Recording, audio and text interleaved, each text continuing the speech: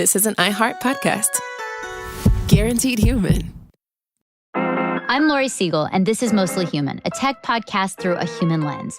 This week, an interview with OpenAI CEO Sam Altman. I think society is going to decide that creators of AI products bear a tremendous amount of responsibility to the products we put out in the world. An in-depth conversation with the man who's shaping our future. My highest order bit is to not destroy the world with AI.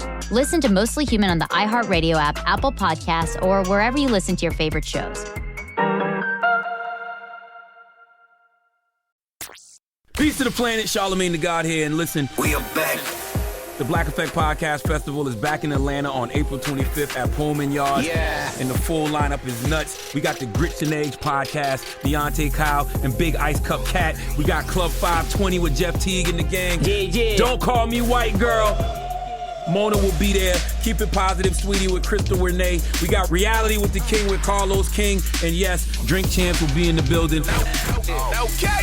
Plus, you know we're going to have a lot of guests, so you need to join us. And we got the Black Effect Marketplace, the Picture Podcast, and everything you expect from the Black Effect Podcast Festival. Tickets are on sale right now. Go get yours at blackeffect.com/podcast festival. Don't play yourself, okay? Pull up.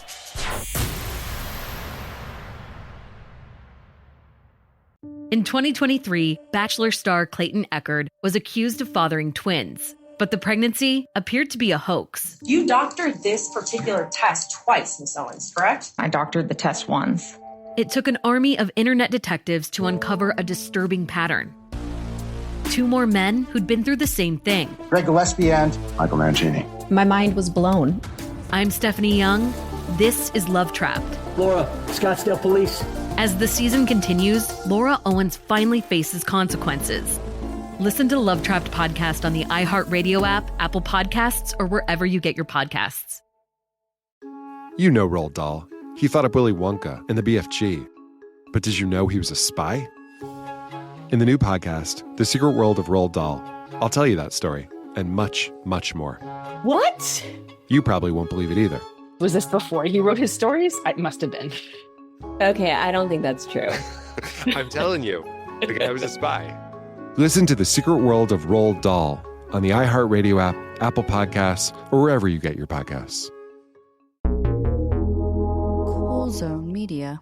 Hey everybody, Robert Evans here, and I wanted to let you know this is a compilation episode. So every episode of the week that just happened is here in one convenient and with somewhat less ads package for you to listen to in a long stretch if you want. If you've been listening to the episodes every day this week, there's going to be nothing new here for you, but you can make your own decisions. The past few weeks, my social media feeds have been more apocalyptic than usual. Oddly enough, not due to the escalating war with Iran, the shell-shocked economy, or oil prices, but because of a wave of posts and news articles proclaiming impending doom for trans people in the United States. Attacks on trans rights are obviously not new and have steadily risen the past 10 years, but this recent collection of worrying claims are especially grim or outright genocidal. Just this month, I've seen viral posts citing online articles saying that ICE is going to round up and quote-unquote disappear trans people, that the FDA is making a quote-unquote registry of trans women, and that an adult trans healthcare ban is imminent. Welcome to It Could Happen Here, a show about things falling apart. I'm Garrison Davis. For this episode, I'd like to emphasize the could in It Could Happen Here. It's not, it will definitely happen here, and there's nothing you can do to stop it. These panic-inducing claims and the articles they're sourced from are referring to real things or movements happening in either right-wing activism or anti-trans policy and legislation, but are framed in a way to maximize catastrophe rather than actually understanding what's happening at the moment and what we can do about it. Left unchecked, panic clickbait reduces the process of staying informed to being in a state of constant doom and feeling hopeless against an unstoppable enemy, or it makes someone completely check out and not believe anything they see online, even if there is a real pressing threat, both of which cloud our ability to assess and respond to very real threats. For the bulk of this episode, I'm going to focus on an article that claims ICE is now permitted to detain anyone for quote-unquote looking trans. This reporting and the online discussion around it is a microcosmetic example of how we understand both the Trump administration's attacks on trans people and how and why ICE operates as an agency. This story can be traced to a Substack post with the headline, "Trump administration opens the door for ICE to target anyone suspected of being trans." The subheadline continues by reading, quote, "Under a new rule, the State Department will be able to revoke trans people's visas over, quote-unquote, misrepresentation. It'll give ICE grounds to suspect all trans people of being in the U.S. illegally," unquote. The information contained in this headline is the furthest many people will engage with the content of this article. Combining that headline with preconceived notions about how ICE functions under the second Trump administration makes this a very frightening claim. So, what evidence does the Substack article include to support this claim? Earlier this month, the State Department updated its policy for the Diversity Immigrant Visa Program, also known as the Green Card Lottery. The new rules require that applicants upload a scan of their foreign passport's biographic and signature page to cut down on fraudulent diversity visa program entries. The policy update also changed the gender entry to sex on application forms. In the policy rule update, the State Department wrote, "The marker reflected in the sex field on any visa application, including the entry form, should match the applicant's biological sex at birth, even if that differs from the sex listed on the applicant's foreign passport or other identifying documentation," unquote.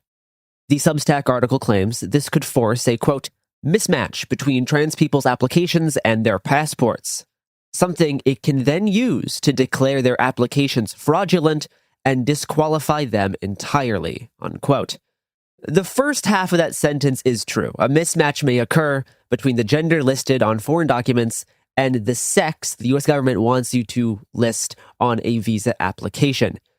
But it is simply not the case that this mismatch will inevitably result in an application being deemed fraudulent and then denied.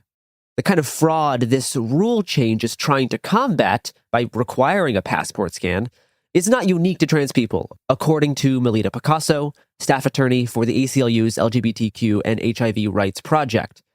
Picasso said in an email that the new rule, quote, "seems to more directly target fraudulent activities involving third parties, basically entering the lottery on behalf of individuals without their knowledge and consent, and then extorting them for large amounts of money if they are selected," unquote. The stipulation requiring an applicant to list their biological sex at birth on forms has actually already been State Department policy for both immigrant and non-immigrant visa applications for over a year. Effectively, since Trump's executive order mandating the U.S. government officially recognize two biological sexes which are determined at birth, and that, quote, "government-issued identity documents, including visas and all forms that require an individual's sex, shall accurately reflect an individual's immutable biological classification as either male or female," unquote. There's just no basis for the claim that a mismatch between the gender listed on a foreign document and the sex marked on application forms will itself, quote-unquote, disqualify someone from receiving a visa. ACLU staff attorney Melita Picasso told me that the new policy itself recognizes this could cause discrepancies and that she doesn't see a, quote, "new or heightened risk of being accused of fraud or willful misrepresentation if a transgender person follows the instructions by listing their sex assigned at birth on the application, even if they also file a birth certificate that has been updated to reflect their gender identity," unquote. The State Department has been aware for a while that this kind of policy will create these kinds of mismatches. A February 2025 State Department memo reads, quote, "There may be instances when a consular officer becomes aware that the sex listed on the foreign passport may not be the applicant's sex as defined in the executive order. In such cases, the adjudicator should confirm the applicant's sex as defined in the executive order, indicate that sex on the visa, and add a case note documenting any discrepancy between the passport and the visa to prevent issues at the port of entry," unquote. Later in April of 2025, the United States Citizenship Immigration Services officially updated their policy on requiring quote-unquote biological sex on immigration applications. The policy also states that, quote, USCIS does not deny any immigration benefits solely based on a failure to properly indicate the benefit requester's sex, unquote. ACLU staff attorney Melita Picasso told me that USCIS officials have, quote-unquote, a lot of discretion, and that the policy says that failure to list biological sex, quote, will cause delays in processing the application while USCIS tries to verify your sex assigned at birth, unquote. Now, the State Department has said there are grounds to deny visa applications for trans people if they make a, quote, willful, affirmative, material act of misrepresentation by misrepresenting their, quote-unquote, biological sex at birth in application forms or to a consular officer to gain entry to the United States under false pretenses. Legally qualifying as willful misrepresentation is a relatively high bar, and this language was specifically written with the intent to restrict trans athletes from entering the country to play sports. The sort of misrepresentation the State Department is talking about is if a trans woman, quote-unquote, misrepresents her birth sex to procure a visa or admission into the United States for the purpose of competing in a women's sports competition. This same sports-related memo, dated February 24th, 2025, also states, quote, if there is a discrepancy either in the applicant's documents or in electronic consular records, or if other evidence casts reasonable doubt on the applicant's sex, you should refuse the case under 221G and request additional evidence to demonstrate sex at birth, unquote.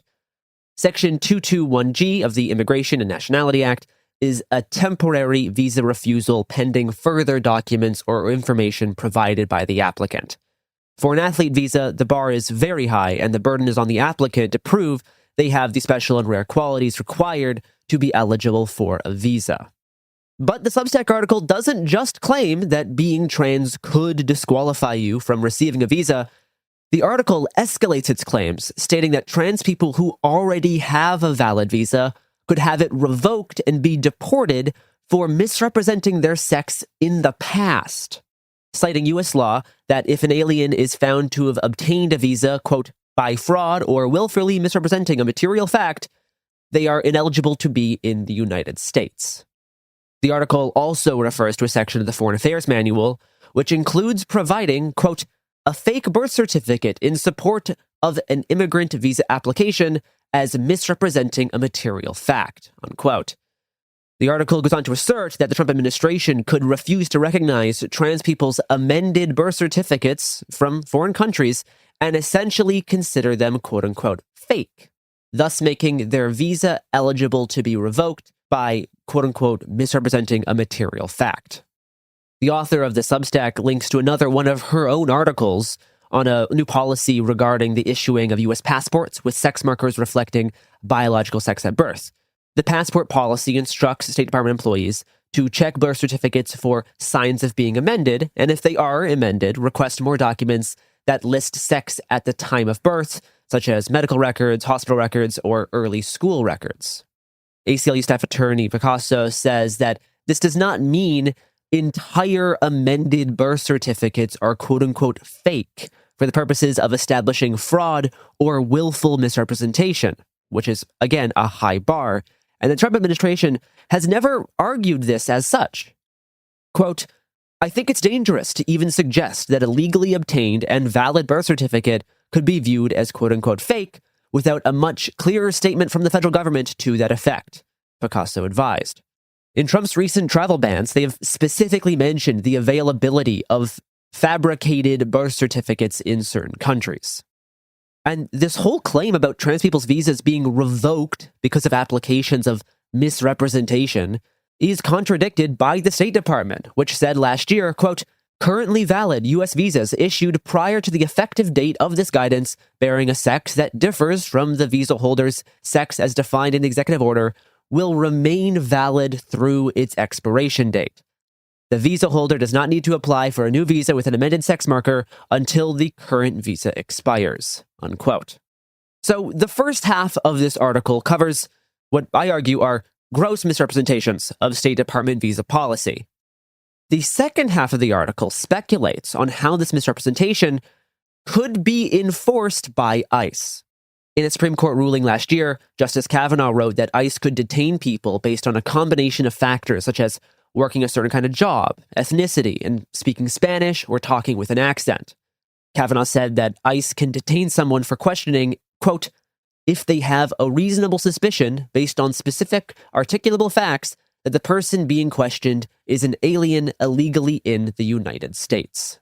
The author of the Substack article argued that Kavanaugh's concurrence, quote-unquote, effectively permitted ICE to use the fact that someone looks trans as the, quote, specific articulable fact, allowing its officers to question, harass, detain, and even deport both citizens and non-citizens, as long as it has a reason to claim that being trans makes a person more likely to be in the U.S. illegally, unquote, with this Substacker adding that because of State Department policy requiring applicants to list biological sex at birth on forms, quote, ICE now have the enforcement rationale to assert that trans people are more likely than cis people to have misrepresented themselves during the visa process and therefore are more likely to have entered the country unlawfully, unquote.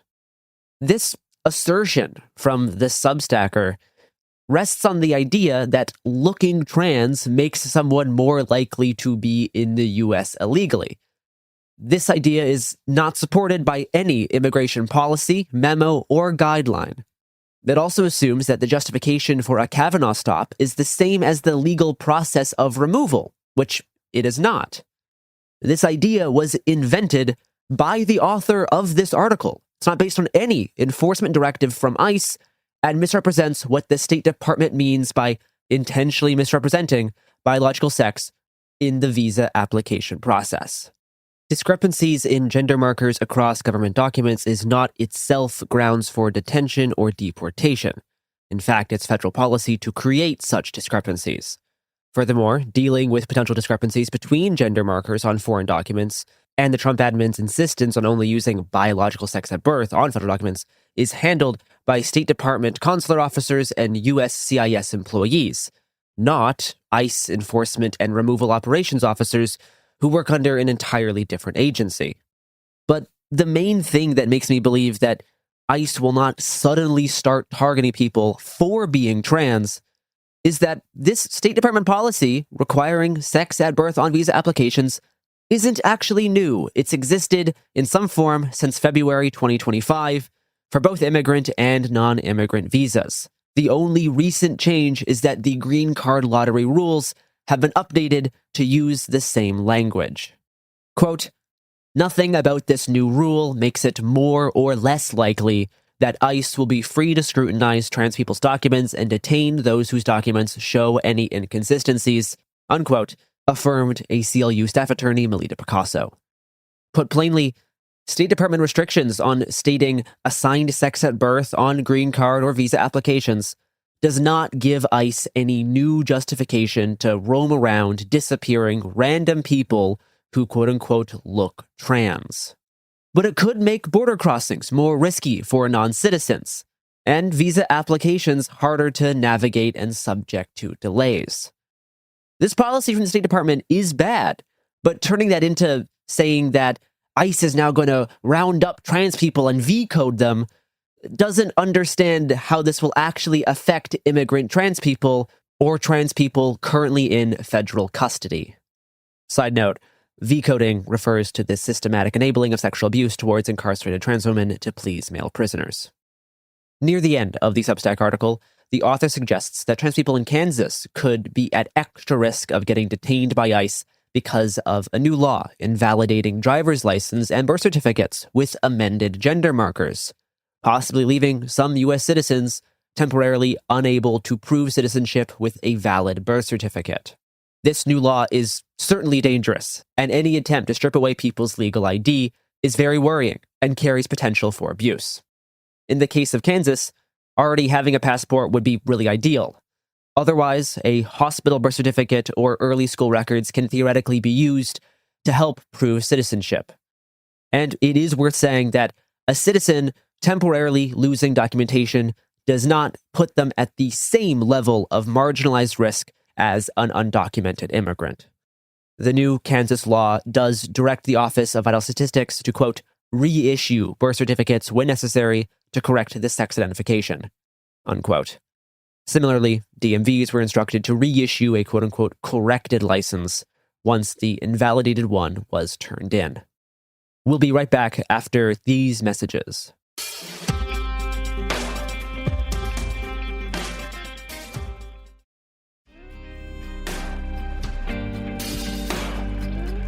Welcome back to It Could Happen Here. The unsubstantiated claims made in that Substack article went viral across multiple social media platforms like TikTok, Blue Sky, and Twitter, bolstering further speculation. Social media posts further extrapolated the potential harm facing trans people by ICE agents beyond the claims made in the article by saying that ICE will now deport or disappear trans citizens. Anyone who tried to push back on the legitimacy of those claims were labeled dangerous or feds for trying to quote-unquote downplay the threat posed by ICE. Assertions of new pressing danger in this back-and-forth discourse largely took three forms. One, saying that because ICE is already doing X bad thing, that means they could also start doing this new bad thing. Two, people asserting that ICE is in fact actually already doing this. And three, arguments based on distrust of the government and ICE's general lack of legality. Much of the discussion emerged from the genuine belief that ICE has been granted new power or has been quote-unquote authorized to detain someone for looking trans, that Trump has quote-unquote opened the door for ICE to start profiling trans people, that, like the Supreme Court's ruling last year, profiling has been essentially greenlit for trans people, or that checking the consistency of gender markers has been added to ICE's quote-unquote jurisdiction. And to be 100% clear, there's not been any new ICE memo or policy related to trans people, gender markers, or documentation being in their jurisdiction. State Department policy on requiring biological sex on applications has existed for over a year. The real danger posed by this policy is that more trans immigrants could have their visas delayed or, in extreme cases, denied. And people may need help navigating this increasingly confusing application process. Still, people have tried to assert that ICE's intentional targeting and profiling of people for being trans was, quote-unquote, already happening. In the past year, ICE has detained trans people. It's hard to get exact numbers on this because ICE stopped collecting detention data for trans people last year to comply with Trump's anti-trans executive orders, though we do know of attempts to deport trans people from news reporting. Last August, ICE detained a trans woman who overstayed a visa by 6 years, and in November, a trans woman who lost her lawful permanent resident status in 2023 after pleading guilty to a felony was, quote-unquote, inadvertently deported to Mexico, despite a court order specifically barring her from being sent to Mexico. We have no evidence that these women were targeted for removal on the basis of being trans, but what happened to them is still horrific. As of now, there has been no reporting on people being targeted for detention based on looking trans, because the government has not actually argued that being trans itself qualifies as reasonable suspicion of a legal presence. When I voiced skepticism about the claims sourced from this Substack article, people responded to me saying that even if this has yet to happen, one could argue that ICE still could expand their operations to include profiling and targeting trans people for detention, since they're already profiling and rounding up quote-unquote random brown people. After all, this podcast is called It Could Happen Here, and ICE has detained both citizens and legal immigrants and sent them to quote-unquote camps. Though this show is called It Could Happen Here, that doesn't mean we should spread unsubstantiated doom spiraling disconnected from the material reality of real policies advancing a fascist project. The Trump administration has been very clear and open about targeting groups of people flooding through our southern border. That is who ICE is designed to target, and they have policy directing them to do so and new permission from the Supreme Court. It is true that ICE has temporarily detained U.S. citizens when looking for people they suspect are undocumented immigrants. This has been for two reasons: U.S. citizens accused of interfering with ICE activity while protesting, or because ICE suspects U.S. citizens may be undocumented based on factors like skin tone, occupation, or speaking a foreign language, usually Spanish.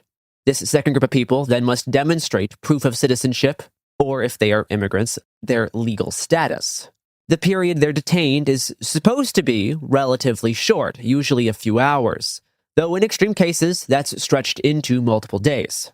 When I posted about this online, someone sent me a Wikipedia article claiming it proved that ICE has deported 170 U.S. citizens during Trump's second term. The article actually said 170 citizens have been detained. Since Trump took office again, there have been a few reported instances of U.S.-born citizens being deported. These are citizen children who are deported with immigrant parents to avoid child separation, though many children do end up being separated from their parents when their parents are deported. The last argument that people fall back on is simply that ICE is a completely lawless agency, and it can do whatever it wants, including going after trans people. After all, ICE has murdered U.S. citizens on camera in broad daylight. But it's important to remember, that happened for a reason. Those weren't random acts. ICE and CBP murdered people protesting ICE raids targeting their immigrant neighbors. Federal agents killed people because the protesting was an inconvenience, and there was use of force policy and training directing them to do so. For decades, CBP agents have killed people at the border and gotten away with it. The Trump administration may not care about the law, but this analysis is not based on any assumptions about legality. It's based on the administration's own stated goals, which they've been very open about, and the policies and practices currently in effect, none of which relate to ICE targeting people for quote-unquote looking trans. From what we know, the Kavanaugh Stops framework have never been used to target trans people for being trans as the reasonable suspicion of being illegally in the country. And there's been no change in guidelines saying that being trans can be the basis for said stops. Asserting otherwise is simply false. Insisting that because of State Department application policy, ICE will now randomly arrest trans people is conflating two very different things. This isn't about the potential legality of ICE targeting trans people. I'm simply saying there is no such directive instructing ICE to do that. Asserting that the Trump administration is completely 100% unbounded by law also ignores the fact that federal and immigration courts are still an active terrain of battle. While the administration has repeatedly ignored courts and judges' orders, people have also been successfully released from ICE custody by filing habeas corpus petitions. It's not that I believe in the personal integrity of ICE agents, far from it, but this concept of ICE as this vague fascist death squad that will go after any group the Trump administration hates turns ICE into this abstract idea rather than a single material agency with concrete motivations and limits that leaves a wake of destruction in the course of achieving their purpose. ICE does raids where there's high concentrations of immigrant workers. The targeting isn't actually random. ICE is going after undocumented immigrant workers, sometimes using skin and language as a rough proxy to do document checks. To assert the inevitability of ICE going after trans people, people invoke comparisons to the Nazis. And as rhetorically useful as it is to equate ICE to a modern version of the Gestapo, this is not Germany in the 1930s. ICE is a contemporary version, but the current world is different. The chronically online doomer may retort, but once ICE is done with immigrants, then they will go after trans people. After all, what's the purpose of increasing ICE's staffing and funding or building a network of detention camps across the country, if not to use them against the undesirables? There's about 15 million undocumented immigrants in the United States, and about 3 million trans people. That's 5 times as many undocumented immigrants than trans people. Last year, ICE reached a record high number of deportations, over 600,000. This number still leaves millions and millions of undocumented immigrants. ICE will never be, quote-unquote, done with immigrants. This logic again reduces ICE to this vague, abstract evil and fails to consider the purpose of ICE and why it currently operates as it does. So what motivates ICE? Do individual ICE agents share the same motivations as the agency itself or the people directing it? Individual agents certainly could be motivated by racism, political ideology, a paycheck, or a combination thereof. But the motivating factors across the entire agency cannot solely be based on ethnicity itself, or else you wouldn't see as many Hispanic ICE and CBP agents. People tend to think of hate as a vague causal force itself, rather than it being the result of complex societal factors shaped by material forces, like the economy, jobs insecurity, and housing shortages. These material forces are often expressed as racial or ethnic prejudice, but the underlying motivation of ICE as an agency, and by extension DHS, still rests on material forces, not racial hatred as an abstract ideal.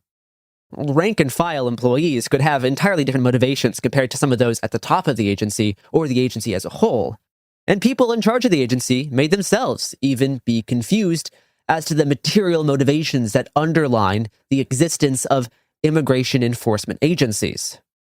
But this lack of alignment is a weakness in the agency, and DHS more broadly, as demonstrated by the fallout of Operation Metro Surge in Minneapolis, which left ICE and DHS in a compromised state. So, why does ICE exist? What material role does it fulfill? It seeks to stabilize the social order by targeting surplus populations. And what's the most efficient way to do that? By going after the most marginalized populations with the least amount of legal and economic protections, which are undocumented immigrants. This operation may be sold to the public, and indeed its enforcers, by marketing it in the language of race and crime, categories which are often equated. But underneath that, it's still an attempt to solve problems caused by material economic forces. In reality, this material motivation establishes a certain direction of impact as well as material limits, like budget, personnel, and balancing between public approval and public opposition. So, with that in mind, does it make sense to claim that immigration and customs enforcement is going to conduct the targeted mass detention of trans people as a class? Signs point to no. It's not that I disagree with the idea that trans people are under threat from the government, but they're under a different threat than that of undocumented immigrants or people detained by ICE based on profiling. Obviously, trans immigrants have an overlapping threat vector. As such, migrant support should remain focused on things like ICE Watch, rapid response networks, and providing immigrants legal resources, including to trans immigrants who may need assistance navigating the visa process and working to get people out of ICE detention. The latter is especially important, considering Trump's executive order forcing trans women in federal custody to be detained with men, and the Trump administration's plan to end federal prison rape protections for trans people. But most people engaged in this discourse genuinely don't understand how State Department policy on visa applications will actually affect trans immigrants and what we can then do to support trans immigrants. But this whole discourse takes the focus away from the people most at risk of ICE, which are still undocumented immigrant workers.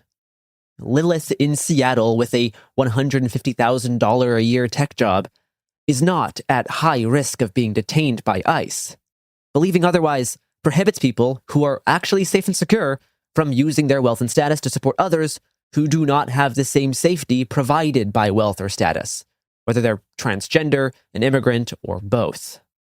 Misleading articles in the larger panic-driven information economy encourages people with financial or legal security to be scared into paralysis because they believe that any amount of opposition to the government will result in being disappeared to a concentration camp. This justifies a retreat from the world by framing it as safety, allowing one to focus on maximizing their own power and wealth to achieve security. Retreating solely into the role of the victim achieves a sort of emotional catharsis, but this also alienates you from the world and ends up doing propaganda for the enemy.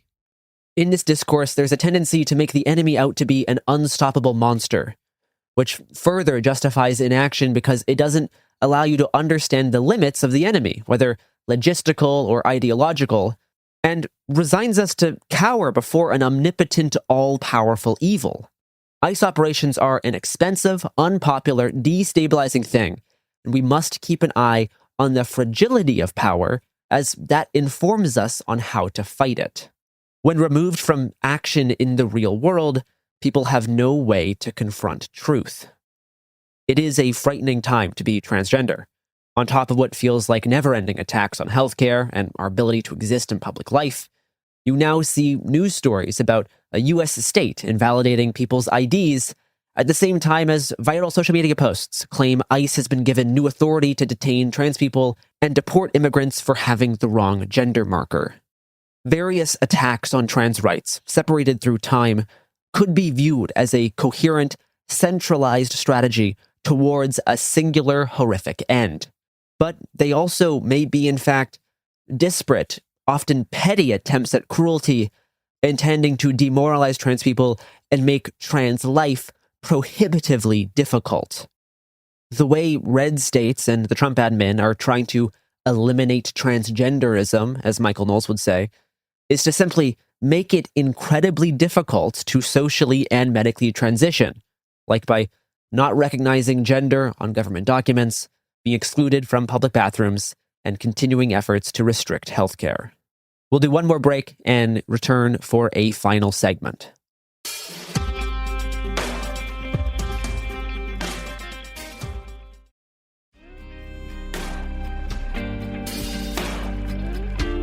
The state of catastrophic fear I've been talking about is maintained by a near constant wave of articles with panic-inducing headlines, which fuel social media posts that further escalate an abstract claims made in headlines to a Nazi Germany-esque level of potential danger facing trans people.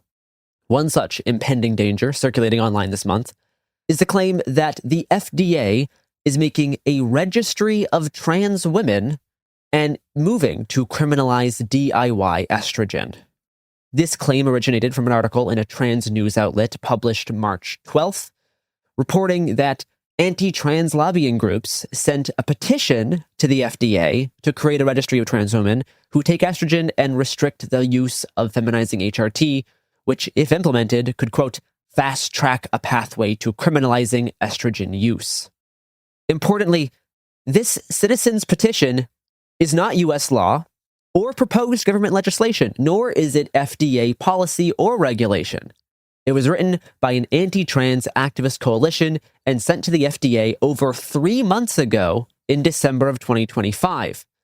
The petition requests, quote-unquote, immediate action by establishing a new docket for the public to officially comment on the safety and effectiveness of estrogen in gender transitions, and to schedule a public hearing on the subject. That is mainly what the petition is for, though it does make further recommendations following the conclusion of a public hearing. These recommendations include adding a warning label to estrogen, conducting a safety review, having clinicians report adverse effects to the FDA, and requiring the drug manufacturers, quote, establish a patient registry as a part of a risk evaluation and mitigation study to capture real-world safety data, unquote. And that is the registry mentioned in this panic headline. This article, or more accurately, distorted versions of its claims, went viral across trans Twitter, with tens of thousands of likes and hundreds of thousands of quote-unquote views. But the article received strong pushback on Blue Sky for being quote-unquote sensationalist and inflammatory. The outlet that originally published the story later updated the article, clarifying that the FDA receives hundreds of petitions a year, and even if implemented, they can take years to go into effect. From 2001 to 2013, only 6.6% of FDA citizen petitions were approved and resulted in new regulation.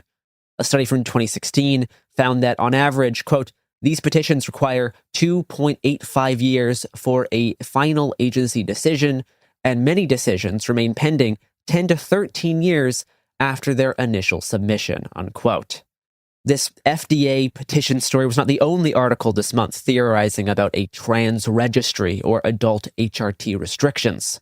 In mid-March, multiple LGBTQ news outlets reported that Republican lawmakers in Tennessee advanced a bill that would, quote-unquote, create a public list of trans residents in the state. The bill in question mandates insurance companies also cover detransition and would require that care providers submit statistics on gender-affirming care to the Tennessee Department of Health, which must, quote, not contain individually identifiable information defined in HIPAA, unquote. The Tennessee Department of Health would then use that information to make a publicly available statistics report. But online accounts are spreading this story as if Tennessee is making a quote-unquote sex offender-style public registry with the names and locations of all trans people in the state. A bill like this could potentially be used for harm, and it may face court challenges for possibly violating parts of HIPAA by collecting data on county of residence and procedure dates. But the reporting on the bill and the viral reaction online make it out to be something completely different. There's no reason to believe this bill would create a publicly accessible registry or list identifying trans people by name in the state. The bill has not yet passed the state Senate, and it may not in its current form. Right now, it's unclear what exact form the collected data will take within a statistics report and what level of anonymizing data aggregation will be employed. This is something to keep an eye on if the bill does pass and the State Department of Health drafts guidelines for the mandatory statistics reporting, but the way it's being reported is incredibly misleading. Interestingly, the source for this public list claim is the same Substack outlet that created the false story about ICE now being able to detain people for looking trans. Also earlier this month, multiple LGBTQ news outlets reported that the Fourth Circuit Court approved state bans on gender-affirming healthcare for adults. On March 10th, a Republican-appointed 3-judge panel of the Fourth Circuit Court of Appeals ruled that states can prohibit gender-affirming surgery from being covered by Medicaid. The ruling affirmed a ban on Medicaid coverage for, quote, sex change surgeries in West Virginia, with the panel arguing it doesn't discriminate against trans people because it applies to specific procedures, not specific individuals. This is certainly bad news for trans people in West Virginia on Medicaid. But reporting that this decision could soon result in trans people losing healthcare in other states or nationally is misleading and removes key context. This is not a total ban on these procedures. It's a ban on state Medicaid coverage of these surgical procedures. The ruling is not a ban on other forms of gender-affirming healthcare like HRT, nor does it threaten the hospital's ability to receive Medicare and Medicaid funds for providing gender-affirming healthcare like the Trump administration has threatened, so far unsuccessfully. Still, people postulated on how this ruling could be laying the legal groundwork to eliminate adult transgender healthcare. But trans journalist David Forbes noted that this ruling will likely be appealed to the wider Fourth Circuit, which has recently ruled in the opposite direction of this 3-panel ruling. What panicked assertions of an impending total ban on trans healthcare tends to overlook is that going from a state ban on Medicaid coverage for surgery straight to an all-ages ban on gender-affirming healthcare skips a lot of steps, and those steps are crucially important. The panic clickbait-induced doomer mindset treats every horrific potentiality as an inevitable eventuality. This undermines our ability to accurately assess risk and effectively dedicate resources to oppose what are pressing threats. So what purpose does this sort of posting serve? And why are people so primed to believe it? These panic-driven claims rest on the very real fact that trans people are facing present danger. Oftentimes, people boosting these panic stories are genuinely trying to help inform their own community of potential harm. In the case of that ICE story, it was based on the assumption that there was a legitimate recent rule change enabling ICE to target people under suspicion of being trans. It makes sense that people would want to raise the alarm about ICE gaining new powers. But ACLU staff attorney Melita Picasso cautioned, quote, "We are supporting our community by trying to warn people, but these warnings need to be clear and accurate. Otherwise, we end up inadvertently contributing to the chaos and fear," unquote. Other times, these panic stories are spread with the hope of scaring allies into caring about the ongoing attacks on trans people. Perhaps this is successful in some cases, I don't know. But as a side effect, this strategy deals significant damage to the people it's trying to protect. Forecasting doom 24/7 can drive people into hopeless despair and push them away from strategies to fight against the current attacks on trans rights. Panic-driven agitprop could also contribute to a girl who cried wolf scenario where allies start to discount concerns about certain attacks on trans rights due to previous unsubstantiated viral claims. Though many people spreading these claims may have genuinely good intentions, the people creating these claims may develop certain material incentives.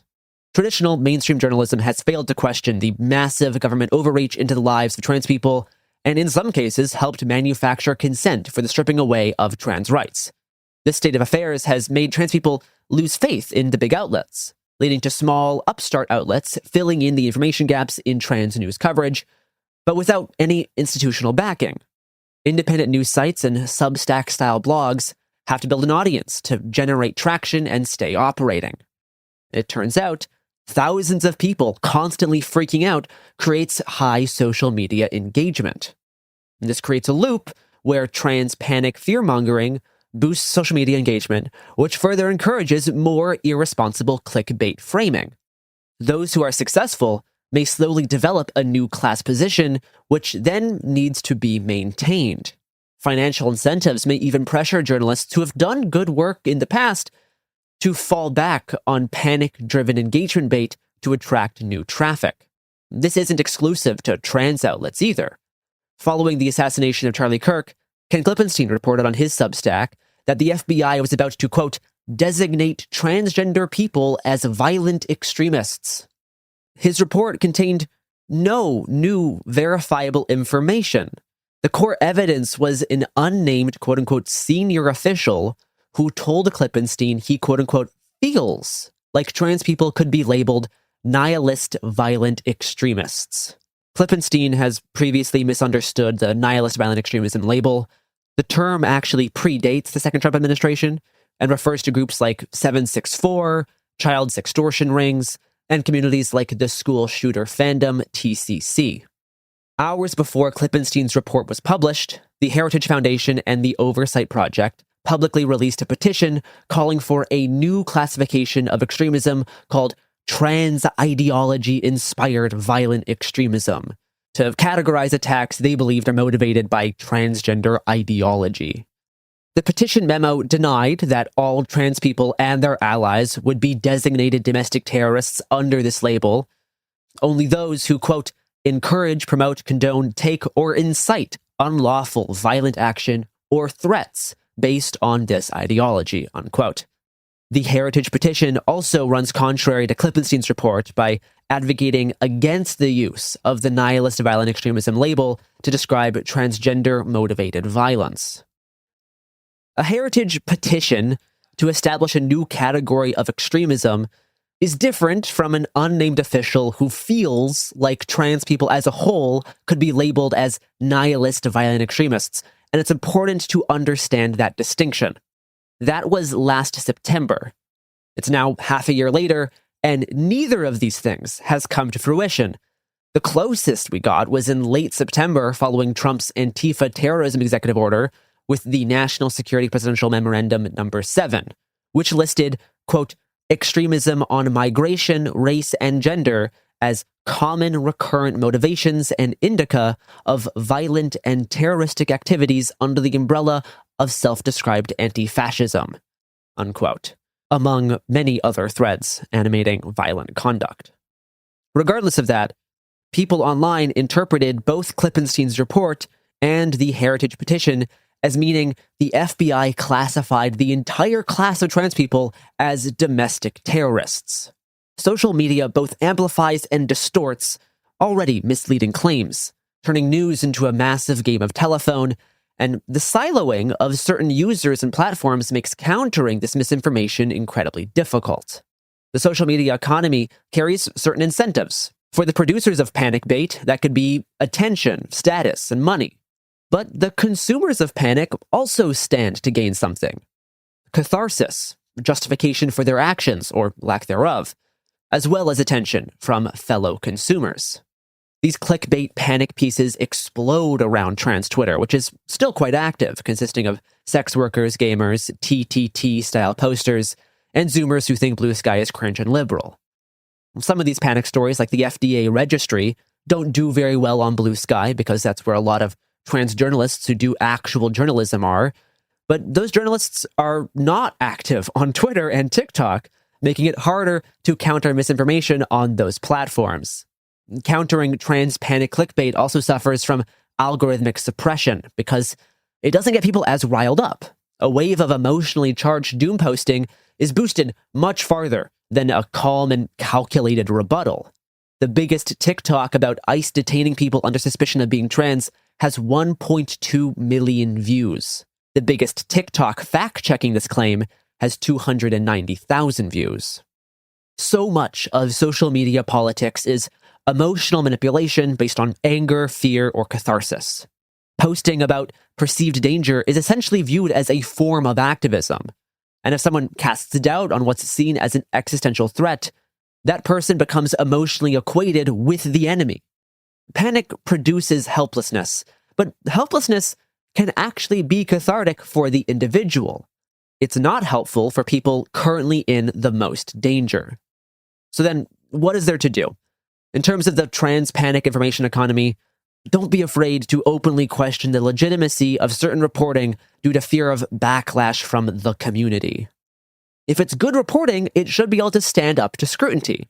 So when you see a news story that triggers an emotional response, stop a moment before clicking share and find out where this claim is coming from, a reliable journalistic outlet, an independent publication. What other reporting has this publication done? Has it been accurate? Who's the reporter? Are you familiar with their reporting? What else have they reported on? Is it speculative? Are there logical jumps without supporting evidence? Again, I'm not trying to minimize the danger coming from attacks on trans people. Quite the contrary. The right is continuing to take away trans rights, and these threats should be treated seriously. But when trying to counter these real attacks, one must be cautious about looking so far ahead into the speculative future that it takes the focus away from the clear and present harms. This isn't about trusting the government, it's about understanding the world in order to change it. See you on the other side.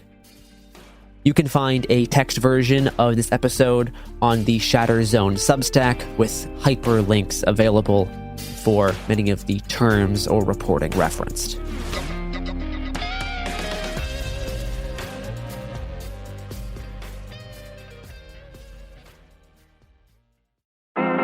I'm Lori Siegel, a longtime tech journalist, and consider my new podcast, Mostly Human, your bridge to the future. Anyone can now be an entrepreneur, anyone can build an app, and it's very empowering. Each week, I'll speak to the people building that future, and we're going to break down what all of this innovation actually means for you. What I come to realize is that when people think that they're dating these AI companion, they're actually dating the companies that create this. We're experiencing one of the greatest tech accelerations in human history.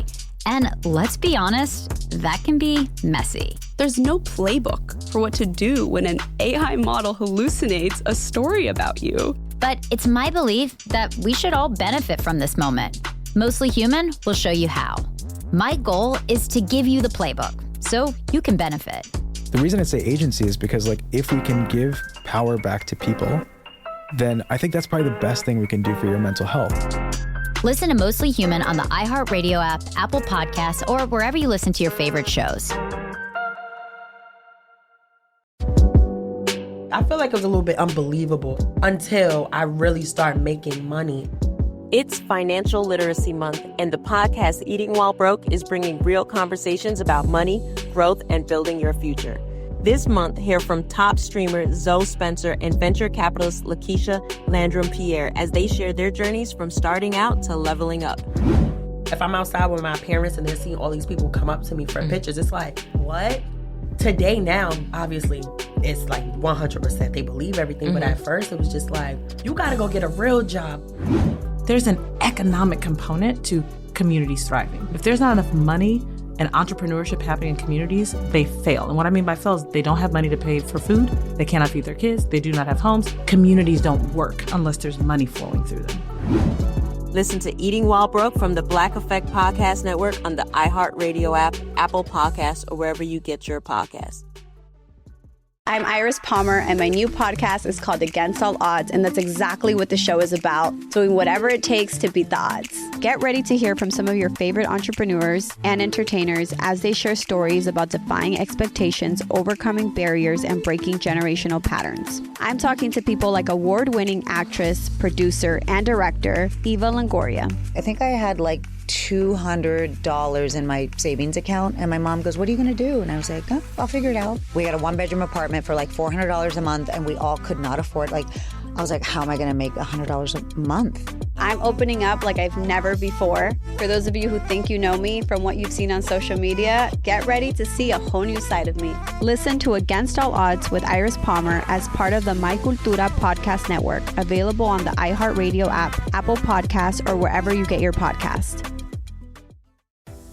Hello, gorgeous. It's Lala Kent, host of Untraditionally Lala. My days of filling up cups at Sir may be over, but I'm still loving life in the valley. Life on the other side of the hill is giving grown-up vibes, but over here on my podcast, Untraditionally Lala, I'm still that Lala you either love or love to hate. I've been full-on oversharing with fans, family, and former frenemies like Tom Schwartz. I had a little bone to pick with Schwartzy when he came on the pod. You don't feel bad that you told me I was a bootleg housewife? I almost flipped a pizza in your lap. I was so pissed. God, I literally forgot about that until just now. Sorry, I don't want to blame alcohol. That I got to blame that one on the alcohol. This is about laughing and learning when life just keeps on lifing. Because I make mistakes so that you guys don't have to. We're growing, we're thriving, and yes, sometimes we're barely surviving, but we do it all with love. It's unruly, it's unafraid, it's Untraditionally Lala. Listen to Untraditionally Lala on the iHeartRadio app, Apple Podcasts, or wherever you get your podcasts. Hi, everyone, and welcome to the show. It's me, James, and I'm very lucky to be joined by Marianne today. He's an outspoken member of the Venezuelan diaspora, a writer, photographer, and we're going to talk today a little bit about our shared frustration with the left in this country talking about Venezuelan people, but not to Venezuelan people. So thanks for joining me tonight. Thank you for having me. Oh, yeah, this is something that we've been trying to put together for a while, and I'm really glad that we're finally doing it. So I guess if I can just frame this discussion, we've spoken about this extensively, so like I'm sure we won't need much prompting. I do not understand how people arrive at a position of identifying as being leftist if they don't love and care about other people. And if you love and care about other people, then you should listen to them. And I am appalled at the discourse about Venezuela, which is happening without Venezuelan voices for the most part. Where people will talk to Venezuelans at all in the US press, it's far too often people in the diaspora who are talking to the right wing of media and highlighting like what are sometimes reasonable objections to Maduro, sometimes which are completely insane. Oh. But like it's a complete failing of us on the left to not talk to people from Venezuela. Maybe you could just share with us like how it's been since January, to see it offered as a binary, right? You can either exist under Maduro and people can live in poverty and suffer, or you can watch your country get bombed and choose like MCM, I guess. Like, and none of this is happening was asking you what you would like. Can you like share how that's been? Oh my God, it's been a wild ride. Yeah. I mean, there's a lot of different emotions going on, which is one of the things that I think a lot of people don't understand that are not Venezuelan. But yeah, just a lot of emotions. I mean, I remember when it first happened, I immediately messaged my family back home. So my brother, my mom, my grandparents. My family is not from Caracas, so they were all right. They were just saying, it's calm wherever we are. It's fine. But yeah, the immediate thing was concern then obviously I couldn't sleep that night because of everything that was going on. I live in Europe, so by that time it was like, I don't know, it was like 5 a.m. or something, 8 a.m. I don't remember. It's all just a blur to me now. But I remember I was just like on my phone, seeing the updates like every minute, trying to contact my friends who did live in Caracas. And they were just saying, yeah, like we hear bombs. We don't know what's going on. And then eventually, like some people started saying that they bombed like some strategic military bases or like El Palacio de Miraflores, which is the presidential house. And so everyone was like all over the place. And then we got all this information that they took Maduro, whatever. And then at that point, it was just like, okay, concern, worry, confusion, and then joy, because not because the place was bombed by Americans, but because this guy was like taken away, who he deserves worse than prison, to be honest. But then concern again, because what are the Americans going to do now? So it was just a lot of different things going on. Like, I think a lot of people, including myself, were just like paralyzed by all these different emotions. Like joy, because again, this guy who has done horrible things to the Venezuelan people is now paying for his crime somewhere, but at the same time, fear because of what is going to happen next. I mean, we're not dumb. We know what the US is capable of. So it was a little bit of both of those feelings after we knew what had happened. And ever since then, it has been just a struggle because, of course, there's a lot of misinformation going out there. It's been frustrating because I see many of my people's voices being silenced by people on the left. And then also you have a lot of people on the right, like appropriating our narrative to like push their own pro-American propaganda, whatever. So it's kind of just like everyone's trying to like appropriate or steal our own narrative and suffering for their own gain. And the left and the right are doing both like equally. Yeah. So it has been kind of frustrating because, I mean, every time I even just try to leave a comment on Instagram or say something, I'm called a fascist, like Trump supporter, CIA, Mossad agent, whatever.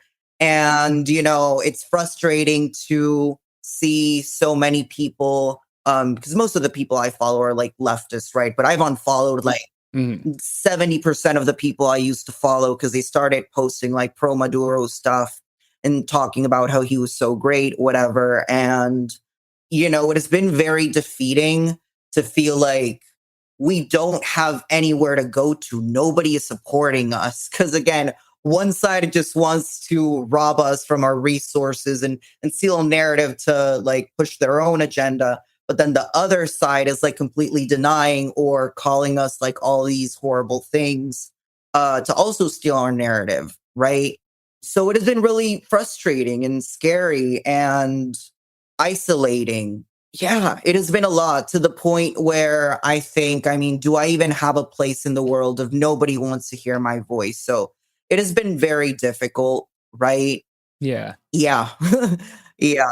Very disheartening. But then, yeah, like that's why I told you about the baseball thing recently. It was kind of like a positive thing, like because one of the good things about that game is that people were finally like getting to know us and how we're actually good people. And that was kind of like a pick me up after how horrible life has been since January 3rd. So, yeah. Yeah. Like people obviously like undervalue sport, or I think they do. I wrote a book about sport and anti-fascism, so I'm kind of predisposed to this position. But like these moments of joy are really important. And like God knows the world tries to rob us of joy at the moment. So we should embrace them and enjoy them and not feel like we're like obliged to be sad because of all the sadness in our worlds. Yeah. I think something you said there like struck home with me are two things. I guess let's address the first one.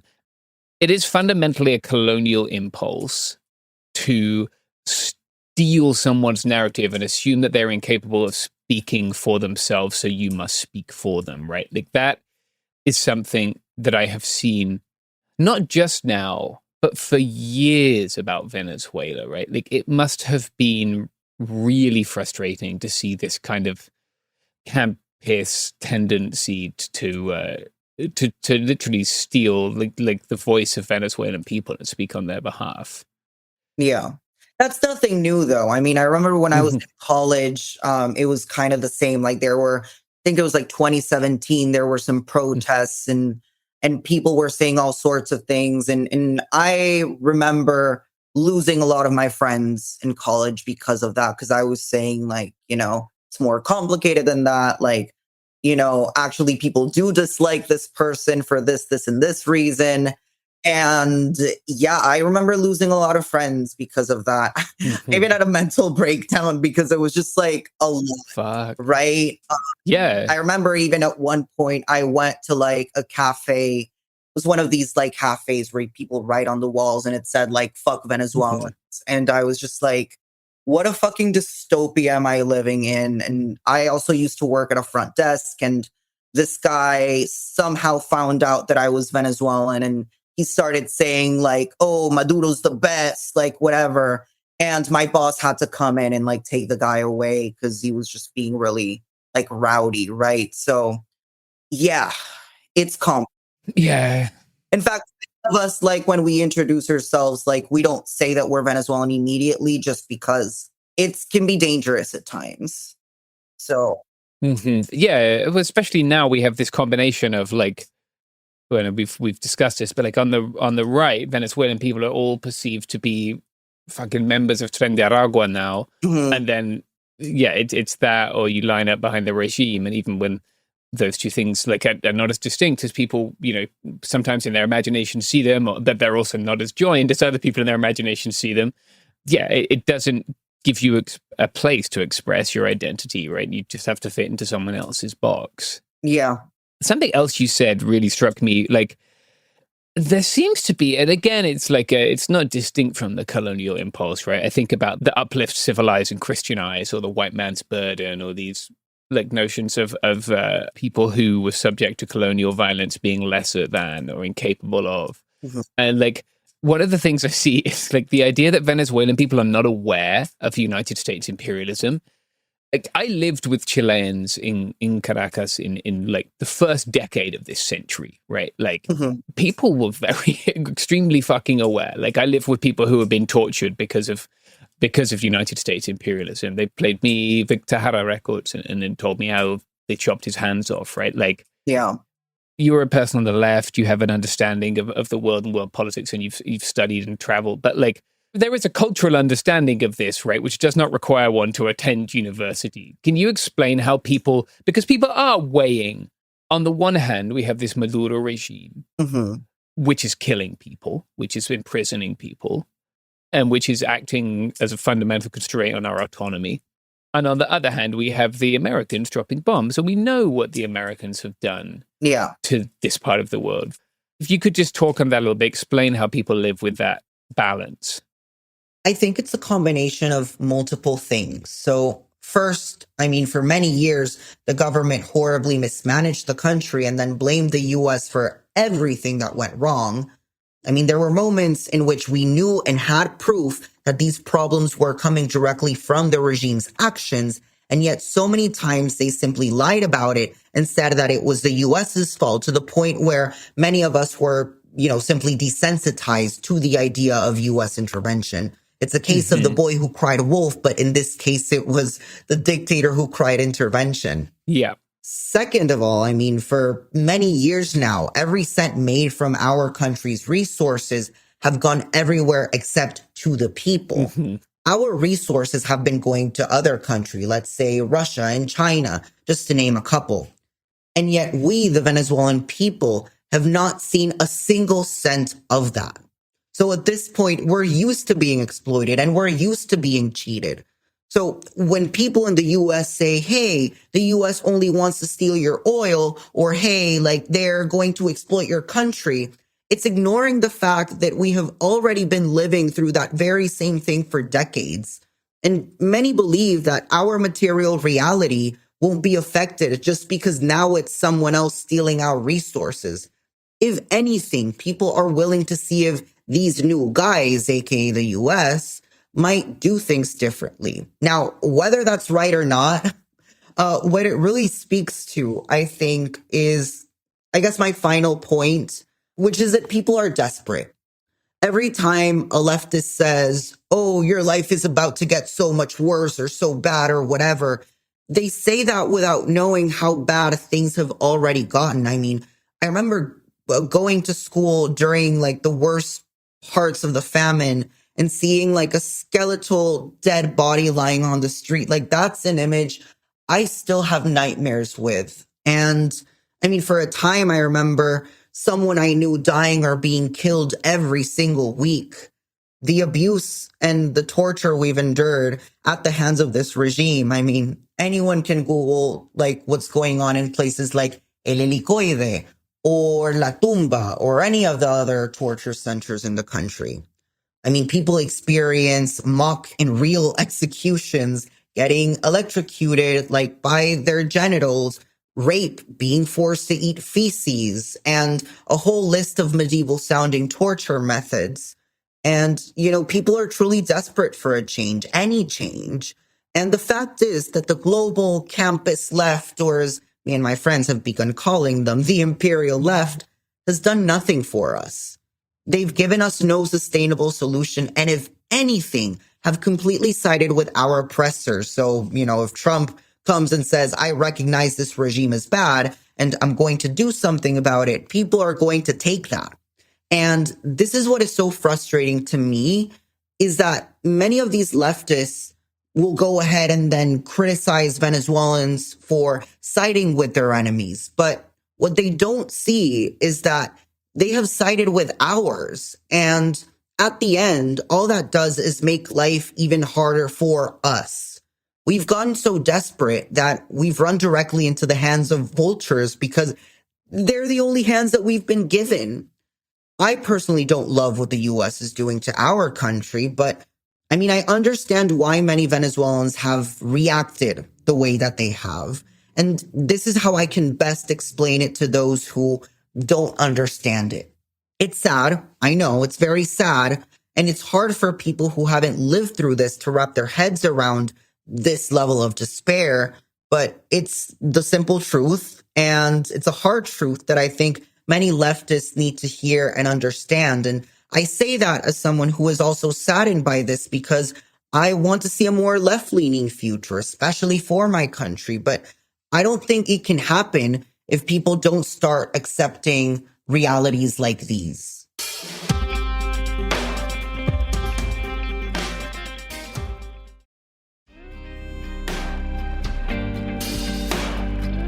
The other thing that gets collapsed a lot, I think, is the Venezuelan opposition, right? Like, it is always amusing to see, like, I myself, I'm not a communist, right? I'm not a state communist anyway.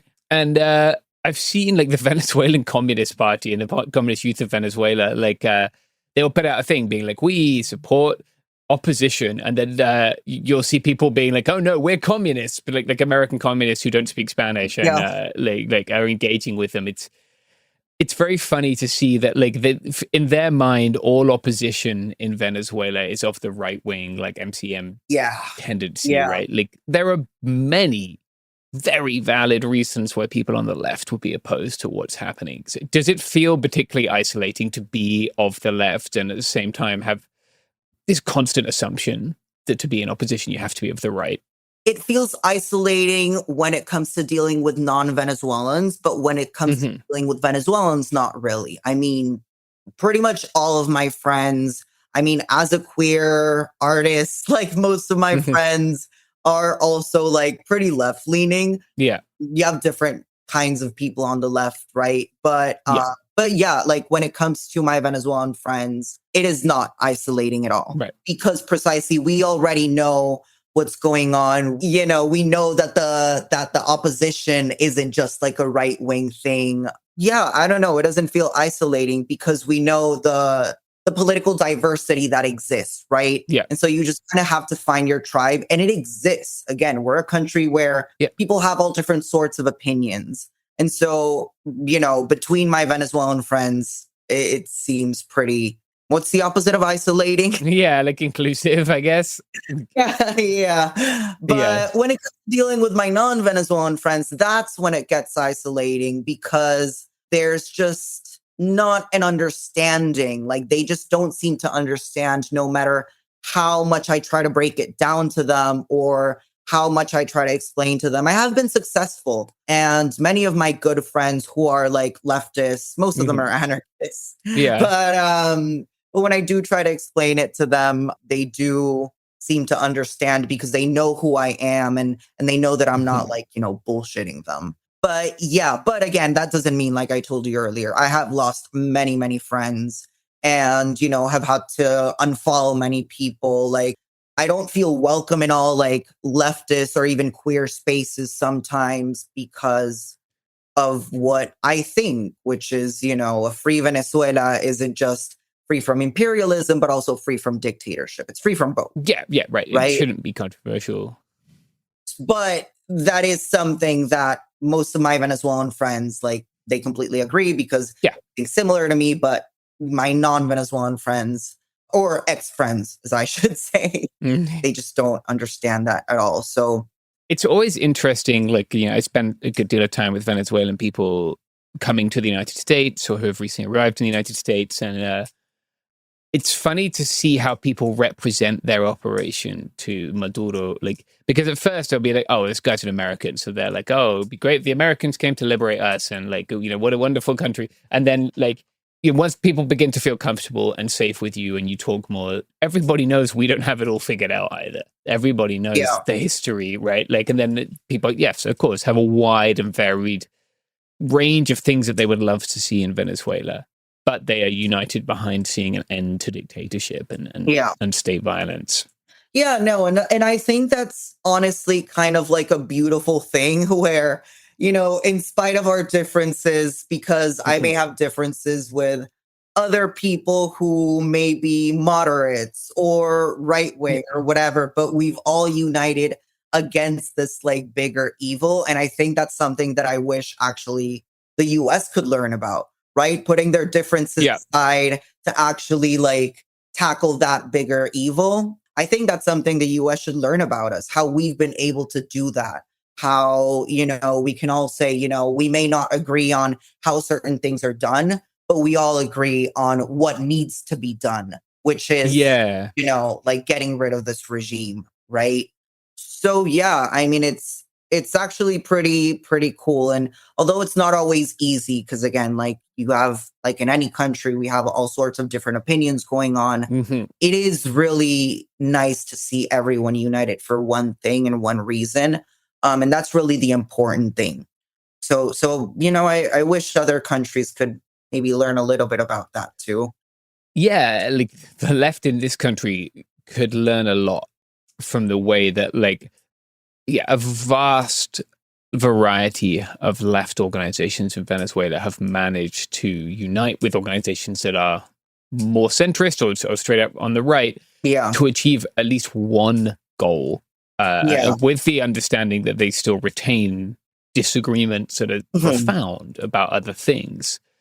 Exactly. That's something we can learn a lot from. And like, I'm always kind of in awe of the capacity for solidarity that I see, especially from Venezuelan people. Like, and I think it comes from, in part, like decades of dictatorship and of hardship more generally, right? But like, the continuous resolve that I've seen to get through it together rather than for each person to get their own and sort of leave the rest behind. Yeah. It's remarkable. Genuinely, like seeing, again, like a lot of my experience, I have not been in Caracas for probably 15 years, maybe longer, is seeing people in the diaspora and migrants, but like people who have grown so used to the state, ironically failing to provide the basic necessities of life, that they've got used to just obtaining them for and from each other. Like, even if those people are not anarchists, they're probably doing more mutual aid than people who spend a lot of their time being anarchists on the internet. Yeah. Like, that's a beautiful thing. we should be in awe of rather than invalidating, as so many people on the left are. And I think that's something that really starts with our own crisis, because I remember at the height of the famine, right? Yeah. I mean, I'm speaking maybe like 2013, 14, around that time, because by 2017, when there was like another big like famine going on, I was not in Venezuela actually.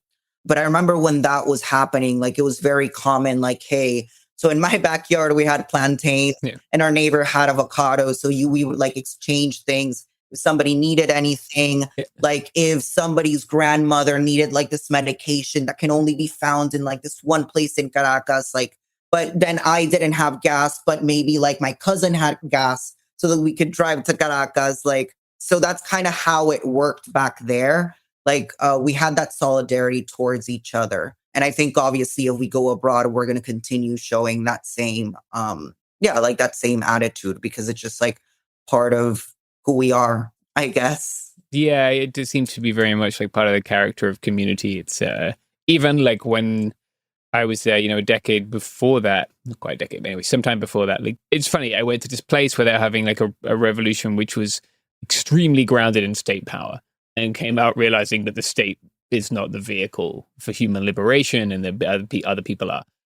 I just find this impulse on the left to invalidate and like therefore refuse to learn from Venezuelan people so frustrating. It's like a mild phrase, but like what can people do, right? Like we're in a situation now where we have like Maduro without Maduro, right? We have Delcy doing like tweeting how much he likes Donald Trump all the time. We are at the worst of all possible outcomes, really, right? We still have this apparatus for repression, but at the same time, the US is basically engaged in a colonial relationship of extraction of resources and anything else it wants from Venezuela. Like, how can people better be in solidarity instead of like trying to force you all into one box or another box? Yeah. If we assume most of our audience is in Europe or the United States, right, and there haven't been big like, we're in solidarity with the Venezuelan anarchists or even the Venezuelan socialists or communists who are opposed to Maduro or to Delcy now. For non-Venezuelans, I think the key thing is to speak about this from a complete perspective, a whole perspective. Because what's the issue? And I can tell you personally, sometimes I see, I don't know, like anti-imperialists, US get out of Venezuela protests. And I would love to join because I want the US out of my country. But then I see them with pro-Maduro signs or just like free Maduro or, talking positively about the regime. And then I'm like, actually, I'm not going to participate in that. Yeah. So, you're actively excluding Venezuelan voices by doing these kinds of unilateral thing. And what do I mean by unilateral? So I understand that many, let's say, Western non-Venezuelans are speaking and looking at things from their own perspective, which is Trump is a bad guy. He's not going to do anything positive. We know the history of the US. And so they are, from their own perspective, they see what their bad guy is doing, right? Right, yeah. Then from the Venezuelan perspective, we also see what our bad guy is doing. Yeah. That's why we're speaking up about this particular bad guy more than what we are about Trump, the other bad guy. Yeah. So it's kind of like we have two different perspectives here, and both are looking at their own, right? And so the issue here is that those two perspectives are not combined, right? So I would say the first thing you need to understand is that, I understand why you're looking at things from your own perspective, but you also have to include Venezuelan perspectives in your activism in order for them to actually be productive towards the Venezuelan people, right? Because when you say, free Maduro and, US get out of Venezuela, you're still not addressing the necessities of the Venezuelan people, right? Which is we need to get out of the regime. Sure, like one of those necessities is the US getting the fuck out of there, but you're not addressing the main issue that has plagued us for the past 30 years, Right. So when you're not doing that, and that's the dangerous thing about, conversations like that of Venezuela or Cuba, or even Iran as well. When you speak about things from one specific perspective, when you omit one side, you're making it seem like the other side is better. When it should be abundantly clear that both the US and Maduro need to be out in order for Venezuela to actually be free, right? So I think it's key. It is very necessary that when we have these like Free Venezuela protests, it's not just about the US, but it's also protesting the Maduro regime. Right. Because otherwise, what you're going to do is you're going to exclude many people who also want the US to back off from your own protests, right? And if, it gets even worse because I've seen Venezuelan activists actually getting, pushed out of conversations on Venezuela because they're talking about, what I'm telling you right now. Yeah. Right. So they're talking about what the regime has done and maybe focusing on the regime while also mentioning that the US should they know US history, but they're focusing on the Venezuelan perspective because as a Venezuelan, that's what you want to bring into the conversation. Yeah. Right. Like non-Venezuelans can go ahead and add that, anti-imperialist part of the conversation or, perspective to the conversation, but they do need to make space for the Venezuelans who also need to speak out of the regime. Right. So it needs to be a combination of both. And in your advocacy, you have to include both at the same time, always. Because again, if you don't speak about one, then you're sort of like portraying the other one as like the good side. Right. Yeah. And what that does is that continues to isolate Venezuelans. I mean, including myself. Like I said, I can't even go to a Free Venezuela protest because I'm never going to be, next to somebody chanting Free Maduro. Yeah. So that's like the key thing that the leftists, like non-Venezuelan leftists, need to understand. Yeah. I think a lot about how people on the left, for some reason, and this is particularly odd with the fact that we have lived through a genocide in Gaza for 2.5 years, that people seem to only be able to understand solidarity with states and not with people. Yeah. And we have the Palestinians, right? A stateless nation. People seem to understand that there to an extent, right? Albeit that like for many people, like Palestinian statehood is a solution to the problem. It just seems to be such a condemnation of the organizing on much of the left that people cannot. I mean, this is my general frustration with the world. Well, one of them. They can't think outside of the state model. Yeah. They cannot conceive of an alternative that does not already exist. Yeah. Even though there are movements outside of the state, right? Like the Kurdish struggle in northeast Syria, for example, is one. But like, I don't know. Like we should be able to dream of a better world or a beautiful life, and it seems like so many people have forgotten that that's what being on the left is about, and they identify as revolutionaries, but they're extremely reactionary in their politics and their goals. Like, yeah, it must be so strange to come from.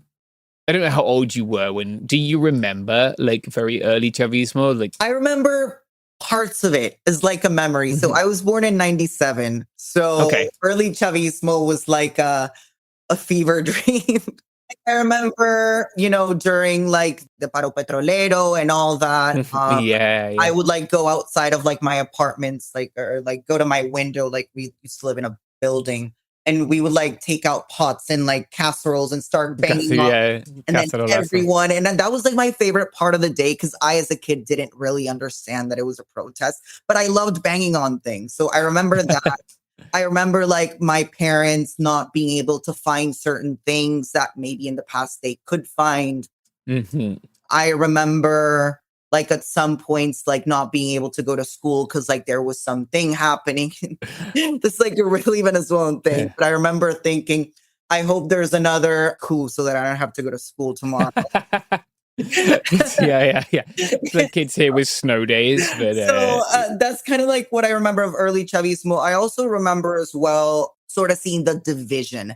And that to me is like the biggest, most impactful memory, right? The division that existed. So on my family, I remember Just for context, like yeah. part of my family, half of my family is like middle class, and the other half of my family was working class, like, you know, brown working class from the coast, right?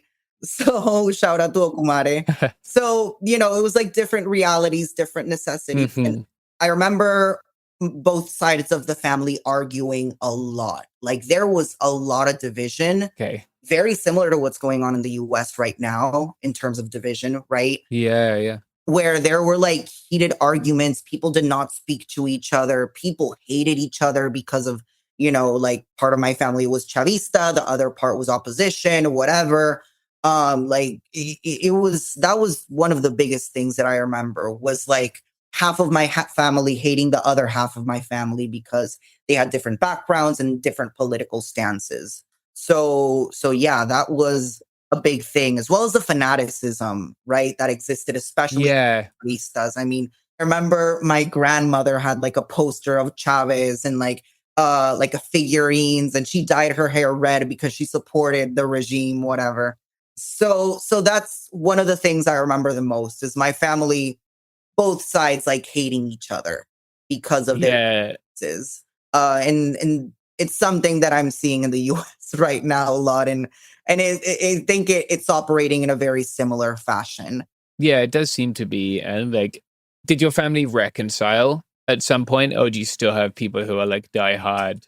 No. So, for example, my grandmother that I told you about, she says that she's still Chavista, but she's not Madurista. Yeah. I've heard this stance too. Yeah. Which is like, you know, she supports like what the revolution initially meant, but like she doesn't support Maduro, right? Yeah. Or for example, like her husband, my grandfather, he's just like, you know, this revolution was all bullshit. We thought that this was going to be good, but they ended up being absolute traitors. Like, you know, they ended up not doing what they promised to do, right? So it was all just disappointment. And the other side of my family is just like, chill. I don't know. Like, they were just never Chavista. So that's kind of, but they are like strong environmentalists. So that's why they kind of hated Chavez, because they were also doing some crazy shit in the Amazons. So it's kind of like they do all get along much better. Right. So that's good. Yeah. I guess because like one side realized, oh, actually, this guy was not that good. Right. But that particular side of my family that was Chavista, that's how they think right now, where it's like either it was disappointment or that perspective of, you know, I support Chavez, but not Maduro. I've heard that from a lot of people, right? Like Hugo Chavez wanted to make Venezuela better for us. And like, if we just look at the shit he said, I want people to have enough to eat. I want them to have education. I want them to be able to go to the hospital. I want them to have safe houses. Like, I want all those things too. They didn't get those things. But like, I've heard a lot of people say that, like, well, yeah, we wanted it too. So we supported it, but it wasn't, we didn't get that. We got prisons and cops. Exactly. And like, that stance seems to be entirely absent in any discussion of Venezuela, which is, it's so common. Like, you just don't hear the, like, it's not like a left critique from other left stances. It's a left critique from the same place that Chavismo claimed to come from. And it's completely absent in our discourse. And like, I can't, well, it's because we don't talk to people from Venezuela, but yes, it's extremely frustrating. And I think like there's a lot that the United States can learn, because we're already seeing like large numbers of people being like, oh yeah, I voted for Trump 1, 2, 3 times. And now something has alienated them, right? Whether it's mass deportations, whether it's a war with Iran, whether it's the economy being shit, whatever it is. Like, we need to learn how to allow people to change their minds, or like to get better. Like, the Venezuelan opposition wouldn't be what it was if they said anybody who supported Chavez at any point can fuck off. We don't want you, right? Like, it wouldn't work. It wouldn't function. And I think if we would listen to people, there's so much that we could learn from that. But we seem so locked in on talking down to them instead that. Yeah, I mean, exactly. That's what I mean by like, it reminds me of that like division, you know, it's almost like rabid, right? Like people are foaming at the mouth Like that's kind of like the level of division that I remember growing up in. And to be honest, a lot of what's going on in the US is eerily similar to what I grew up seeing. I think both Trump and Chavez are very similar kinds of people. And, I used to live in the US. Now I live in Europe. But that's one of the reasons I decided to leave, because I saw many similarities to what happened in my country. And I decided to just skedaddle as soon as I could, because I sort of knew where it was all going. But I knew where it was all going because of what I already lived through.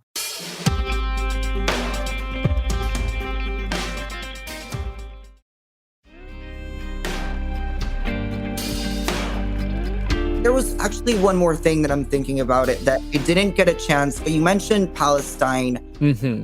I think it's really interesting because the school that I went to, actually Venezuela has a really big population of Middle Eastern people, among them Palestinians. There was a Palestinian club in my hometown. Yep. And I remember during, was it like 2012, 2014?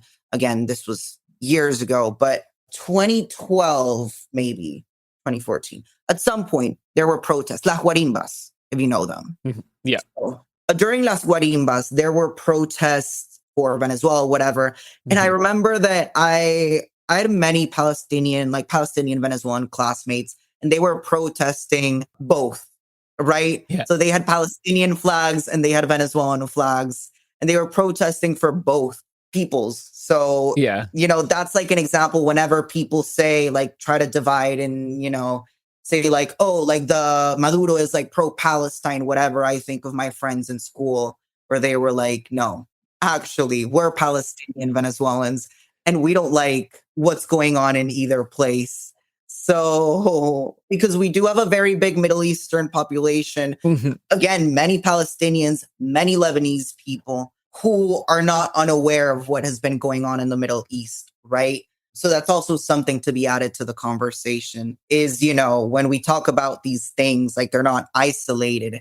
And precisely because we're not isolated, that's why we should, like you said, like be more in support of the people rather than the states. Right. Yeah. So I wanted to bring up like that little bit of like that little memory that I had, because I just remember the image of it, of my friends doing that. So yeah, it's very similar in a sense, I guess, to like, I think a lot about how the Assad regime used Palestinian people, right? Like it would constantly talk about fucking solidarity with Palestine. And it had all these tanks and all these guns and all these planes and bombs.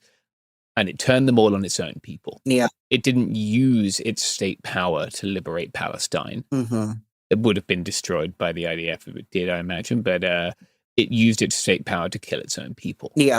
It is so frustrating that we saw that happen, and the world still allows people to tokenize the Palestinian people, right? And to use them as a shield against the oppression of their own people. I think a lot of people will be thinking or listening and being like, oh, well, I haven't really heard from Venezuelan voices, or they might not know any people from Venezuela. Where can people like do more to listen if they want to, as they like approach this issue? In so much as people are still approaching it, because half the US media has forgotten about Venezuela already.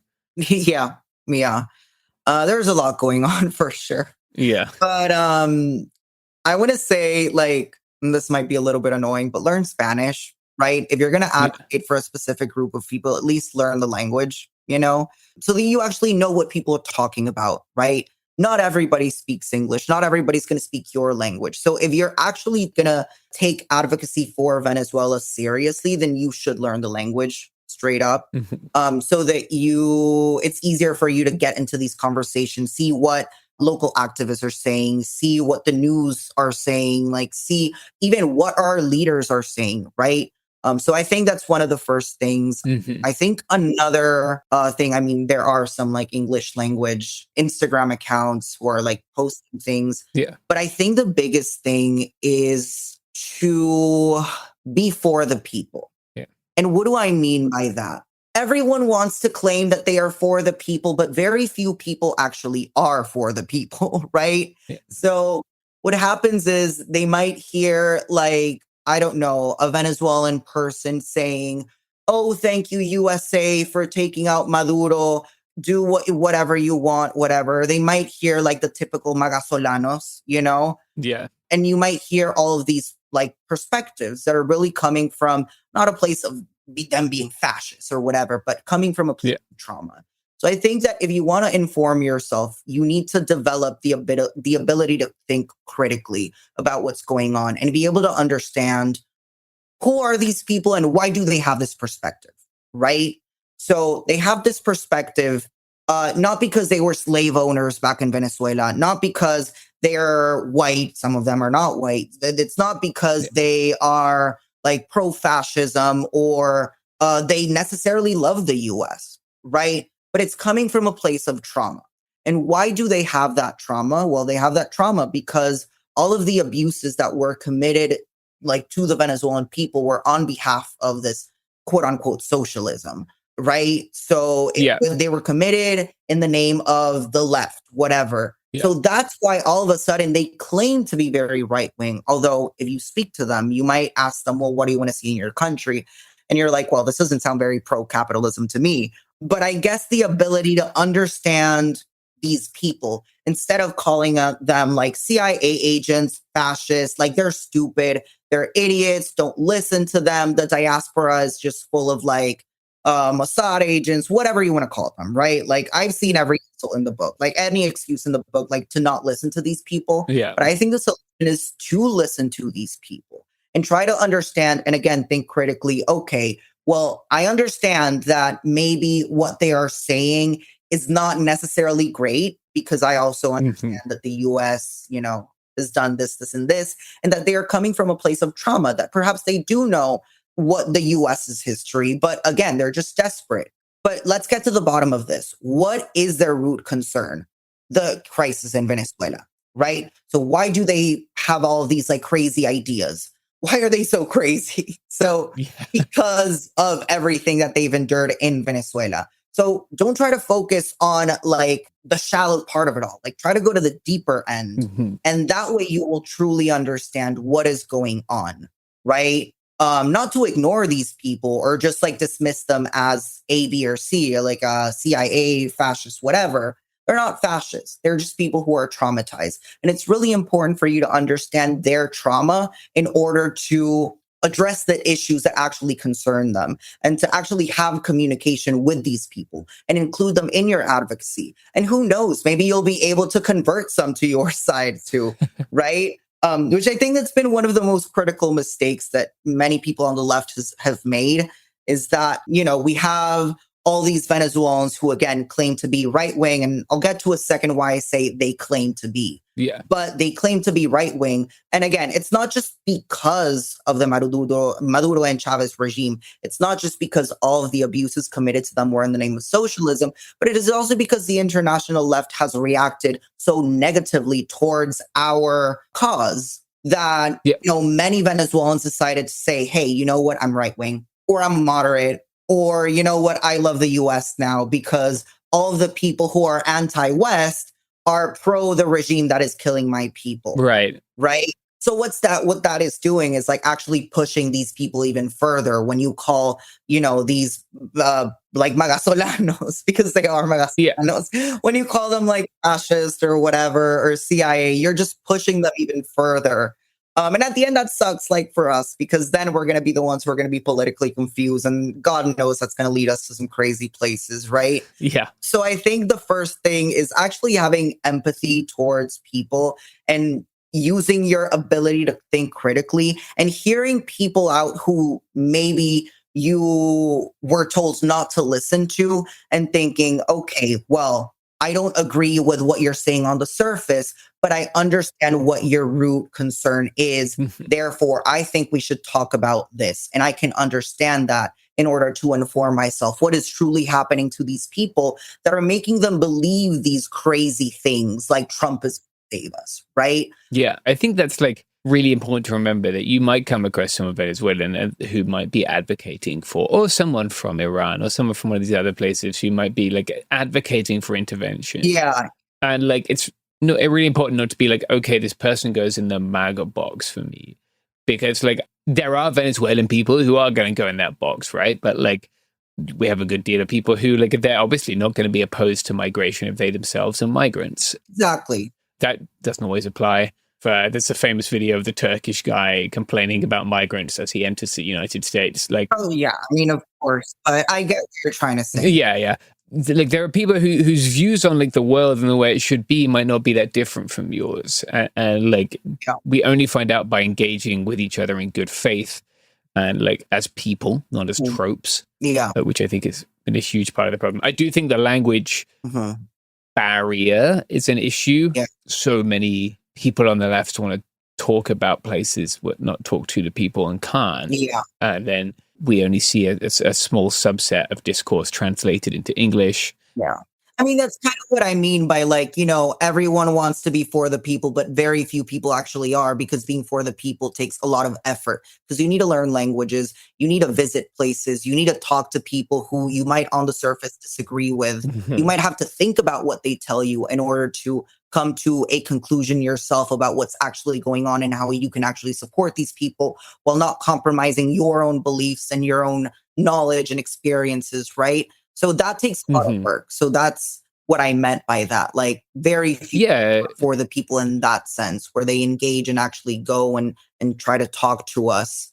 And I think that's the best way of being informed of any issue, is just talking to the people.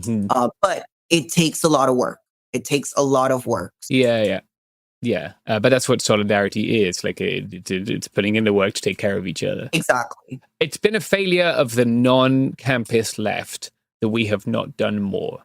We have not reached out to more people in Venezuela, that we've not like used our platforms, that we've not shared their voices, that we haven't done more to push back on this idea that like the only options for Venezuela are neoliberal neo-imperialism, or well, maybe neoliberalism isn't what we're doing anymore, but American imperialism, or like this anti-imperialism of idiots. Is there anything you'd like to plug? Do you like people to find you on the internet, or some other stuff you'd like to direct people to? Maybe they can call you a Mossad or CIA or whatever. Yeah, you can find me on my Instagram account. It's e.m.arin. Okay. So just like my name deconstructed. Yeah. I can send it to you later. Yeah. Trying to think of like what else to say, but I mean, yeah, like going back a little bit, I just wanted to clarify this because I brought it up a few times. But what I was saying, you know, like looking at these Venezuelanos and what I mean by like they're quote unquote right, they're not actually right wing. Like if you speak to them, and there's a really good video that this guy made, but it's in Spanish, talking about this. But what I mean is, many people who are Venezuelanos, you ask them, what do you want to see in Venezuela? And what they want is affordable housing, affordable healthcare, clean water, proper environmental policies. They don't want any more abuses committed to the indigenous communities, particularly those in the Arco Minero del Orinoco. So you ask these people what they want, and this is what they want. Right. So when they just say that they're right wing, they say that they're right wing simply because they are traumatized from, you know, this apparently socialist regime, which was anything but, and people on the left sort of, you know, just supporting that regime and isolating them and treating them like absolute crap. So they're traumatized by both of those things. And that's why they claim to be in this position. But if you actually talk to them, that is not the case. Keep that in mind, because it's funny to me when many people say, oh, you guys just believe propaganda. That's why you're pro-Trump and that's why you're right-wing, because you consumed the CIA propaganda. You guys are blinded by propaganda. When in reality, what that's doing is that is taking away the accountability that many on the left should maybe, you know, maybe think about, because it hasn't just been CIA propaganda. Like, it's also just leftists acting like assholes.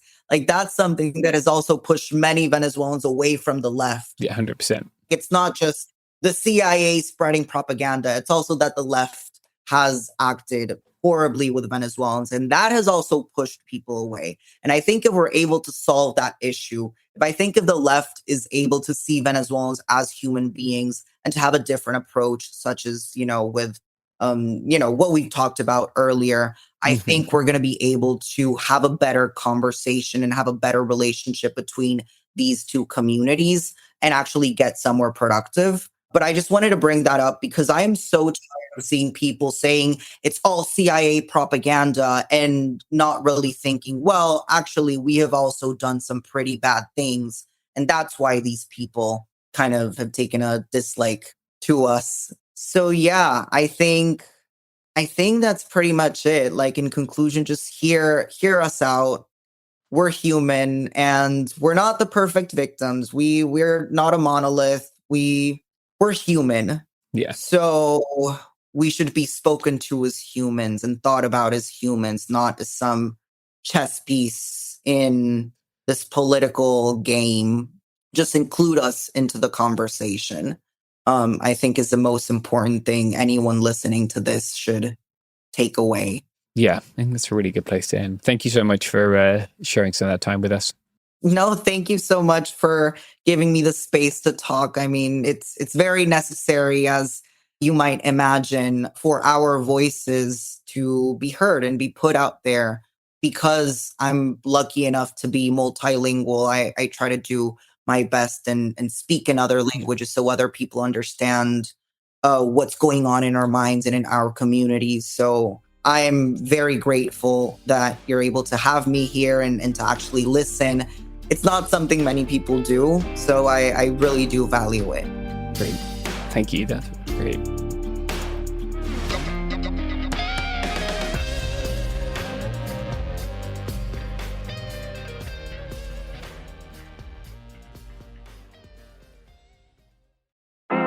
I'm Lori Siegel, a longtime tech journalist, and consider my new podcast, Mostly Human, your bridge to the future. Anyone can now be an entrepreneur. Anyone can build an app, and it's very empowering. Each week, I'll speak to the people building that future, and we're going to break down what all of this innovation actually means for you.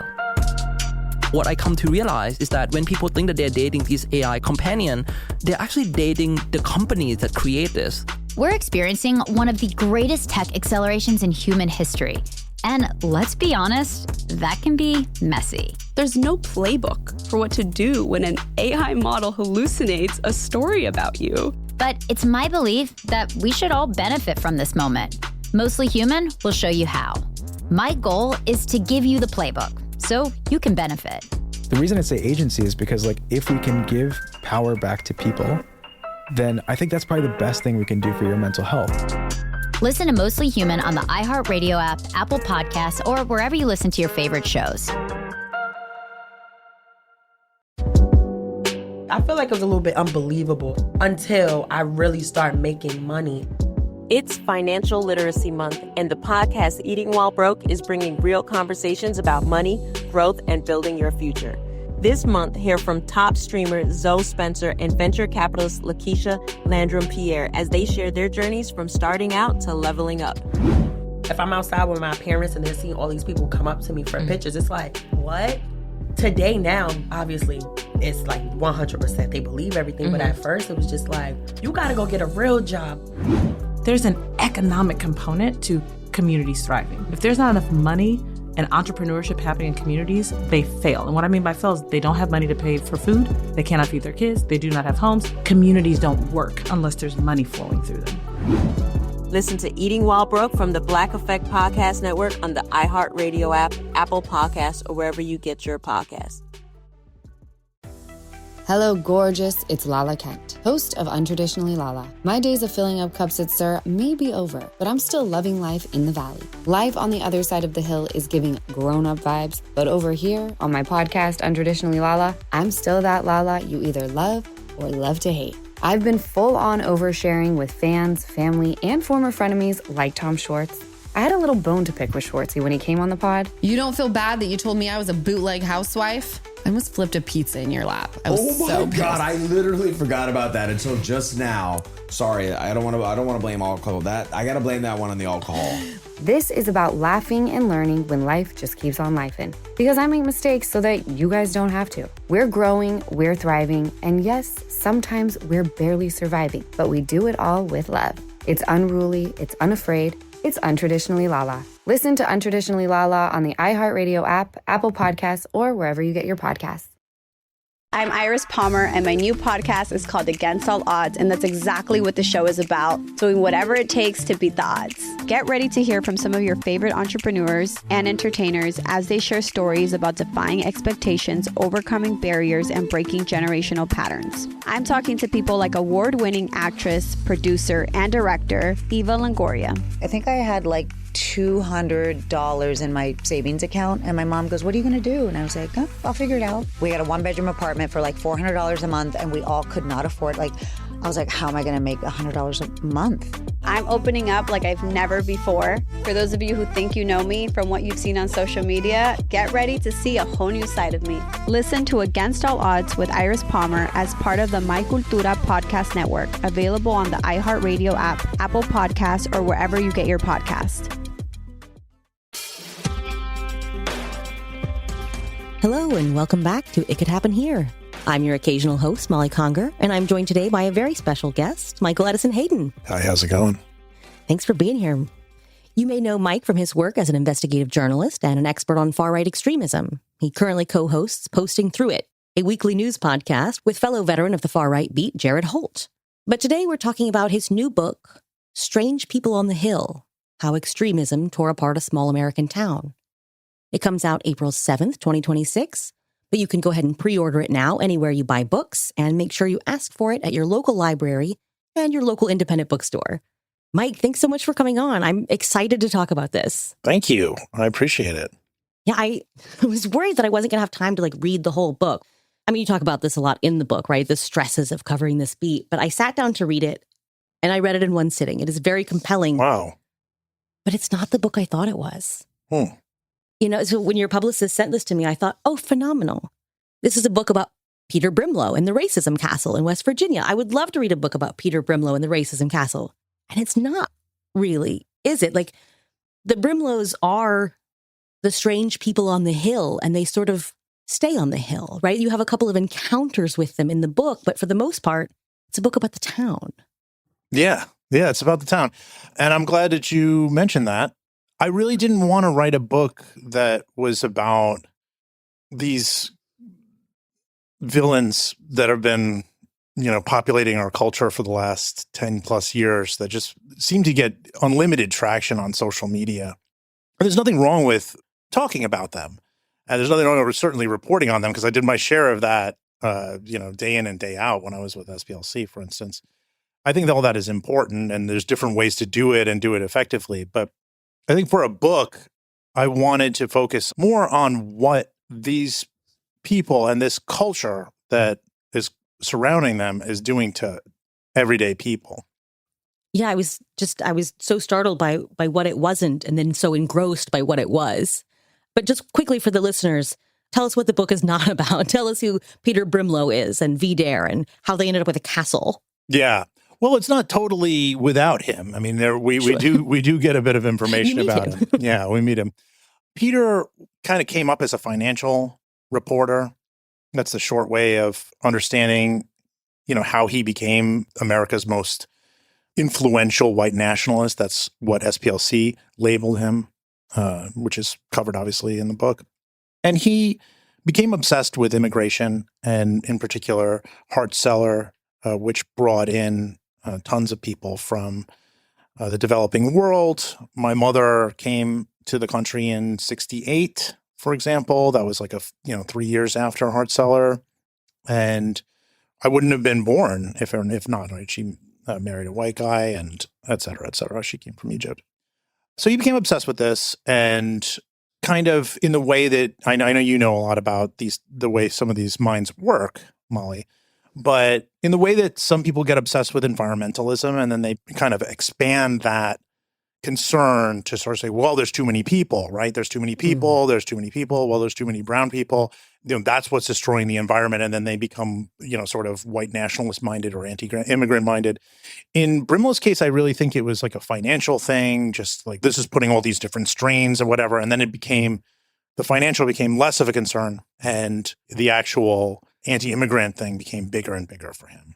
In 1995, he publishes Alienation, which is a book that was actually praised by people like David Frum, the very same guy who's high-hatting about Trump every day. It was considered socially acceptable. And then over time, I think people realized that the book had a very racist undercurrent, and it became beloved by neo-Nazis, white nationalists, etc. I think if people like David Frum had been honest with themselves, it was there all along. It was not a subtle undercurrent. Fun aside about David Frum, which is that I did put it in the investigation into Stephen Miller's private emails. Miller shared posts by Frum on more than one occasion about sort of anti-Islam posts, which I think is interesting. And I think what these people disagree most about is how loud you're supposed to say the quiet part. Yeah, no, I think I really do think that that's true. So, when Peter became more of a contentious figure, he founded VDIR, which is a nonprofit that lasted for about a quarter century. Recently died. Well, that's covered in the book. It dies over the course of the narrative. And it was hugely influential in changing the GOP. And at the time when W. Bush was president, Brimlow was railing against the GOP to move in this nativist direction.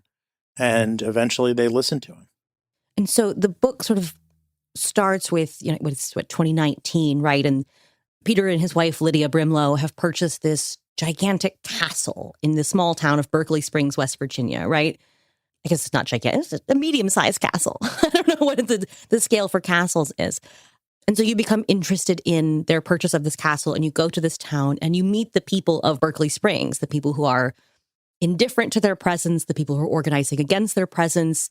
And it's this really sort of engrossing story of just small town drama, this interpersonal drama of these small business owners.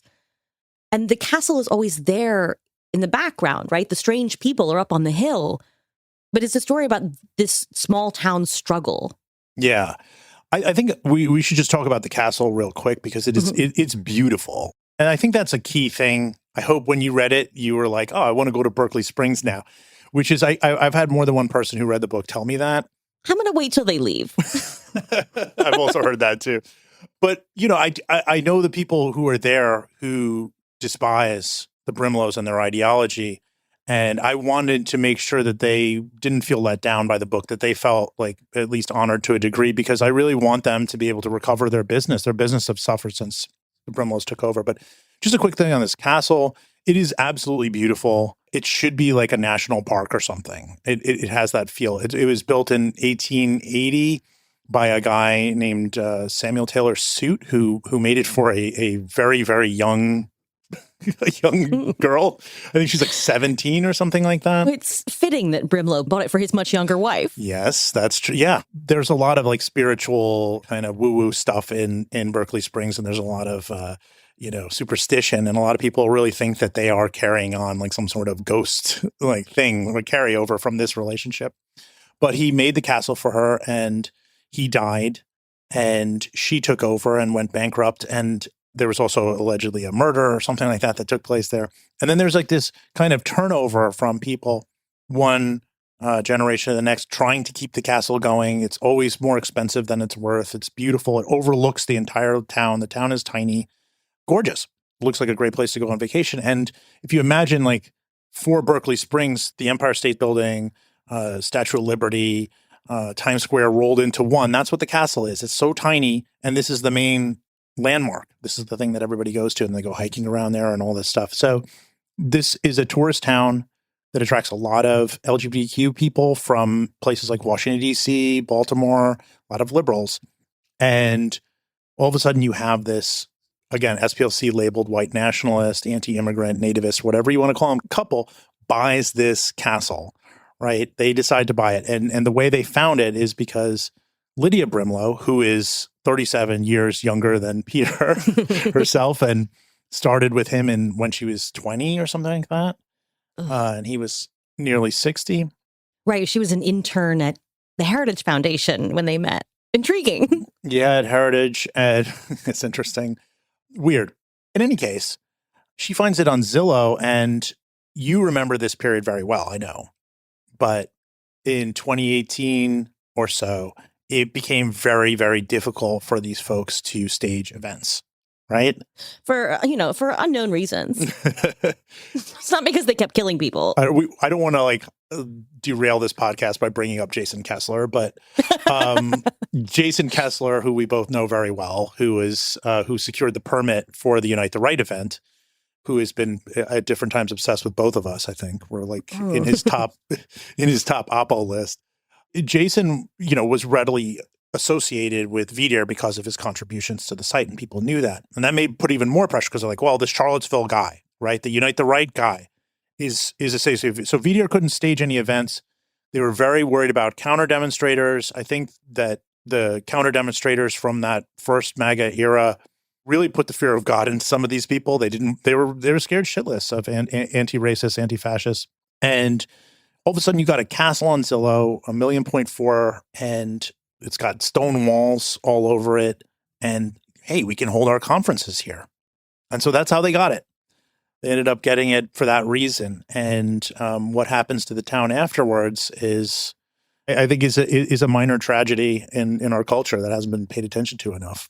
Yeah, it is this sort of microcosm of what happened to America, right? Like, we don't all have a racism castle in our town, but sort of the way this castle bears down on this little town kind of mirrors the way the influx of these extreme right-wing ideas into the GOP, into the administration that governs all of us, kind of is bearing down on us. Yeah, that's very smart. I think that's true. I think that is one of the reasons that the story spoke to me so much that I wanted to pursue it for so long, is it really felt like what everybody was going through in the town. And readers will learn this. Imagine business owners who are catering to many liberals there stuck in Morgan County, which is 75% Trump and 90% white. And they're panicking because they need to keep people going. And the press goes a long way in Berkeley Springs. It's a little place. They don't know how to push back. Someone buys private property. What can you do? But they start to organize and try to figure out a way to urge Brimlow to leave or to make it so difficult for him that he leaves. And yes, it is absolutely a symbolism for what everybody's going through. And there are people all over the country in places, red states, where you might find people who you wouldn't expect kind of protesting against Tesla or something like that. And they could be kind of corny. These type of people who are like corny online and easily ignored. They're all over the country feeling that exact dread that you're talking about, where something very above them is bearing down and pushing values that don't align with theirs. Right. It's such a specific story about Berkeley Springs, but at the same time, this could be almost any town. I'm sure you followed the story of what happened in Enid, Oklahoma, when the Identity Europa guy got on their city council, and it was this very local, small town struggle with these very specific local personalities butting heads. But this story is playing out in small towns all over America because everyone has, if not a racism castle, everyone has a local racist who's making life hard for everyone. Yeah, I mean, they're ascending right now, to use Clavicular's phrase.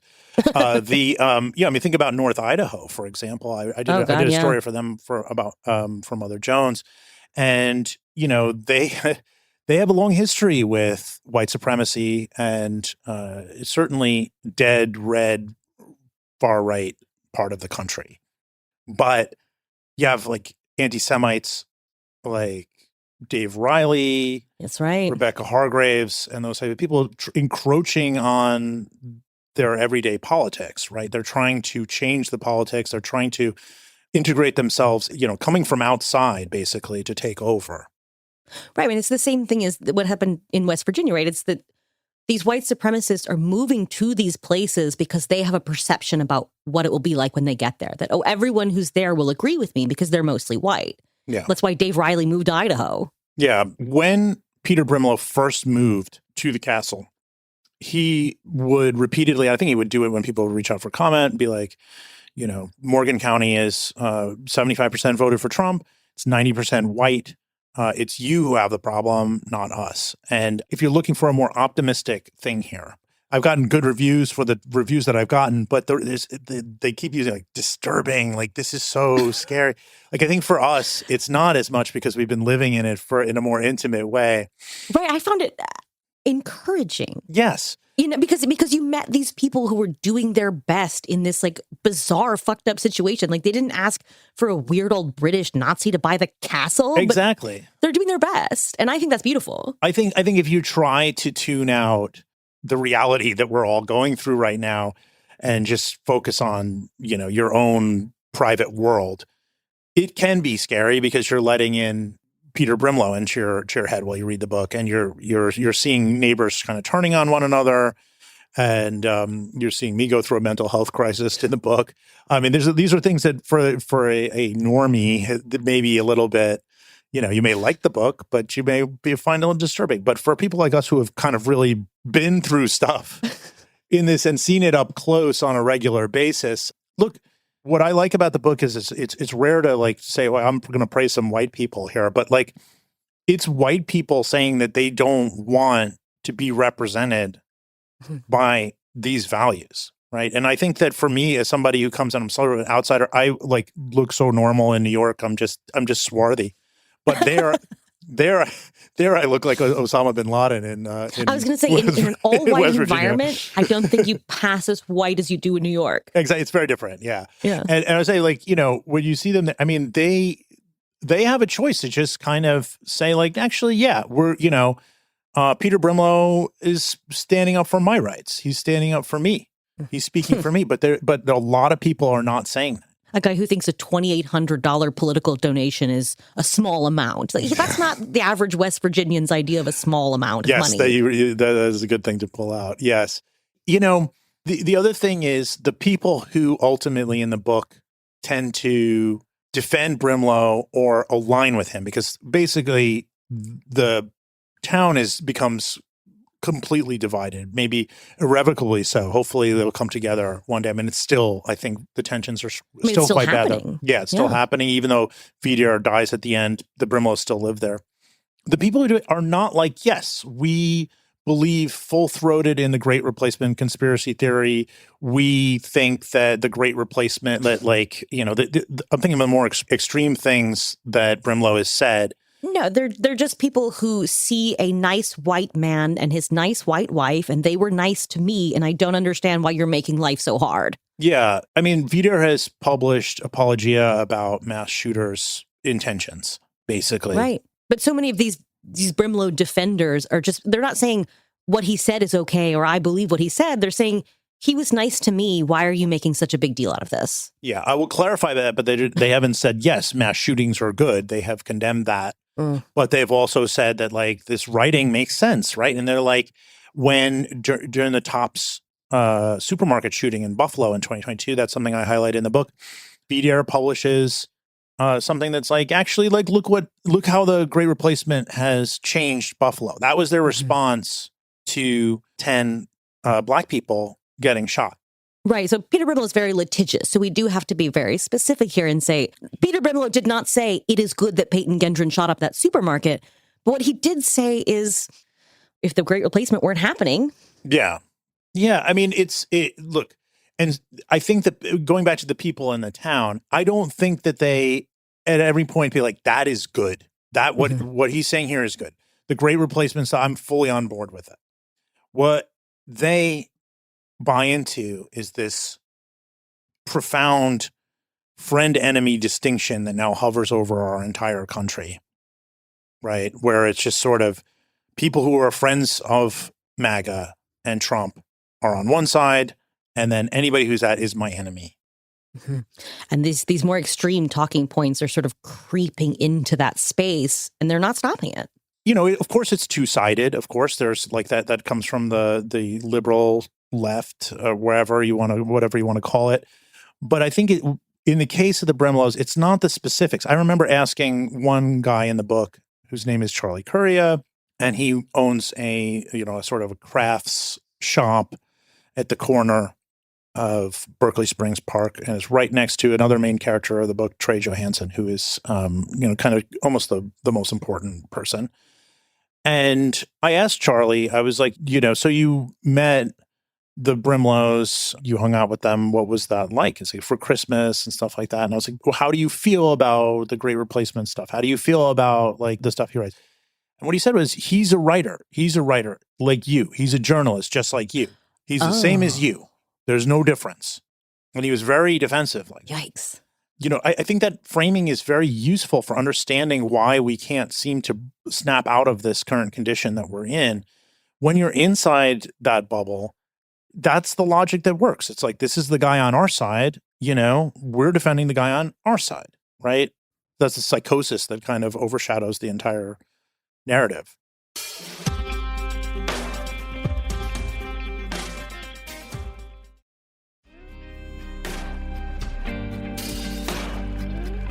Right. So this story in this town plays out against the backdrop of the wider world, right? So, you know, your first visit to Berkeley Springs was right as COVID is starting, right? It's the last time you left your New York apartment before lockdown. You're in Berkeley Springs. And as the story progresses, we see the 2020 uprising, and there's like a little BLM rally in this tiny town. And then there's J6, and there's October 7th. There's the 2024 presidential campaign. And there's these big events in the world. And then there's these smaller events in the town, but interwoven with this sort of personal memoir, right? That the world is in turmoil, and so is your life. Yeah. And all these threads sort of weave together. Mm-hmm. Yeah, that's true. Regarding the events in the world and in the town, I'm glad that you brought that up. One thing I wanted to do with the book that I don't see done enough is just to understand that, like, everything that we see, all these like viral trends and all this stuff filters down into everyday life. And I think when news is breaking or trends are happening, we only look at the news and the trends like that. And we rarely look at the impacts on our neighborhood. Whereas, you know, if you do a movie that's set in the 80s, you will see like the event a little bit more about like at the kitchen table, what the family is going through as something happens nationally, right? Or so and so. It's almost like we need time to process. But this has a very clear time period, which is the period right before COVID to the 2024 election. And it's enough in the past now that I think we can look at how these things affected regular people in this town, because every time you're seeing viral videos about Black Lives Matter, that's impacting the way people act there. So you may get like 5 white people go stand on a street corner there with some signs after George Floyd's death, and that's like a huge deal in that town because it's like people are shocked by it, or they want to harass those people after that. So that was one factor. And as for myself, it also overlaps with like probably the darkest time in my life, and that's not totally unrelated to Berkeley Springs in the sense that, like, you know, stuff at SPLC was like really, really bad at the beginning of the book. Then they're not there in the second half, and my mental health was just not in a great place. I had spent, as you know, a lot of time with these guys. And I know you personally have dealt with a lot of threats. And really, I mean, as a woman, I mean, you're dealing with it. I imagine it's even scarier because it's grosser anyway. It's grosser for sure. And then you're dealing with, I mean, I can't even imagine the mentality of some of the guys who are messaging you and what their private lives are like. So, yeah. I mean, I had gone through it for a while on my end. One example of that is in 2021, I took my son to the batting cage, and afterwards we went to 7-Eleven, and I got a call from a number in North Carolina, and then it was an FBI agent, and he's like, "Hey, I just want to, you know, as a courtesy, want to let you know that we have somebody who's like talking about assassinating you, and, you know, do you have any questions?" I was like, several, yeah. I was like, I do, but like my 8-year-old is like slurping on a cherry Slurpee in the back seat. That duty to warn thing is kind of a double-edged sword, right? Because they do have this legal obligation to inform you that there's a credible threat on your life. But like, they're not going to give you enough information to make you feel empowered by knowing this information. So it's like, maybe I would rather just not know. Yeah. Oh, it was like, if there's something I can do to mitigate this, can I just not know? Yeah, it was horrible. It was horrible. That's, I think, one of the things that a normie person would find deeply disturbing in the book. But like, yeah, I was dealing with that stuff all the time. I would get like, I'd get people sending me photos of Alan Berg's shooting in the driveway. I don't know if you're familiar with that, but like, he was the talk radio host who was killed by members of the order. Killed by David Lane. Yeah. And I would get that all the time. I must have been like months of just getting that from like random numbers and all this stuff. Sometimes like a group of guys will get very into a particular image. And I can imagine the kind of guy that is very into the image of Alan Berg's corpse. And it's not a nice guy. I mean, it's taboo. It has like a pornographic quality to it. But it harkens to a very specific era of the movement. Like I can imagine there is a particular man who gravitates towards that specifically. Yeah. And I mean, I remember getting threatened by Bowers, the guy who shot up, because I was on Gab all the time, as you know, to a fault, I think.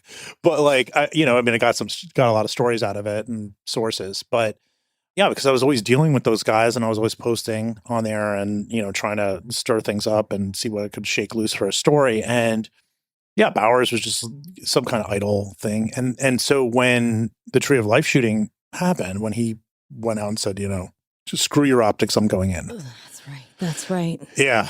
And I was like, I know this guy. Well, that one dingo had him. So yeah, this was very traumatic for me. I've been holding pretty firm on this. I had a lot of manic tendencies in the sense of I could just work constantly and you just work around the clock, work late at night, constantly doing investigative reporting. And I was on a mission because I was so angry about what had happened at Unite the Right. That really triggered me. Before then I had been really open to pursuing a beat as a crime reporter or on climate change. These were the kind of things that were I had written features about previously. But it was after Unite the Right I got focused and I really was like, I'm going to put all my abilities into trying to create trouble for these guys. And you did. Yeah, I did. You did. And I and then when they pushed back, I guess I wasn't mentally prepared for how scary it could be. And it was lots of stuff. I went through a separation with my wife, which is fine. We're great friends, but that was another factor. And then also the SPLC thing, which we can talk about. But the main thing is that I reached a breaking point. I was happened to be in Berkeley Springs with some of the sources from the book when I had to go home and go to a psych ward. And I went for 3 weeks and I got diagnosed with bipolar there, which was a very useful diagnosis. It makes a big difference because, especially with bipolar, if you're just taking antidepressants, you're going to be up shit creek. Oh, yeah. Well, the antidepressants really screwed up my stomach Yeah. and also made me even more manic and stuff like that. But the book is a very frank, very, very honest, very personal. And maybe this is why people found the book to be, disturbing, because it is a very frank discussion of what it means to be the person who is for so many years in the thick of it. Yeah. Not doing sort of objective, detached reporting, but getting in there and mixing it up with these guys, really, skin in the game, committed to the cause, doing investigative journalism in these spaces. And I think we both are guilty of this over the years. On this beat, there is this tendency to sort of, exchange war stories I got this terrible threat, I got this terrible threat. You laugh it off. Mm-hmm. And it's it's this sort of fact of life that you brush off and, everyone says, oh, you're so brave, I could never do that. And you say, oh, it's not a big deal. I deal with it all the time. Yeah, they say that for sure. But then you go home and it is a big deal. And people are not as honest about that as they could be. In part because admitting that it hurts you makes them double down. If they know they got you, they're going to keep digging in that spot. But we don't talk enough about the fact that this destroys us. Yeah, for sure. It's a very honest look at what happens when you bottom out on that. And it's so much worse than just threats. You're constantly concerned that somebody is going to use lawfare against you and try to hurt your family. And you have children. Yeah, and of course, and I am extremely anal about legal stuff.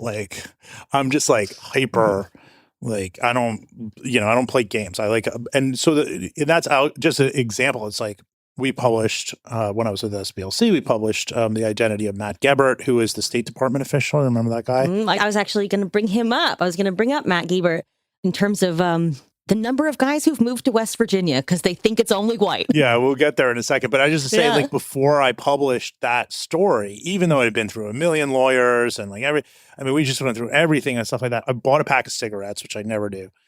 I don't want to get into my stomach thing too deeply, but it was not working. It was not working at all that day. It was August 7th, 2019. And I was literally, I was clammy. I was sweating. I had never seen his face. He kept all of his pictures offline, but I had the goods. I knew I had everything. But yet at the same, there's this one doubt. It's like, what if it's not him because I don't have the face match? Forget threats. That level of stress of just, it's just like I checked everything, right? Like you think about you're trying to leave the house for a long trip or something like that. And it's like, that thought. Oh, I know. Like, did I leave the gas stove on when I was boiling something for my kids or whatever? Like, that's the way it feels, right? It's like sort of you you memorize the entire investigative feature and you're like going through it and there's like, was that right? Did I check that? And I'm like, yes, I did. Oh, I know that feeling exactly. It drives my husband crazy when I say things like, I'd rather get shot than be wrong in public. Yeah. No, it's true. It's true. Like I don't want to. Yeah, you don't want to be wrong, and also you don't want to give these people a chance for anything. As you mentioned, Brimlow is very litigious. Not usually very successfully. No, he's. But that doesn't matter. No, it doesn't matter. Yeah, but it's stressful to report on him because of that. Because he will use it as a tactic and stuff like that. And I also gave the Brimlows, I should point out, many opportunities to talk to me in more detail about everything, and they didn't want to. But you do speak to him several times in the book. Yeah, I do.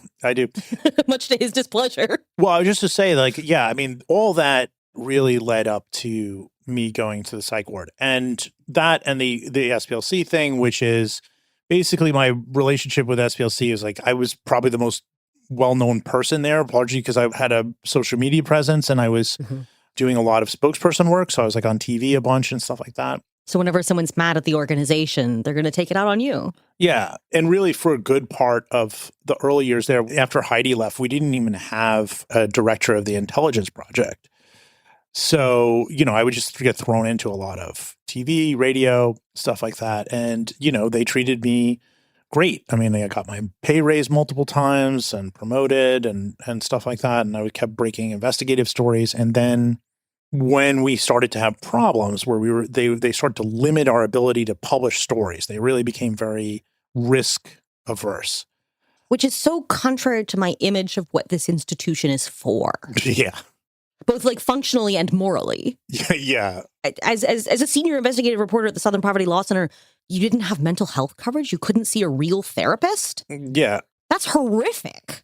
That's a human rights abuse to make you look at Gab all day and not get you a therapist. They were giving us the app stuff, which is not going to cut it. No, but you need a $500 an hour you need New York analyst. A psychiatrist, in some cases, somebody good. But they should be covering that. Yeah, no, they were not. And there's just a whole bunch of stuff. There were a bunch of safety issues. No doubt. Hannah Gase, my dear colleague, still my colleague, even though I'm not there anymore. She went to go cover Ameren in Tennessee, and a bunch of Proud Boys basically chased her down. Right. There was no security plan. There was a woman named Susan Cork was the intelligence project director at that time, and she was just out to lunch. She just didn't do anything as far as I could tell. Things like what happened to Hannah, stuff like that happens to me. I expect it. I'm out there by myself. Yeah, you're by yourself. I have no plan. It's just me. I have no plan. It was so startling to me to hear that Hannah is out there operating without a net too. There was no plan for her safety. Yeah, there was nothing. And so one of the first things I did was I helped shepherd a grievance about this. And it was effective because I think that got Cork put on a performance improvement plan. And then after that, everything changed at work. I went from being the favored person to being repeatedly a target of, what did you do? Why did you do this? It was really, to add on the already stressful situation that I was in, it was just your tone in a meeting. And then there was, the thing about that was there was a verbal warning or something that they actually bothered to write out, which was quite stupid. If you're doing a verbal warning, you shouldn't put it in print. And sure enough, we found in there that all of the dialogue that was in there was completely fabricated and made up. And so for the listener, discussed in the book a little bit is the fact that at the Southern Poverty Law Center was engaging in union busting. Yes, that's right. So, you were dealing with retaliation for union activity in the workplace. Retaliation for union activity. It was really bad. It happened a second time after that when I was covering the trial of Doug Mackey. A character we can save for another day. For another day. And it was really bad. And the stress was really getting to me. And I had a panic attack, which I've never had before, while I was in the shower. And I told them about that. And Susan Cork and the person above her, whose name is Ann Beeson. I told them about that. And then they responded by turning around and disciplining me again. Almost like to say, like, we've got him on the ropes now. Let's really, like, make him quit. It's an ADA violation. Yeah. And every time we do this, we'd summon the union and we'd make it as hairy for them as possible to do what they're doing. But there's limits to what you can do, really, when they want to try to do these sort of thing. They pushed it as far as they wanted to go, which is after the summer of 2023, there was a Hamas attack on Israel. And, you know, I have Arabs in my family. I have on my mother's side, including Palestinians. You know, I was distraught about this whole situation. It was adding another thing on top of it, and watching the retaliation, which became a genocide very quickly, did not improve my mood. Obviously, it was very stressful to see that stuff. And Hannah invited me to sign a thing about, you know, there was just sort of like asking writers to sign on Israel's an apartheid state, you know, calling for a ceasefire. Writers for the ceasefire. Yeah, I remember. And Free Beacon. I don't know if you're familiar with that wonderful politician. It still comes up in the first few pages of your Google results. Thank you for noticing. Yeah, I know. But the book should push it back. The book will push it out. Waiting for that. Free Beacon like came out with this thing, and it was like, SPLC spokesperson, you know, blames Israel for Hamas violence or something like that. And just the audacity to accuse you of anti-Semitism for signing this letter, you know, supporting a ceasefire. I mean, I've read that letter. It's not an anti-Semitic letter. It is calling it what it is and just asking for a ceasefire, right? And you have spent a decade writing about anti-Semitic violence. Well, there's tons of anti-Zionist Jews on there. I mean, there's probably more than anything else. But you know, when this came out, I was really pissed. Obviously, it had a racist undertone. I mean, Hannah was mentioned, but it was mostly about me. And then instead of a picture of me, they used like one of those pictures of Hamas looking like Cobra from G.I. Joe and with like a rocket launcher and like implying that you as a man of Arab descent are an anti-Semitic terrorist. Yeah, basically, sure. and good faith stuff. Adding to, I would say this is also complex because you know, my family basically fled because of threats from Islamic terrorism. Right. So this is even more like, you know, to align me with that necessarily is not ideal, even though I'm in like, you know, I'm sure I have a more nuanced idea of what Hamas is than that author. The point is, it's just basically to do that. And then rather than SPLC like care so much about social justice and racism. Rather than seize the opportunity to differentiate themselves from the psychosis that the ADL has descended into as, you know, because those two organizations sort of exist in the same space. They're often used in the same sentence. And the ADL has really lost a lot of credibility in the last few years. Oh, I mean, I don't think they have any credibility because of this stuff. And so instead of differentiating themselves from that, they chose to discipline you. Yeah, they did. And that was when like I said, mental health was like all the factors that we've just discussed mentioned. And then I happened to be in Berkeley Springs when I reached a point where I was like, I was suicidal, and there's trigger warning for people. I apologize, but that's the truth. And came back and had to spend the sort of Christmas break period there where I lost, you know, they ultimately terminated me. It was a Title VII violation in terms of discrimination. Well, we'll get into what happened afterward. And then when people found out what happened, the union started to write things to management. There was all this internal dialogue happening while I was in a psych ward with like no access to anything. And almost everybody in my line of managers was pushed out and given buyouts, allegedly. Cork, this woman, Ann Beeson, and now the CEO is... They exposed themselves to some serious liability there. Yeah, they got off easy in many ways. Yeah. They disposed of me, but I threatened suit with a lawyer, a wonderful lawyer she was great, Jewish woman from New York, and she's tough as nails. And yeah, I mean, I got a good settlement out of it, which is, you know, I would have preferred just to be able to just continue doing my job, though. I mean, it's heartbreaking to remember that, you know, even these progressive nonprofits that are fighting for what we believe, they're using you up and spitting you out too. Yeah, oh sure. They're doing union busting. They're firing you for having a mental health crisis. They're opposed to you exercising your free speech off the clock. The kinds of things you don't want to see from an organization like the SPLC. Yeah, they had to retract my termination and assign it to a layoff. And then, I had to retract labor claims I had made, which would have gone nowhere as soon as the Trump administration took over anyway. Oh, that's heartbreaking. Which I saw coming in 2024 to a degree. So yeah, like that happened. And then bringing it back to Berkeley Springs, I was told not to go anywhere, but I needed to keep working on the book. So it was like a week after I got out of the hospital, I came back down there, and then the folks who I had been working with since 2020, when the Brimlows first arrived, they kind of took me in and nursed me back to health. So that's why I feel unified in the narrative, and we're able to explore what happened to me psychologically and what happened to them psychologically as this other stuff is happening.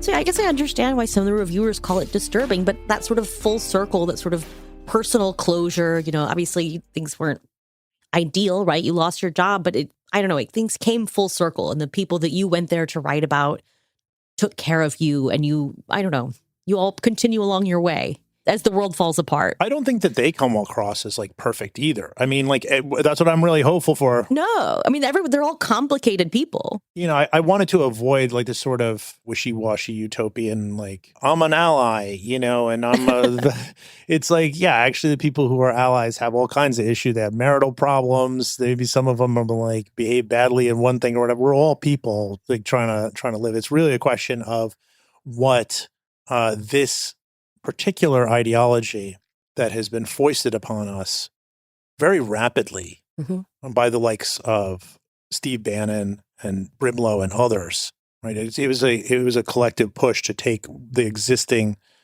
right-wing monster and set it in this direction. What this is doing to us.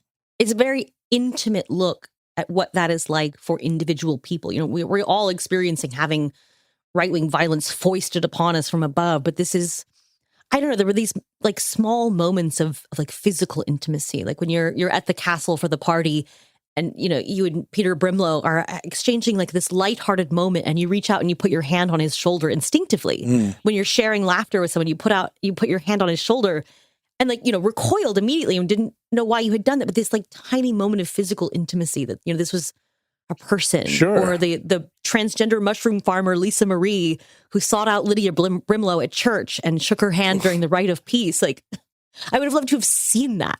She's so cool, by the way. You should have her on. She's awesome. She sounds amazing. I would love to meet Lisa Marie. But I'll tell you about her in a second. But Brimlow is behaving in a very, he has like an avuncular kind of vibe, like in person when he's not angry with you. And I'm sure that for people who know him in a friendly way in the movement, that he's fun. He likes to drink. Room temperature vodka. He's always talking like this. It sounds like he's always had a few drinks. He probably has. He has that British way of just some kind of dry remark about things going to pot. Like, I'm sure it's fun for people who know him. And, you're in that space, and any kind of party thing or whatever, you can let go for a second. And for a second, I felt not that like I felt like, oh, this is my friend or anything. It's just more that I'm just talking. Well, exactly. people really bristle at the, you're humanizing him. Well, yeah, because he's human. Yeah. Humanizing doesn't mean excusing or, coming to appreciate in any way. It just means like he's human. So for most of the book, the strange people on the hill are removed on the hill. But when you encounter them, there is this very human intimacy to these encounters. And not only that, everybody has a rough go in this book, including them. Getting raked over the coals by Letitia James. Well, over the course of that narrative, you follow their arc, and their arcs throughout the book. But one particular arc, it starts with them really thinking they've got it. Like this is like high point of VDR's existence. They have a castle, they have a home base that they can use in perpetuity. After Brimlow leaves, the movement can flourish and grow. This is it. They got a castle. I mean, it would be the perfect place for a white nationalist meetup. they haven't really used it that way that much. Like every now and again, but like this is the best situation they've ever had. Like they're great. And they've also just coming off of getting a whole bunch of dark money donations from two people. We don't know who they are, but it's like, 4.5 million in like 1 year through Donors Trust. And they're riding really high. And then by the end, from the Letitia James investigation, it had not turned into a lawsuit yet by that point. Under the pressure of that, and just under the pressure of just everybody around them, not wanting them to be there, they decided to dial down VDARE altogether. And it still exists in the sense of like the Twitter account still exists, and Brimlow is still writing on Substack. God help us. Some of it is a legal thing to try to, get them out of the way of Letitia James, but they're really broken down. I mean, the videos that they published about their closing, I mean, it's just a laundry list of things that add up to a defeat. I don't think they would disagree with that they felt defeated by the end. And the people who were in the town who are so nice and sweet and wonderful and all this, they're laughing. As you would, right? As everybody talks about like when Trump dies and everybody's like, I'm going to do this when Trump dies and all that stuff, right? It's just liberation from that thing. But ultimately, it's a really, like, if you just look at the Brimlows, it is a brutal fall by the end of the book. Yeah, I mean, 10 years ago, they were poised to be on top of the world, and their ideas remain ascendant, but he himself has really fallen. Now he just has the flooded basement of his little racism castle. Well, there's no solidarity on their side. Oh God, no. That's what I say. No, that's one thing they will never have. I mean, you get somebody who annoys me, who is a sort of anti-fascist, anti-racist, who like annoys the shit out of me, but they wind up like, being targeted by somebody. I'm like, okay, well, you're not going to gloat about their downfall. No, but it's not only that, but it's like now it's time to like, support them. That's the way I feel. And they just don't do that. They don't do that for each other. They hate each other. They're always malignant narcissists because it's always about clawing to the top, right? It's always trying to get power over other people. I mean, everybody wants to be the crab at the top of the bucket, but you're still a crab in a goddamn bucket. There's two strains of MAGA. I know MAGA is a very broad term. And like one of them is really this kind of grift focused, kind of crypto Web3 aligned aspect where just AI and this, and like a small number of people, like 15%, will go hoard a bunch of like fake coins or whatever thing, Polymarket, like odds or whatever. They're all hoarding information to kind of beat people in Polymarket. And then the suckers, whatever, the rest of it, the bigger percentage, the 75% followers, they're taking their money. And that's MAGA. That's a big part of MAGA. Then the other part is less concerned with money, although money is a part of it, is just ascending and pushing down from a power space, right? Like you just like to be in a place where they can have power over other people, and usually other people being designated by not looking like them or not behaving like them or not having the same kind of boyfriends, girlfriends, whatever than them. It's like, I mean, I couldn't be happier that Peter Brimlow is going to end his career on the bottom of the heap he was trying to climb. Yeah. Yeah. And I guarantee you, there'll be more of an effort from us to define his legacy than from them because they don't care. They don't care. No, they'll use you up and forget you. Yeah. They don't care. We will spend more time on him than him. And so look, I mean, we're talking about him right now. I mean, I host a podcast where we talk about these guys all the time. Right. So it's like, we're always bringing up new guys. I think we're doing a full bio ep on Stephen Miller soon. Oh, they don't do that. They don't care. They're not like, here's the reason Stephen's great. Like, no, I mean, Jason Kessler disappeared from the internet a year ago, and they don't talk about him anymore. Yeah. Oh, yes. It's like he never existed. Yeah. I mean, but you know what? I hope he stays off that. You know what I mean? Mm. I try to sort of find some forgiveness in my heart. Maybe it's the Catholic upbringing, whatever. But I try to find some, even though he literally, who knows what he did that was related to threats I received, because he wrote stuff about me. I mean, I think that series he put on VDARE that included information about you and your family certainly didn't help. Yeah, for sure.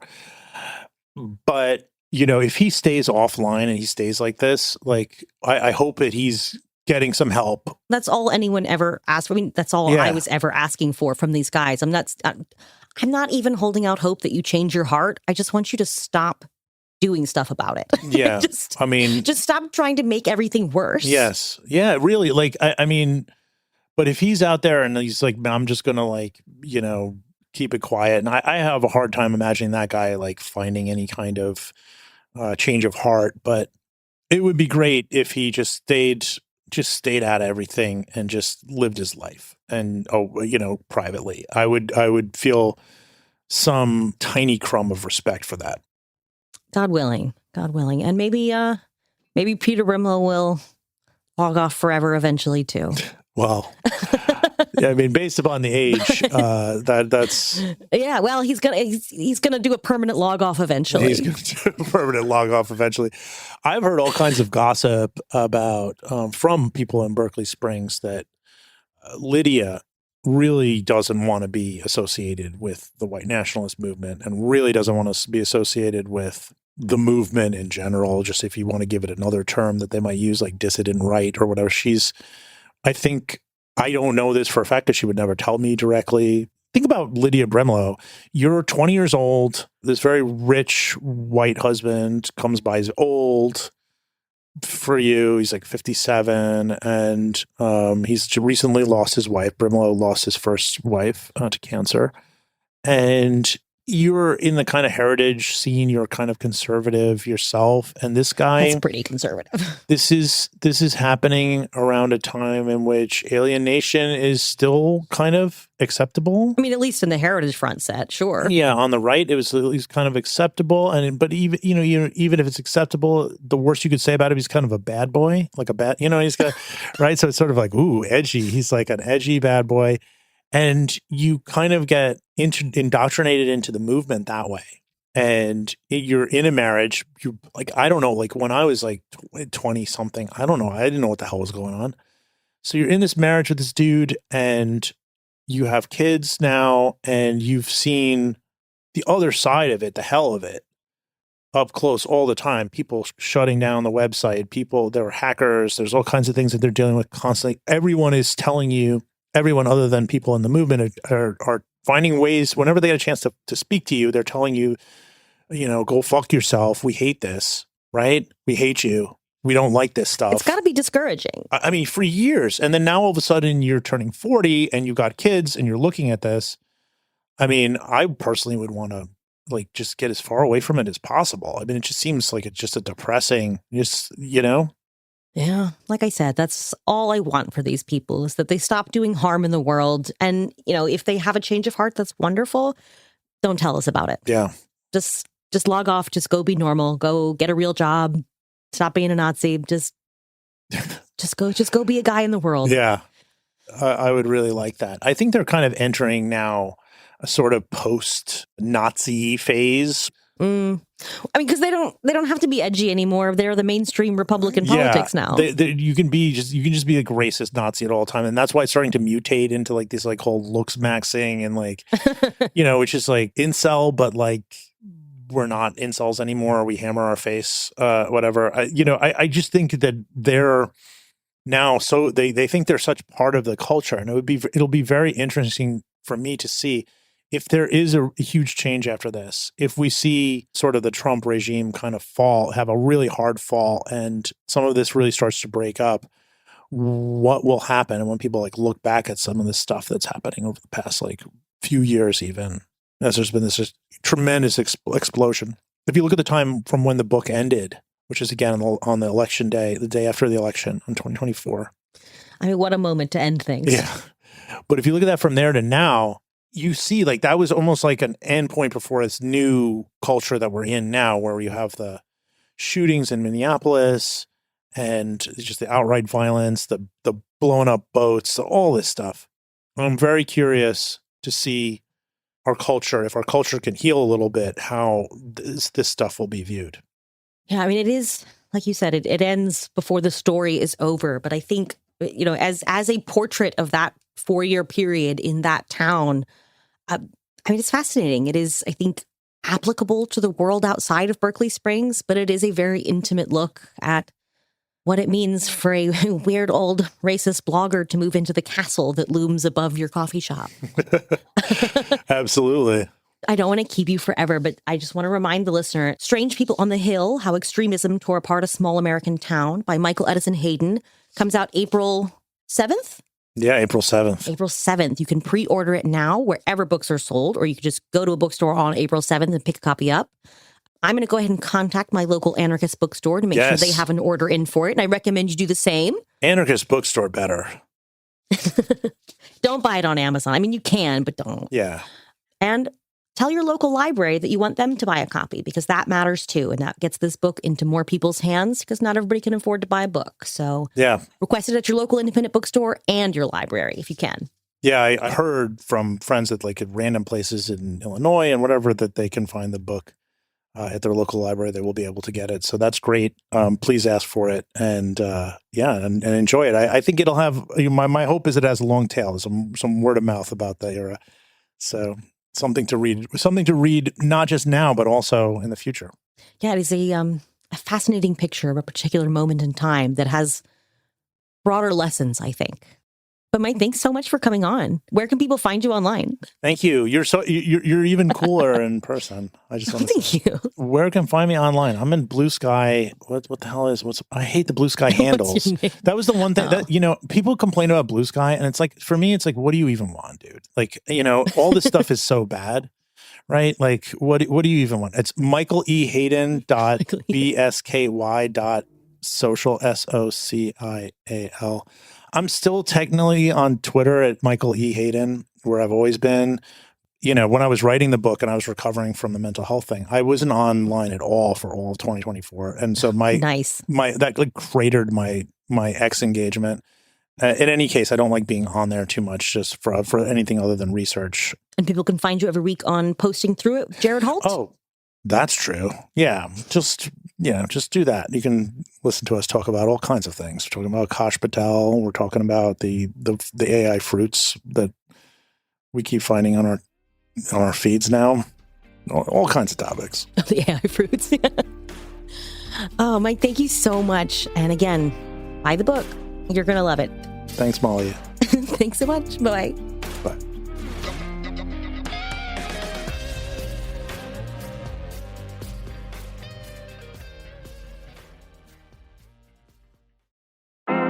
I'm Lori Siegel, a longtime tech journalist. And consider my new podcast, Mostly Human, your bridge to the future. Anyone can now be an entrepreneur. Anyone can build an app. And it's very empowering. Each week, I'll speak to the people building that future. And we're going to break down what all of this innovation actually means for you. What I come to realize is that when people think that they're dating these AI companion, they're actually dating the companies that create this. We're experiencing one of the greatest tech accelerations in human history. And let's be honest, that can be messy. There's no playbook for what to do when an AI model hallucinates a story about you. But it's my belief that we should all benefit from this moment. Mostly Human will show you how. My goal is to give you the playbook so you can benefit. The reason I say agency is because, like, if we can give power back to people, then I think that's probably the best thing we can do for your mental health. Listen to Mostly Human on the iHeartRadio app, Apple Podcasts, or wherever you listen to your favorite shows. I feel like it was a little bit unbelievable until I really started making money. It's Financial Literacy Month, and the podcast Eating While Broke is bringing real conversations about money, growth, and building your future. This month, hear from top streamer Zoe Spencer and venture capitalist Lakeisha Landrum-Pierre as they share their journeys from starting out to leveling up. If I'm outside with my parents and they're seeing all these people come up to me for pictures, it's like, what?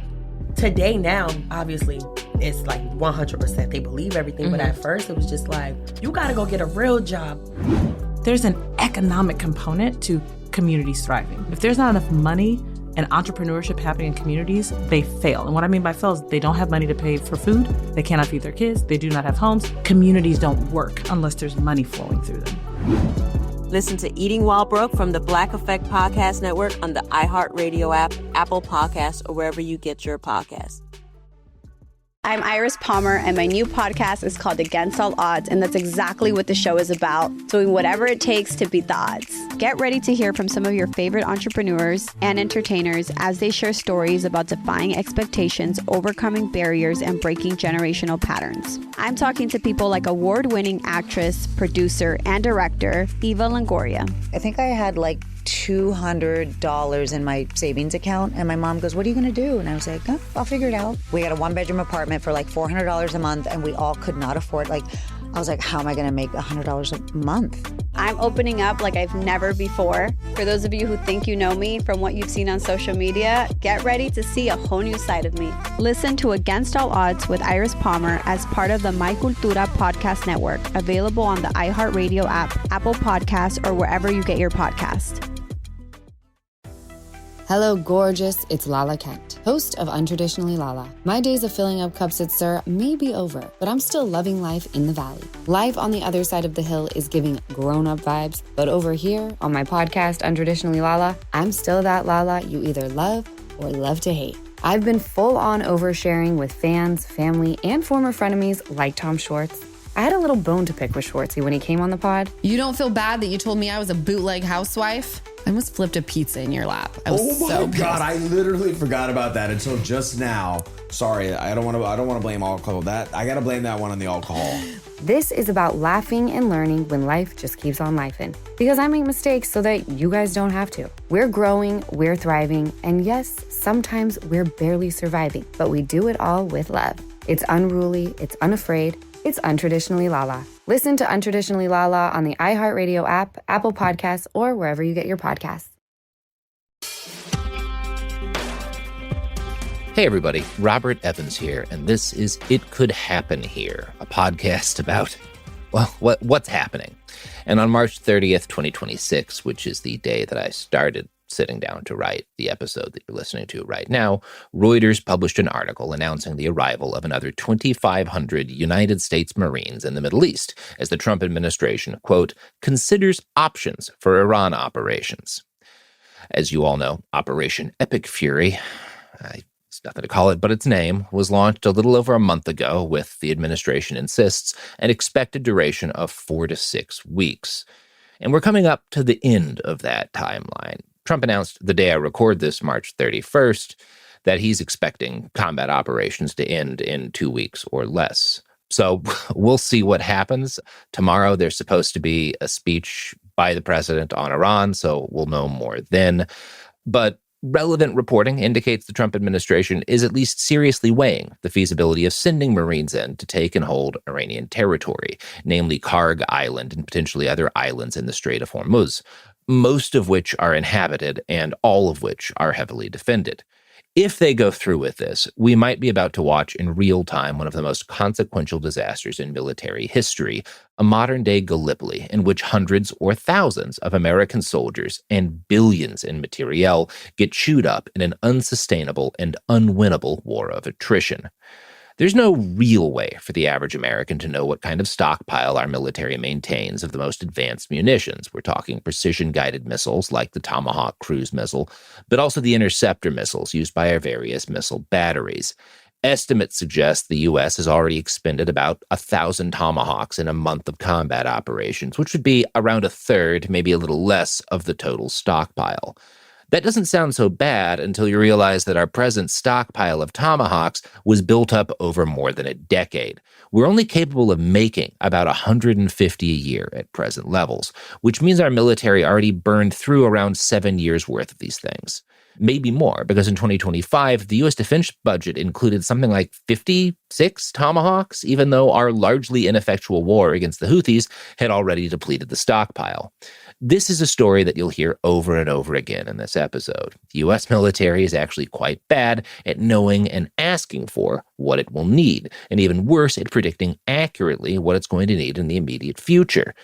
Each Tomahawk costs around $3.6 million to produce, and these are the only long-range offensive weapons mounted by our naval destroyers.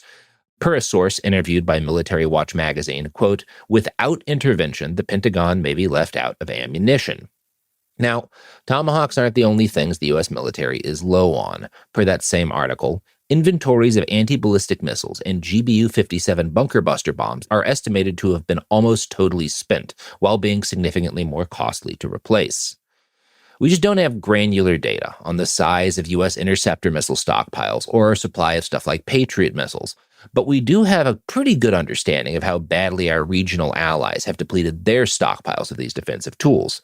Bahrain is estimated to have expended 87% of their Patriot missiles. The UAE and Kuwait are up to 75%, and Qatar is at like 40%. Experts estimate that Iran has gone through or lost via airstrike roughly a third of their ballistic missile stockpile. This may or may not be accurate, and if it's inaccurate, it may or may not be inaccurate in either direction. Our intel and Israel's intel is often very spotty when it comes to stuff like this. A good illustration of this would be the fact that, on March 20th, Iran fired 2 ICBMs at Diego Garcia, an island in the Indian Ocean that hosts a joint US-UK air and naval base. Neither missile did any damage, but that wasn't really the point. The launch of these missiles was a message from the Iranian regime to the US one. Previously, Iran had limited itself to only striking targets within 1,240 miles of its own borders with ballistic missiles. Diego Garcia is roughly 2,300 miles away. Many U.S. analysts had treated for years 1,240 miles as if it represented an actual hard limit on Iran's striking capability based on what their missiles could reach, as opposed to what it really was, which is a political decision made by Iranian leaders to limit the scope of conflicts. When the Trump administration launched an unprovoked series of joint strikes on Iran, killing the supreme leader and many senior officials, we violated one of the unstated agreements that had held for over decades of conflict. The president's supporters and major hawks on Iran argued that these self-imposed limits were allowing Iran's leadership to support terrorism abroad with impunity. The strike on Diego Garcia proved that military analysts had been wrong about the top range of Iran's best ballistic missiles, but it also served as a statement from Iran's new leaders. You've taken the gloves off and thrown out the rulebook. Now we have too. Hudson Institute senior fellow Kan Kosopoglu published an analysis that made this same basic argument. Quote, a strike profile extending into the Indian Ocean demonstrates not merely extended range, but Iran's deliberate abandonment of strategic ambiguity. Iran is no longer signaling restraint. It is signaling reach and doing so under live warfighting conditions. It also, more subtly, signaled something else. U.S. planners didn't know as much as they thought they did about Iran's capabilities. This has been evident since the war began. Despite Trump's claims to have totally annihilated Iran's offensive capability, on March 27th, a combined missile and drone attack hit Prince Sultan Air Base in Saudi Arabia, injuring more than 10 U.S. soldiers, 2 seriously, and damaging several aircraft. One of these, which we have pictures of, was an E-3 AWACS, aka the planes with those huge radar dishes on top. And at least one AWACS was destroyed. The Air Force only has 16 of these, and only about half are mission capable at any given time. The Army also maintains a fleet of E-3s. I found an article in Air and Space Forces magazine by Chris Gordon and Stephen Lossie, who interviewed Heather Penny. She's a former F-16 pilot and current director of the Air Force Academy's Institute for Aerospace Studies. Penny said, quote, the loss of this E-3 is incredibly problematic, given how crucial these battle managers are to everything from airspace deconfliction, aircraft deconfliction, targeting, and providing other lethal effects that the entire force needs for the battle space. E-3s provide an irreplaceable service on the battlefield. They act as both airborne radar stations and air traffic control towers, spotting threats up to 250 miles away and providing crucial early warning to forces in combat about incoming threats, particularly missiles and drones. Drones really above anything else. In other words, the E-3 is really, really useful if you're, say, planning to have troops land on islands in a narrow strait surrounded by hostile forces who can shoot at you from the mainland. Now, the AWACS themselves aren't technically irreplaceable, but they aren't easy to replace, especially on short notice. Each one costs between $700 million and $1 billion, and we don't make them anymore. AWACS are old. The average age of our remaining fleet is 45. Per a relevant article in Task and Purpose magazine, nobody makes spare parts for the E-3's TF-33 engines anymore, which takes a toll on maintenance. In 2022, General Mark Kelly, then the head of Air Combat Command, told reporters, we basically have 31 airplanes in hospice care, the most expensive care there is, and we need to get into the maternity business and out of hospices. That's a weird metaphor for a plane designed to help you fight wars, but we'll move past that and into some ads.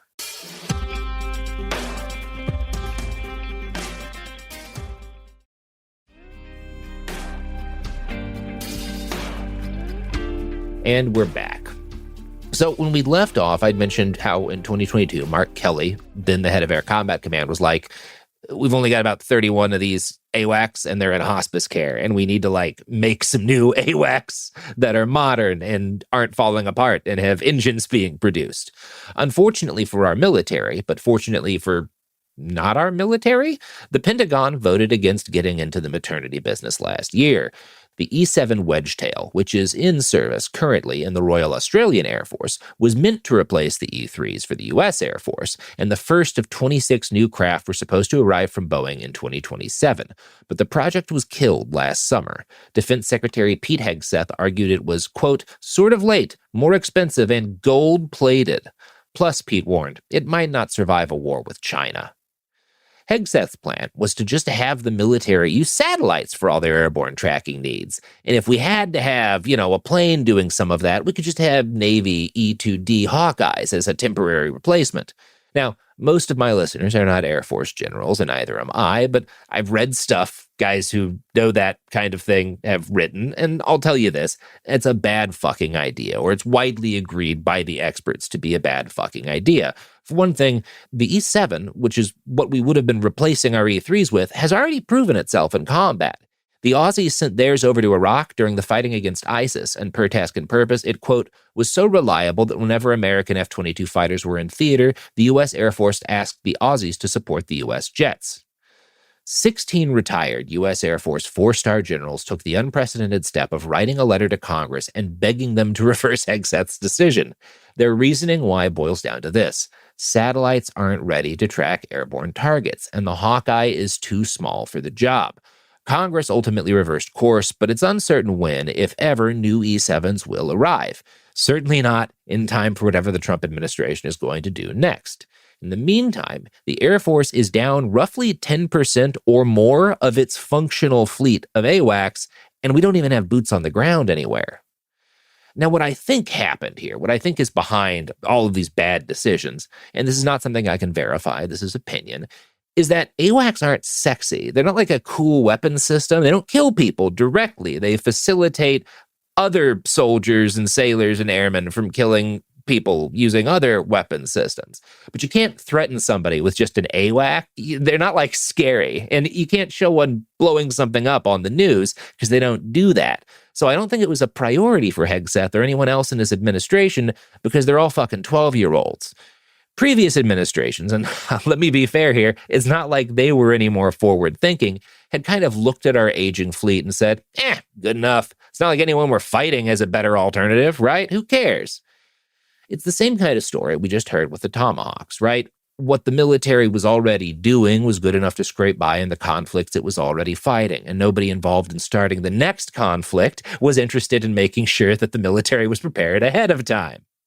Now, I recognize all this talk about failures to produce war materiel in sufficient quantities may make it sound like I'm complaining that our Air Force isn't buying enough weaponry and that I'm urging us to spend more money producing arms and ammunitions, and that is not my intent. I want exactly the opposite. What I'm trying to do is to highlight how utterly unprepared our administration is for the conflict they started, and how that failure to prepare has made a major military disaster for U.S. forces not just foreseeable, but likely if the administration makes the decision to send in ground forces or in some other way significantly escalate the pace of our operations against Iran.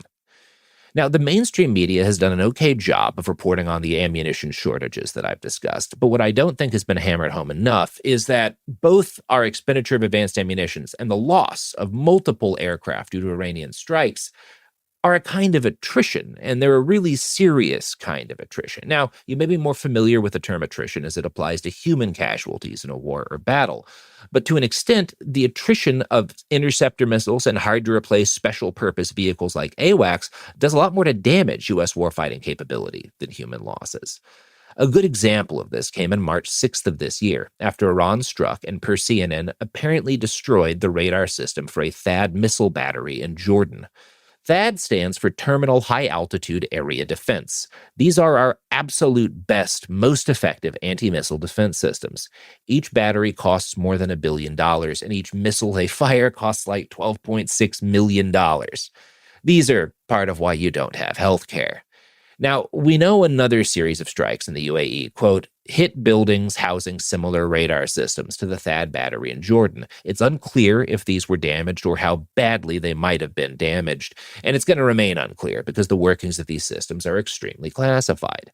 As of 2025, the United States owns and operates a grand total of 8 THAAD batteries. So at least one of 8 is now out of commission, and 2 more may have suffered some degree of damage a month into this conflict. That is not the kind of attrition you want to see prior to actually putting boots on the ground. Now, U.S. military spokespeople will point out whenever asked that the vast majority of Iranian missiles and drones are being intercepted, and that Iran is currently firing fewer of these munitions than they did at the outbreak of hostilities. And what you're supposed to conclude from that is that they're running out because we are doing a better job of attriting them than they are doing of attriting us. And I can't tell you who's actually coming off worse in this fight. I certainly don't have good insight into the levels of Iran's stockpiles of the weapons systems that they're using. However, there is reason to doubt that the United States is coming off the better in this conflict. Ari Cicerel is an analyst for the Jewish Institute for National Security of America, or JINSA, and he told Fox News, quote, overall, high missile and drone interception rates have been important, but only tell part of the story. Iran came into this war with a deliberate plan to dismantle the architecture that makes those strikes possible. It has struck energy infrastructure to upset markets and used cluster munitions to achieve higher hit rates. Because we simply lack good data on this stuff, I can't tell you perfectly how our rate of interceptions has changed from day 1 to day 30, but there is evidence in a few different places that in late March, the rate of successful drone attacks on our regional allies like the UAE increased. In other words, more drones were getting through or being launched, but I think getting through is the more supported conclusion, and they're getting through because our defenses have gotten, or the defenses of our allies have gotten less effective. The JINSA report also notes that Israeli officials have stopped intercepting some cluster munition attacks in order to preserve ammunition, basically not shooting down the cluster munitions that don't look like they're going to hit anything or anyone because they don't have the ammunition to stop everything. Now, I don't doubt that Iran is also feeling somewhat pinched in the munitions department. It would be kind of weird if they weren't, both due to how many they fired and how many have been destroyed via airstrikes. But the question isn't, are they suffering attrition too? It's, are they better able to maintain the rate of attrition they're suffering than we are? And while I can't answer that question in absolute terms, I think the answer is probably yes. Iran's ballistic missiles generally cost a few $100,000 each. THAAD interceptor missiles cost, as I said, around $13 million. Shahed drones cost like $30,000 to make and are often stopped by munitions that cost millions to make and are hard to replace. It's also worth noting that the reduction in the total number of missiles fired by Iran is not just due to the fact that they've run through some of their stockpile. It's at least partly a strategic decision, as even Fox News admits. Quote, Iran has adapted its tactics accordingly, shifting from large barrages to smaller, more frequent attacks designed to maintain constant pressure while gradually draining defensive resources. These persistent salvos, even if limited in size, force defenders to remain on high alert and continue expending interceptors, accelerating the depletion of already finite stockpiles. Now, there's an important point made towards the end of that paragraph. Persistent attacks force defenders to remain on high alert. This is true, and it also brings us to another under-discussed aspect of attrition, the energy and time of the soldiers our administration expects to fight this war for them. And we'll talk about that after another brace of ads.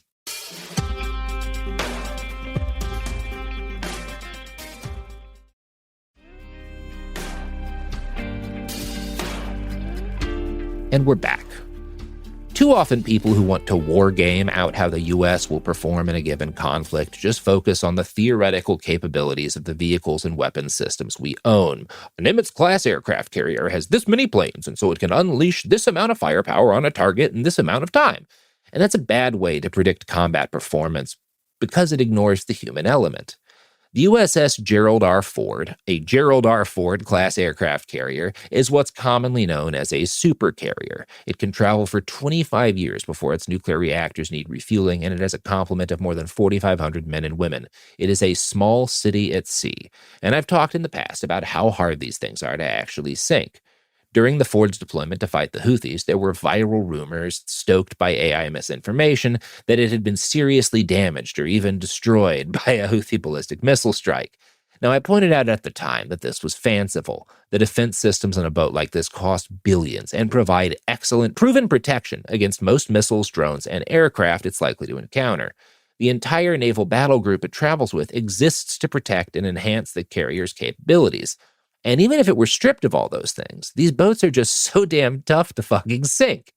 In 2005, the U.S. Navy conducted a live-fire test to sink a retired Kitty Hawk-class supercarrier. Per an article in Forbes, the carrier endured nearly a month of intense weaponized testing and was finally scuttled via internal explosive charges. It should be added that the warship had been decommissioned nearly a decade earlier and was in poor material condition. There were also no damage control efforts to save the ship. In February of this year, just days before his own death, Iran's former supreme leader, Ayatollah Ali Khamenei, threatened the U.S. carriers operating in the Persian Gulf in a post on Twitter, because it's fucking 2026. Quote, "The Americans constantly say that they've sent a warship towards Iran. Of course, a warship is a dangerous piece of military hardware. However, more dangerous than that warship is the weapon that can send that warship to the bottom of the sea." Now, it's kind of unclear exactly what he was talking about. Maybe it's some sort of secret weapon that the Iranians have that we don't know about. But we do know that Iranian negotiators are currently talking with the People's Republic of China about purchasing CM-302 supersonic missiles. These were developed by Chinese military planners to fly low and fast, avoiding most of the layered defenses a boat like the Ford enjoys. They're carrier killer missiles, or at least that's the idea. Beijing also has a line of land-based carrier killer missiles, because if you think you might wind up in a war with the United States, it probably behooves you to think about how you would kill an aircraft carrier. Now, again, Iran doesn't have any of these weapon systems yet, at least not to our knowledge. But this war of choice by the United States didn't come as a complete surprise. The Iranian military and the Iranian Revolutionary Guard Corps had been preparing to fight this war for quite some time. Those preparations have included the construction of multiple fake aircraft carriers, which their forces have sunk in a variety of war games exercises. The most recent of these occurred in 2020. The Prophet Muhammad 14 exercise was meant to prepare for an attack on a Nimitz-class carrier. And ironically, Iran made it too easy to sink, which caused it to go down while it was being towed in an inconvenient location that temporarily blocked a canal. And that should act as a warning that just as American military planners and analysts fuck up constantly, so too do their Iranian counterparts. And we shouldn't assume our guys are a bunch of Hegseth-looking chuckle fucks, while Iran's Pentagon equivalent is staffed entirely by hard-eyed professionals. Every military has dipshit officers and has to deal with bad calls made by people with political power that fuck shit up for everyone. What you should take from this, though, is that Iran is a country with a large, comparatively well-funded and prepared military. They regularly invent and sell weapons systems that are utilized around the world, and they've been obsessively planning to kill an aircraft carrier for years. And now that doesn't mean they're going to sink one. In fact, I still think that's pretty close to impossible, at least with the technology we know they have. But they don't need to sink one to render it inoperable. Just hitting the top of it could be enough to do serious damage that would render it combat incapable for an extended period of time. And to back me up on that point, a few weeks ago, while it was actively engaged in combat operations against Iranian forces, a fire started on board the Jerry Ford. It began in the laundry room, or at least in an area related to the vast laundry system that a vehicle like this has. It's kind of a little unclear exactly what happened. According to the New York Times, though, the fire alone took 30 hours to put out. Now, the Navy disputes this, that the ship was burning for more than a day, but they provided no reason anyone should actually trust them here. I found an article published in the National Interest by Peter Susio. He writes that, quote, "The fire caused far greater damage than was initially reported, with one sailor medically evacuated from the ship and 200 more treated for smoke inhalation." I'm not surprised that the Navy wanted to hide the extent of the damage its biggest warship suffered due to a laundry fire, but this reinforces how unreliable the Navy is as an ongoing source in these matters. Susio notes, quote, "There remain conflicting accounts of the fire in the media, and the Pentagon seemingly attempted to downplay the severity of the fire in the immediate aftermath, leading to later confusion." What we do know is that the Ford, a small city on the sea, lost all ability to launder clothing, bedding, and anything else. This caused an immediate hygiene issue aboard and a logistic nightmare for the Navy, which had to fly in clean clothing at terrific expense. Saying a supercarrier was taken out of commission by a laundry fire sounds silly, but you can't keep a town of 4,500 people going if no one can do the laundry. The fire seems to have also done extensive damage to crew living quarters, which forced 1,000 mattresses to be flown in while the crew slept, well, wherever they were sleeping, it wasn't in their bunks. Now, we don't know how the fire started again, but unconfirmed reports have blamed sabotage by members of the Gerald Ford's crew. I can't tell you if this is true or not, but if it is, it would not be the first time something like this happened. In 2012, a civilian contractor started a fire aboard the USS Miami, an attack submarine, because he wanted to leave work early. The fire caused $400 million in damage and led to the vessel being decommissioned 2 years later. The contractor was sentenced to 17 years in prison. Naval sabotage was an even bigger business during the latter stages of the war in Vietnam. In December of 1972, Jeffrey Allison, a 19-year-old sailor from Oakland, was sentenced to 5 years in prison for lighting a fire aboard an aircraft carrier, the USS Forrestal. That same year, a sailor aboard the USS Ranger, another supercarrier, delayed its deployment to the Pacific by 3 months by allegedly sticking a paint scraper in the main reduction gear, which disabled an engine. Per an article in the Alameda Post, the Navy's official history of the Ranger confirms that sabotage was becoming more popular as the war in Vietnam became more unpopular. Sabotage happens every day, all day, a crewman serving aboard another carrier based in Alameda, the Oriskany, was quoted as saying. Now, these sailors, the folks sabotaging their own warships in the later stages of the Vietnam War, were part of the so-called SOS movement, a protest campaign launched and sustained entirely by sailors angry at being forced to participate in the war against Vietnam. The movement gained its name from an act of protest in 1971, when 40 sailors stood on the flight deck of their returning aircraft carrier and spelled out SOS with their bodies. Again, I don't know if sabotage caused the fire on the Gerald Ford, and neither does anyone else, but there are good reasons to believe it did. As Senator Mark Warner, vice chairman of the Senate Intelligence Committee, said in late March, the Ford and its crew have been pushed to the brink after nearly a year at sea. Normal deployment for sailors on the Ford is like 6 months. Come April, it will break the record for the longest post-Vietnam carrier deployment, 294 days. Crew members have been told their deployment will likely be extended to May, at which point they'll have been at sea for an entire year. Now, I don't want or really expect anyone to pour out their sympathy for sailors on a warship that has helped to kill a minimum of 1,500 Iranians so far, including 200 children. But you don't need to feel bad for all the lost birthdays and weddings and missed funerals to understand the deleterious effect that this has on morale. Fighting spirit isn't just a buzzword. When soldiers are exhausted and pissed off, they're likelier to fuck things up. And I'm not just talking about grand acts of sabotage. When it was still off the coast of Venezuela, earlier in this deployment, the Ford suffered massive recurrent issues with its plumbing system, which was ripped off a design used in cruise ships and works very badly. I can't exaggerate how bad the sewage systems on the Ford work. They are broken fucking constantly. And, per the Alameda Post, some crew members may be intentionally exacerbating problems with defective toilets aboard the ship by flushing t-shirts and other objects, as documented in an email from the ship's engineering department obtained by NPR.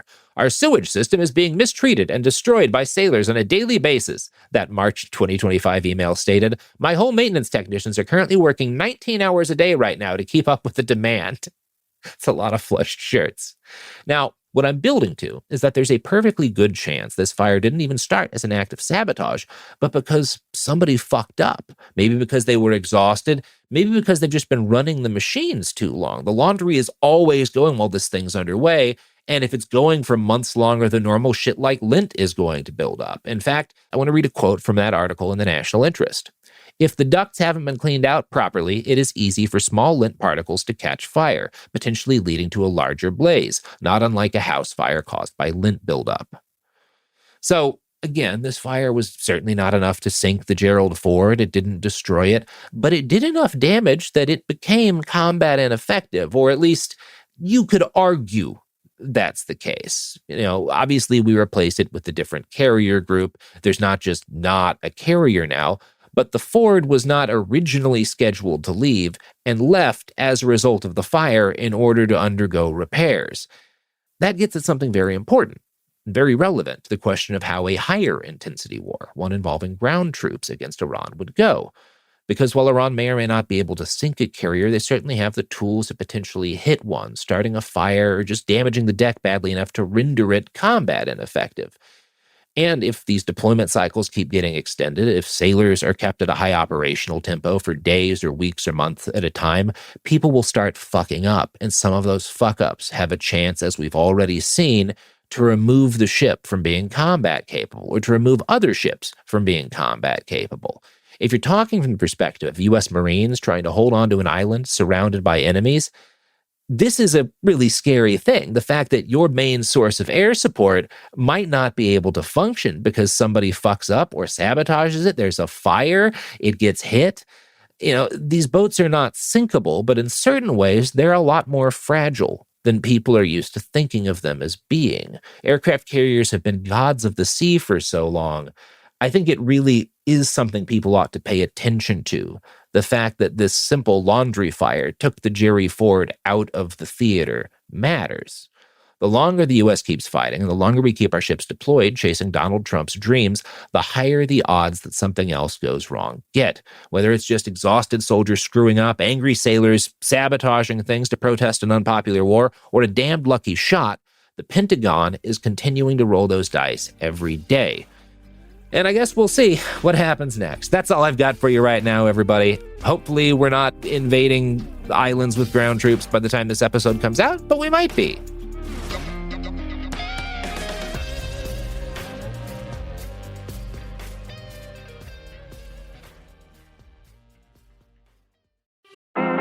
I'm Lori Siegel, a longtime tech journalist, and consider my new podcast, Mostly Human, your bridge to the future. Anyone can now be an entrepreneur. Anyone can build an app, and it's very empowering. Each week, I'll speak to the people building that future, and we're going to break down what all of this innovation actually means for you. What I come to realize is that when people think that they're dating these AI companion, they're actually dating the companies that create this. We're experiencing one of the greatest tech accelerations in human history. And let's be honest, that can be messy. There's no playbook for what to do when an AI model hallucinates a story about you. But it's my belief that we should all benefit from this moment. Mostly Human will show you how. My goal is to give you the playbook so you can benefit. The reason I say agency is because if we can give power back to people, then I think that's probably the best thing we can do for your mental health.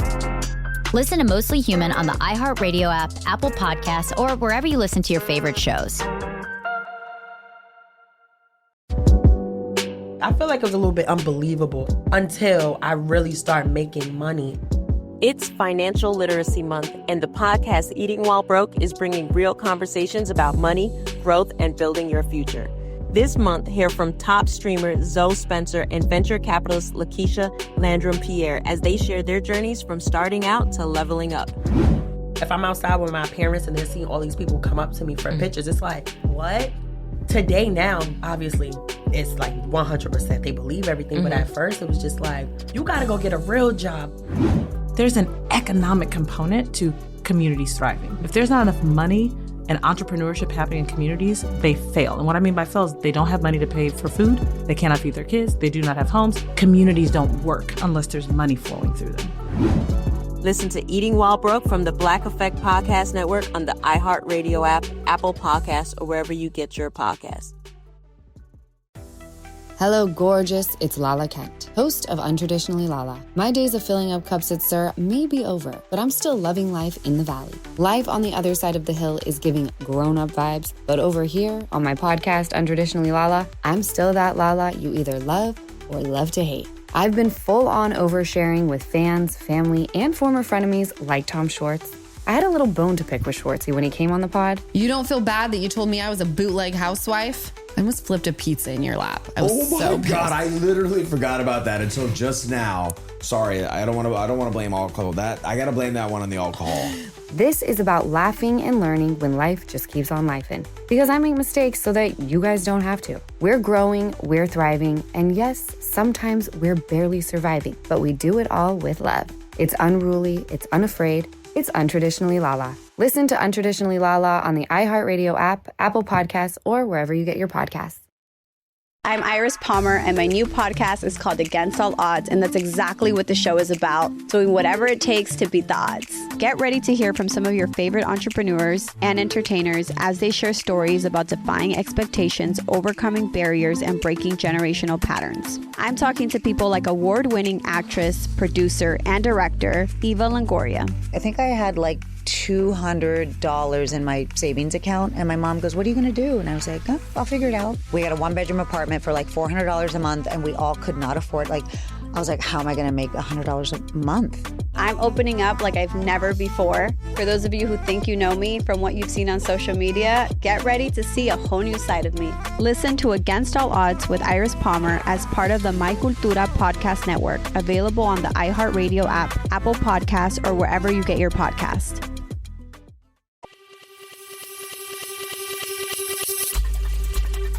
This is It Could Happen Here, Executive Disorder, our weekly newscast covering what's happening in the White House, the crumbling world, and what it means for you. I'm Garrison Davis. Today I'm joined by Mia Wong and James Stout.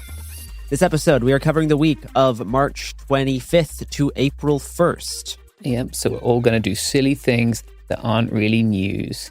No, we're not going to do a... We're not. I love it when outlets do that. This comes out Friday. It's over. It's done. No more fish of April to April. There's French people out there. Now, with the midterm elections rapidly approaching, I know everyone's going to get tired of election news, but there is some very important voting that needs to happen in these next few weeks because It Could Happen Here, another show called Behind the Bastards, and James's excellent series, Migrating to America, have been nominated for Webby Awards. You know the Emmys? Yeah. They're like those, except they're for the internet, but they're just as serious. More serious, some people are saying. The internet obviously is more real than television. No one watches TV anymore. Yeah, it's like the Emmys, people who aren't boomers, people are saying. So this is obviously very exciting. And voting lasts until April 16th. There will be links in the show notes to vote for the three nominations that we have here at Cool Zone Media. Migrating to America is nominated for the limited series and specials podcast documentary category. Behind the Bastards is the podcast features for experimental and innovation. And It Could Happen Here is also nominated under the limited series category under news and politics. It's kind of confusing to navigate the website because there's just so many categories, but those three links will be there below. And we will continue to be talking about what is arguably the most important election of our lifetimes in these next few weeks. Yeah. Pokemon Go to those links and vote for us. Even if you see that, we might be ahead, stay in line. You cannot leave. We will not let Trumpland by MS Now come on, steal our spot as number one. So stop the steal. Do not let Trumpland win. Vote It Could Happen Here, April 16th, up until the 16th. Vote early, vote often. Vote early, vote often. Vote with your spare email address. Look, vote early, vote often, the great slogan of my home state of Illinois. Yeah. Everyone take this liberal direct action very seriously. Let's start with some actual news. Getting serious here. Kristi Noem's husband was outed as what I'm going to call a sissy crossdresser with an interest in quote-unquote bimboification. Noem, as governor, signed a joint state letter attacking trans rights. There's so much gendered angst among these conservatives, projection, etc., etc. Representatives for Noem released a statement after this news dropped, quote, Miss Noem, which is interesting, quote, Miss Noem is devastated. The family was blindsided by this, and they ask for privacy and prayers at this time. Yeah, cool. I think we need to expand the right to arm bears to the right to arm dogs. This is my final statement on this matter. Yeah, it's not a great month for the Noems after she joined the Shield of America's task force, which so far has existed for less than a month and already bombed the wrong country once. Jesus Christ. Yeah. In other important news, 413,793 Kit Kat bars were stolen in transit from Italy to Poland. Okay, when you give that statistic, is that 413,793 four-finger bars? Or is that 100,000 and you're counting each finger separately? No, it's each packaged bar, including some of the new limited edition Formula One and Chunky bars. Oh, that's been a thing in the UK for like 20 years. Kit Kat Chunky. This is a new version. This is a new version according to a press release from Kit Kat, okay? So if you want to argue with Kit Kat... I think what you're seeing is it's called Cool Britannia. It's a phenomenon by which British culture is slowly taking over the world. This is 12 tons of Kit Kat bars that were stolen. Their whereabouts are currently unknown. An on-duty Secret Service agent assigned to Jill Biden shot himself while at the Philadelphia airport last week. Look, the lines are bad, but come on, it's not that bad. This was a negligent discharge while the agent was traveling through the airport in an unmarked car. Jill Biden was not in the immediate area at the time of the shooting. Last weekend, Trump signed an executive order to start paying TSA agents as the Senate and House failed to agree on a DHS funding bill. Congress has adjourned for 2 weeks as the shutdown continues to set new records for the longest in any federal agency's history. Quick update here.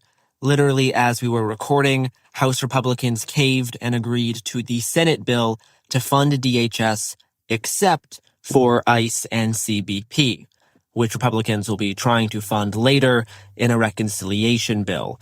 But as of Wednesday afternoon, it looks like Congress has finally reached a funding package for the rest of DHS.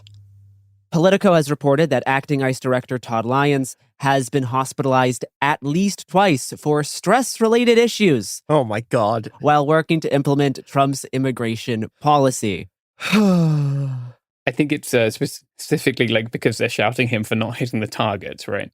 Because Stephen Miller has been calling Lyons, yelling at him, quote unquote yelling, about not hitting certain immigration targets, yes. And Trump has yet to endorse, still yet to endorse anyone in the Texas runoff between John Cornyn and Ken Paxton. Early reports indicated Trump would back Cornyn, the incumbent, but recently Paxton has been seen meeting with Trump at Mar-a-Lago in what have been reported as quote unquote positive meetings. A Russian oil tanker has docked in Cuba after the United States allowed it to break the blockade on the island. As we reported last week, there's been a massive shortage of oil in Cuba. This will alleviate that slightly. Yeah. A U.S. Marine, probably former U.S. Marine now, if not very shortly to be former U.S. Marine, has been charged with federal offensive after allegedly selling millions of rounds of ammunition, including M855A1, which isn't normally available for civilian purchase, and javelins in Arizona. What? Javelin, yeah. What? Yeah. Just for those who are not familiar, javelin, I'm not talking about like a spear here. I'm talking about a guided anti-tank missile. Holy shit! Yeah. Who was he trying to sell it to? So he sold them to two people who acted as brokers, two unindicted co-conspirators, and then they sold them to other people, and an undercover agent was able to purchase some of the ammunition. The guy's name is Andrew Paul Amarillas. He was indicted by a grand jury this week. He was an ammunition tech at Pendleton, but he bought them to Arizona to sell. And at this time, about 2 million rounds are not recovered. Great.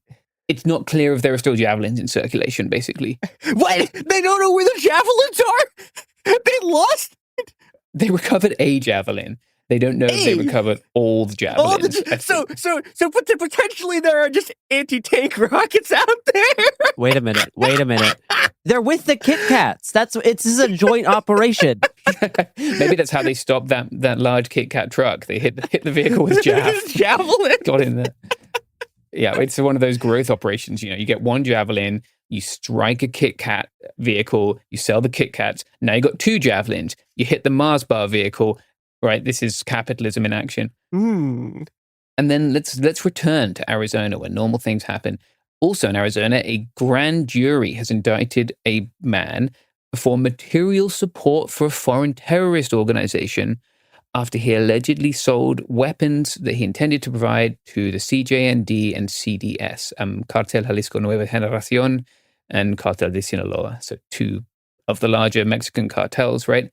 These are two groups that were listed as FTOs by the Trump administration very early on last year. Lawrence Gray, 65, was a federal firearms licensee. He owned a shop called Grips by Larry. He sold fancy grips for 1911s. He was already facing a raft of weapons charges after selling a .50 caliber Barrett, a semi-auto belt-fed, and of course a .38 Super 1911 pistol to a confidential informant. The .38 Super 1911 pistol, the reason I say of course is because any time people get busted for illegal weapons sales in the Southwest, there always seems to be a .38 Super 1911 involved. They're very much like a status gun in organized crime in Mexico because certain calibers are less available there. The .38 Super is pretty much like uniquely associated with that market. Like it always seems that pops up in busts. And he was selling fancy grips, some of which had symbology, which sometimes is used by organized crime groups in Mexico. Anyway, this is the first time I've seen a material support for terrorism charge for one of these cartels that were recently designated as FTOs. So that was interesting to me. Finally, Israel has passed a law allowing the death penalty for murder. It uses the phrase, quote, with the intent of rejecting the existence of the state of Israel. It appears to be a binary system of punishment, right? It seems that the death penalty is only going to pertain to Palestinian people here. Yeah. It's worth noting the Palestinians in the West Bank are tried in military courts and they face a very high conviction rate. Often people will admit, I think we can safely say that they admit under duress in conditions that would not generally be considered applicable with justice, right? This is an apartheid legal system on top of everything else, right?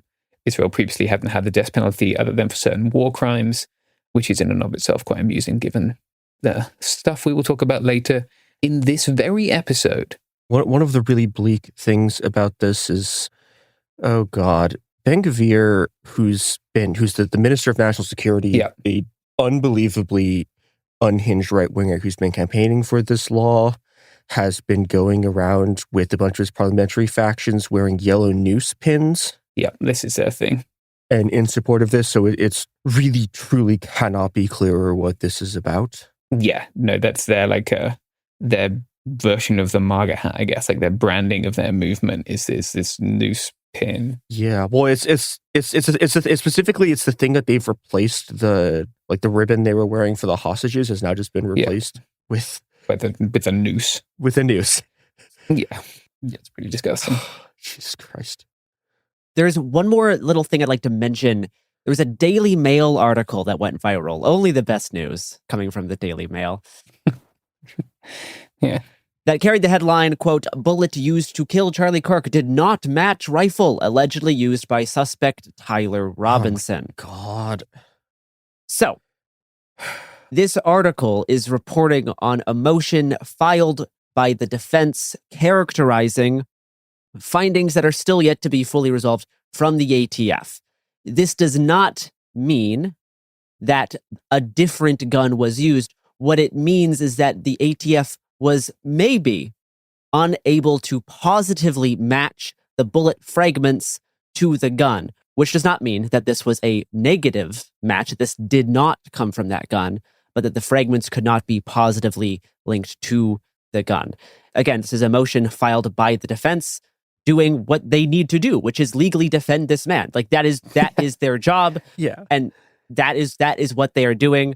The characterization of this motion by the Daily Mail is designed to drive clickbait, and it's being used to encourage this sort of conspiracy around the Charlie Kirk shooting, that there was this like other currently unknown shooter, possibly with foreign ties. It's a very, very popular thing right now on the internet. The grassy knoll theory of the Charlie Kirk shooting. Yes, that basically like a Mossad agent was hiding somewhere, and Tyler Robinson is a patsy. Tyler Robinson, obviously innocent until proven guilty. This is going to get settled in court. But the characterization of the early findings by the ATF through the Daily Mail was a bit misleading. Yeah, daily fail. And also I think it's worth mentioning that like this kind of bullet matching stuff is just as a forensic science, and this is true of a lot of the sort of forensic sciences that are used in courts. Like I think Robert has talked on Behind the Bastards about like a bunch of like the fire pattern stuff. This is kind of in the same category as that, in that it's not very good, like even to begin with. And so what we have here is a bad mischaracterization of a report of like an incomplete analysis from a not very good piece of forensic technology that's being used to do conspiracy because it makes money. Yep. We will certainly follow this case as it actually reaches trial, as there will be many interesting things that come out through the course of that trial. All right, so let's begin by talking about immigration with this. Brad Lander, more or less, broke this, right, on his social media accounts. The United States Department of Justice, via the United States Attorney's Office in New York, has admitted that it was misguided by ICE attorneys in asserting that they could detain migrants in immigration court. There was a memo, right, an ICE guidance memo that they relied on. The memo, they now say, should have applied to other courts, but not to the Executive Office of Immigration Review. The declaration came in a New York court suit filed by the ACLU on behalf of advocacy groups, which had challenged the courthouse arrests. Those have been happening for about a year now, as I'm sure most people are aware. In the filing, the US DOJ said, quote, "This error, however, was not caused by a lack of diligence and care by the undersigned attorneys. The undersigned was specifically informed by ICE that the 2025 ICE guidance applied to immigration courthouse arrests. In addition, we discussed and obtained the approval of assigned ICE counsel before filing every brief in this case and making any oral representations to the court and the plaintiffs. We also transmitted copies of the court's orders, transcript of the September 2nd, 2025 oral argument, and plaintiffs' filings to ICE counsel throughout this litigation. Based on our discussions with ICE today, this regrettable error appears to have occurred because of agency attorney error." So what you've got there is a US attorney basically saying, like, not my fault, ICE attorney's fault. Relatively unusual statement, right? Like, obviously, we've seen them attempt to kind of split the executive branch before in these legal filings, right? We saw this happen in some of those cases in Minnesota, and then the judge rejected that, right? The ACLU, in a letter of response, noted the wide-reaching consequences here, and it's asked for 14 days to consider what to do next and file a motion. The memo in question, right, this ICE guidance memo, said that, quote, "Civil immigration enforcement actions in or near courthouses when they have credible information that leads them to believe the targeted alien brackets S, is or will be present in a specific location." It said those were permissible, right? DHS, however, has said that there will not be a change in their policy going forward. It's unlikely that they will stop until they are told by a court to do so, right? Yeah. So what it seems here is that the ICE attorney has, for some reason, reconsidered, perhaps because of this ongoing case in New York, what they had said there, and now attempted to walk back something that they have been doing for a year. This will not change the fact that people who have probably been arrested in those courthouses, I have no doubt many of them have already been deported from the United States, right? Yeah. Many more of them will have suffered material damage if they have not been deported, because they will have been detained in horrific conditions, right? We've seen more photos today from inside immigration detention. Immigration detention has always been horrific. It continues to be horrific. We can't make those people whole again in a meaningful way. But what it means going forward, we will keep reporting on. Another deportation story I want to talk about. A deportation flight on Monday landed in Myanmar. The flight also stopped in Thailand, and it is the 5th such deportation flight that I'm aware of. I know of 2 that were announced. These have not been previously reported, but in March of 2025, one at the time was a state administration council. The Myanmar military dictatorship is going through the process of changing its clothes and pretending to be a civilian government right now. That doesn't matter for this story. In 2nd of March 2025, the illegitimate government of Myanmar announced that it had received 2 individual deportees, 1 on each flight. In April and May of that year, they received more. So we now believe that 22 people had been deported up to this Monday, and more people, it appears, from this flight have been deported on Monday. The last deportation flight resulted in the deportees being detained and tortured by Myanmar's brutal military intelligence. The flight was aboard a jet owned by Journey Aviation, and it returned via Sydney to the United States of America. The United States has been trying to cancel the temporary protected status for Burmese people for some time, but even with a TPS, it's worth noting that some people who have been convicted of crimes and for other exceptions can still be deported.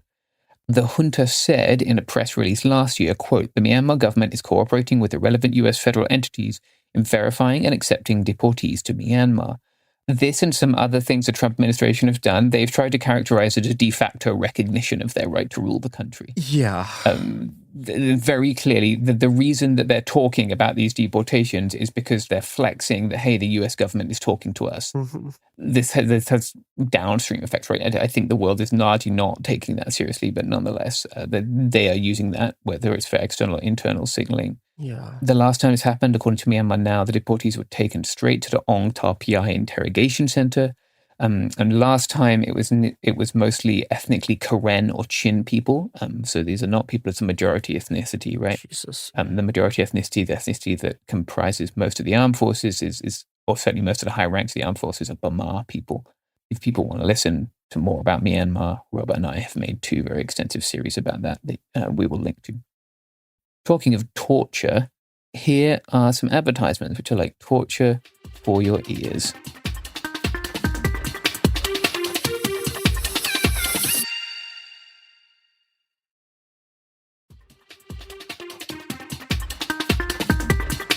Some people actually like torture. Just to clarify, Garrison, I don't think this is the kind that people like. Some people might like those ads. There's a huge industry of watching vintage advertising on YouTube, just like edits together of like old ads. People love that stuff. Weird nostalgic capitalism brain. Yeah, it is funny to look at the old ads. When I was doing my archival research, I'd find like 1920s and 1930s ads, and you're like, oh, what you're selling is drugs. But so true, so true. Yeah, it's like the 2 kinds of early 1900s ads are drugs and you should buy this because it has a swastika on it. So yeah, it's just like some form of racism in marketing. Well, it wasn't even racist in like 1905. I mean, kind of, yeah. But and guys, it's a Buddhist symbol originally, guys. It's fine. Let's return to our namesake and discuss 2 executive orders. As the voting restriction bill dubbed the Save America Act continues to stall in Congress, Trump has attempted to take matters into his own hands by signing a new executive order, quote, ensuring citizenship verification and integrity in federal elections. This order directs DHS, USCIS, and the Social Security Administration to create a, quote, state citizenship list of individuals confirmed to be United States citizens who will be above the age of 18 at the time of an upcoming federal election and who maintain a residence in the subject state, unquote. And this citizenship list will then be used to compare to state voter rolls. The list will be derived from, quote, federal citizenship and naturalization records, Social Security Administration records, the DHS systematic alien verification for entitlements data, and other relevant federal databases, unquote. James, do you want to talk about this idea of having like a list of citizens? Because this is, I think, something we've mentioned before, how there, to this point, hasn't really been like a single list of U.S. citizens. Yeah, because you can obtain United States citizenship through a number of means, right? Yeah. So these would exist in different agencies. And generally there has been like a hostility, a well-founded like hostility to this kind of overarching government like in-out list, right? Not least because they will screw it up monumentally. Yes. And that could have devastating consequences that affect not just your ability to vote, but as we have seen through the past year of ICE enforcement, your ability to remain in the United States. Yeah, and just every part of everyday life, right? Yeah. Not least to add that like one of the ways you can obtain United States citizenship is through being an enrolled tribal citizen. I don't know if they're consulting tribal citizenship roles. I don't. There was nothing about that in the order. I legitimately do not think the people who are pushing this understand that that's a thing. Yeah, they don't think about it. Yeah. It's not. It's not a group of people who they care about, right? Earlier today, during the Supreme Court oral arguments on birthright citizenship, which Trump attended for 90 minutes and then left because he wasn't happy with the way it was going, Gorsuch asked the seasoned Solicitor General if he thinks Native Americans are birthright citizens under their test, to which the Solicitor General replied, I think so. and then said, "I'll have to think that through." Oh my fucking God. He later indicated that they probably would, but this just shows that they aren't really like thinking about all these sorts of things. Yeah. It's not necessarily like in that case trying to be intentionally harmful. It shows just they're not even like thinking about these sorts of things that could have really, really devastating effects if implemented. Yeah. Which is like an odd part of the Trump administration, has like not everything bad they're doing is necessarily has every single specific implementation pathway in mind. Yeah. But when implemented, is still devastating to people's lives. I want to say one thing about the birthright citizenship thing. Josh Chaffetz, who's a professor of law at Georgetown Law and Politics, had a very good point about this, which I think is worth making, which is like part of what's going on here is that the Trump administration is trying to carve out like a specific thing called birthright citizenship. That's like a thing that you get if you have two immigrant parents. But birthright citizenship is a citizenship that every single person in the U.S. has. Yeah. It's everyone's. There's no distinction. There's not like a different kind of citizenship you get if you have two immigrant parents versus if you have like parents that were like born in the U.S., right? Like it's all one thing. Every single person in the United States has the same kind of citizenship. But the moment you start trying to like hack apart different people's citizenship, right? You try to like, you know, like make there be like classes of how you're a citizen through like this whole birthright citizenship complaint that they're doing, right? And to be like, oh, well, just these people who were like born to immigrants are birthright citizens, right? That's one of the ways you start getting into these like fucking hideous issues of like, okay, are people with tribal membership like, you know, residencies like citizens, right? It's like all of this stuff is like downstream of this effect to like cut citizenship apart that needs to just be resisted like from the fundamental thing of there is not a different category of people called like birthright citizens. That's every single person in the U.S. Yeah, unless they're naturalized, right? Unless they're a naturalized citizen. Yeah, unless you're naturalized. Yeah. And even then, you're still just a citizen. Yeah, then you become a citizen. You just go into the citizen bucket. There's one bucket. Then you are now citizen. Yeah. And the moment you cut that apart, like it's terrible, terrible things happen. Yeah. 2024, I made an episode with Robert and Sophie in which we discussed potential attacks on citizenship and potential ways of Trump. And we get into the birthright citizenship and we get into where it comes from and the fact that this is not an issue about which there has been legal debate. You will now see articles being like the debate about birthright citizenship. That is people pulling things out of their ass to create two sides on an issue which has been settled for quite literally decades, if not centuries. No, yeah. I will probably try and do something else on birthright citizenship. The reason I haven't done a lot is because there isn't a great deal to say. Yeah. Like birthright citizenship is a thing in the United States. It has been a thing in the United States for a very long time. It's just in the Constitution. It just says that. It just says that. Yeah. There are some people who want to take it away. And it's specifically like, we did that after we ended chattel slavery, right? Like for a very good reason. Yeah. And pushing back on the things we did after we ended chattel slavery is bad, actually. But yeah, I'll do another episode because I know we've picked up a lot of new listeners since then. Now, Trump's new executive order on citizenship verification for elections also states, quote, "The Secretary of Homeland Security shall establish procedures to allow individuals to access their individual records as well as to update or correct them in advance of elections." Unquote. Unclear how this is going to work, if it even is going to work. It's still not clear that this executive order will actually be implemented as written because of potential constitutional violations. But, you know, this would be in an attempt to address some of the pretty big issues that we're saying about someone may be a citizen and not show up as a citizen in these databases for a number of reasons, whether that's because they were naturalized or even in some cases were granted citizenship through one of their parents after being in the sole legal custody of that parent who is a U.S. citizen before this individual is 18. This is called the Childhood Citizenship Act of 2000, which makes a permanent resident become a citizen if they're living with a U.S. citizen parent. Yeah. And things like that, citizenship kind of rolls over from permanent residency without ever actually having to become naturalized. Yeah. And getting that added to any kind of database doesn't really happen by itself. You have to then apply for proof of citizenship, like a passport or a certificate. So there's all these sorts of weird instances where someone is a citizen, but it may not show up in these sorts of records, including Social Security records. Yeah. I should just clarify that, like, not all tribal members are necessarily US citizens, but tribal membership documents can sometimes be used, like Garrison was saying, right, as a way to prove United States citizenship. It's just more than 100 years now since the Indian Citizenship Act of 1924, right? Like, there may still be people alive today who were made citizens by that act, but would not have any particular documentation that's personal to them to show that. The executive order also writes that the Attorney General will investigate and prosecute state officials, local officials, individuals, and public or private entities who issue federal ballots to individuals not eligible to vote, or aid and abet the printing, production, shipment, or distribution of ballots to those ineligible to vote. That's what we call a chilling effect.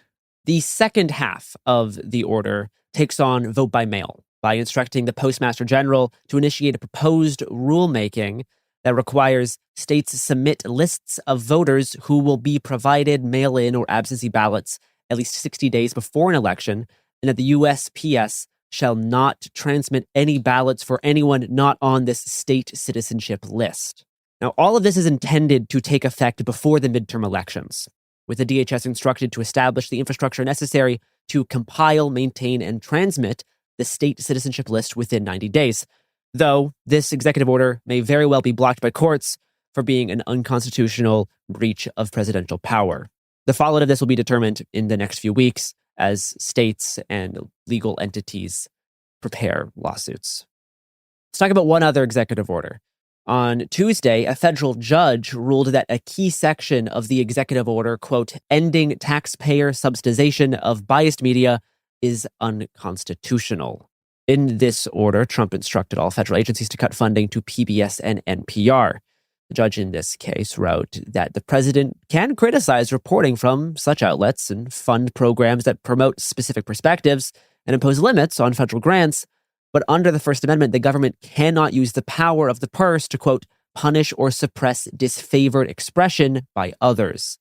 Writing that both the Supreme Court and the D.C. Circuit Court have repeatedly observed that one, quote, may not deny a benefit to a person on the basis that infringes his constitutionally protected freedom of speech, even if he has no entitlement to that benefit, unquote.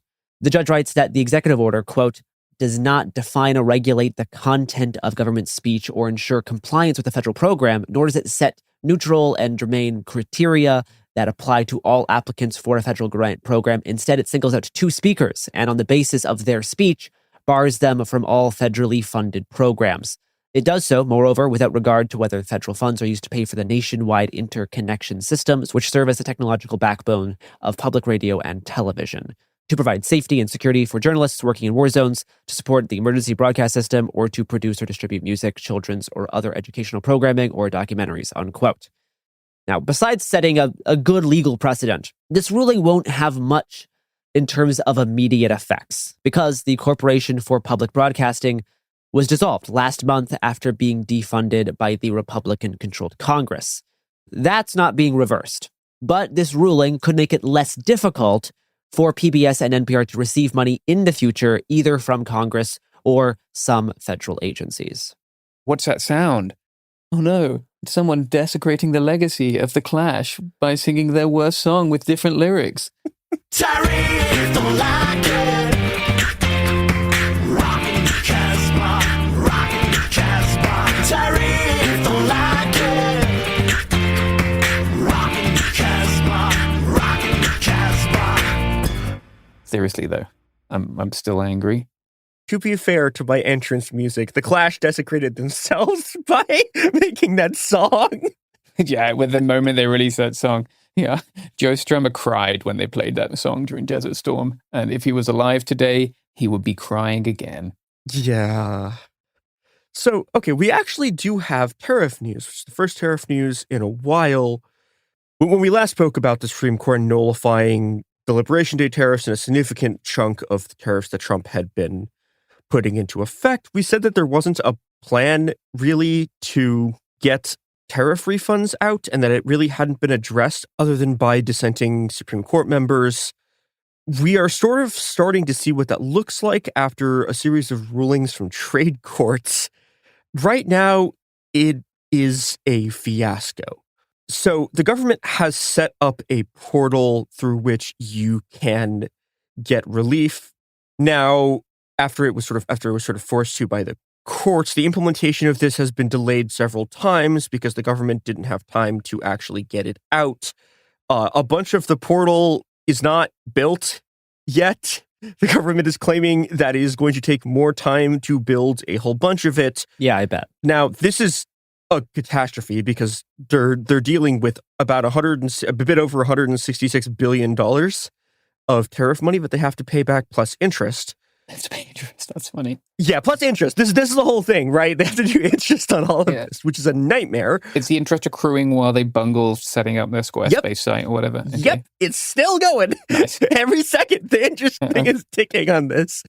So I'm going to quote here from Bloomberg. Brandon Lord, executive director of the Trade Programs Directorate, the Customs Agency, who are the people who are sort of running all. This is also part of why it's such a disaster, because there's like 17 different agencies that are like working on this, right? So some of it's like the Trade Program Directorate, like at the Customs Agency, but there's also there's different parts of the Customs and Border Patrol that's dealing with all of this stuff. Quote, wrote that more than 26,000 importers who paid $120 billion in the challenge tariffs were registered to receive electronic refunds so far. The government has said that payments could take up to 45 days to review. I would bet that it takes longer than that because, again, the portal hasn't been written, hasn't been made yet. But parts of it are still being built. I'm sure those Doge guys are on it. I'm sure they'll get this thing up and running in no time. I'm sure they'll vibe code their way to a perfectly functioning portal. It's going to be so good. And again, I kind of emphasize how much of a catastrophe this is. The government has said in court that their portal's set up for 2/3 of the money. Right. There's still another third that they're like, yeah, I don't know. We're working on it. Who knows when it's going to happen?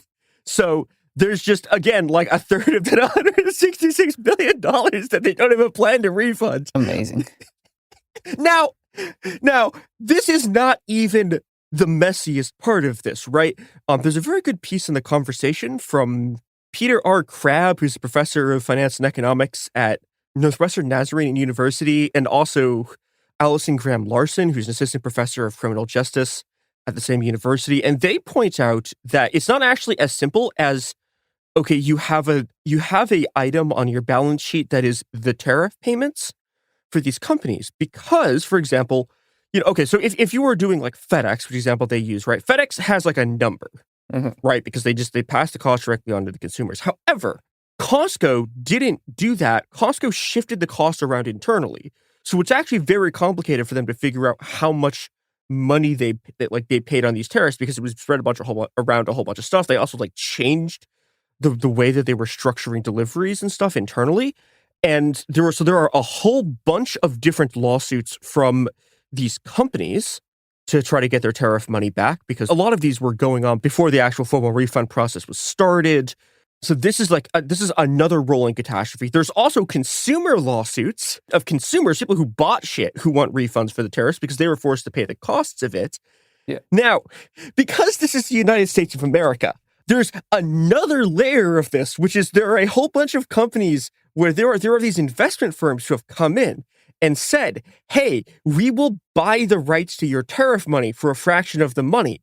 And we will guarantee that you get this money now, and then we will pay ourselves with the tariff money that we got back. So now you have investment firms who are buying up pools of this tariff money. And I bet from spending a bunch of time last week in the trenches of the 2008 financial collapse with Molly, I bet that they're going to start selling securities based off of these pools of tariff money. So my headache. This is going great. So what's what I got to say about the tariff refunds? Amazing. Oh, it's so good. Well, I'm just excited to receive my refund from all of the J fashion I ordered from Japan, which I'm sure I'll be personally receiving thanks to this. Hey, here's the thing. The one truly beautiful part of the U.S. legal system is that you can sue someone for $20 of damages. That number has never been changed. It is the one truly beautiful part of the United States of America, is that you, Garrison Davis, almost certainly could sue the government for that money. That's funny. Yeah, I'm not doing that shit. That's too much work. No, we'll include the GoFundMe link for Garrison's constitutional lawyer. If someone takes a $20 bill from you, you can go fucking sue them in court. That's funny. It's beautiful. Just tag Garrison at I write okay on Blue Sky. on bsky.app. Yeah. And just say, hi, I'm a constitutional lawyer. I would like to represent you in court. Read the $20. Thank you. Yes. By the way, the last thing I want to notice on a somewhat serious note is that this entire catastrophe is just for one specific set of authority that Trump was using to put tariffs into place. There are a whole bunch of other ones that he's been doing now that will also get challenged, that will have their own refund processes where we will go through this entire mess again with different things. So it's great things happening for international trade as we, increase the price of fucking oil to like $200 a barrel and, I don't know, finally get our Calvin and Hobbes $8 gasoline. It's great. Long live the cycler. Yeah, the national price of gasoline is now at $4, I think. And that's why they call him the affordability president. Yeah, has anyone checked on the egg prices, though? Because that's how we do things now. Expensive as shit. Expensive as shit, James. Yeah. Not cheap. Let me divert new listeners to our famous chickens episode, circa 2023, in which they can learn more about keeping poultry at home.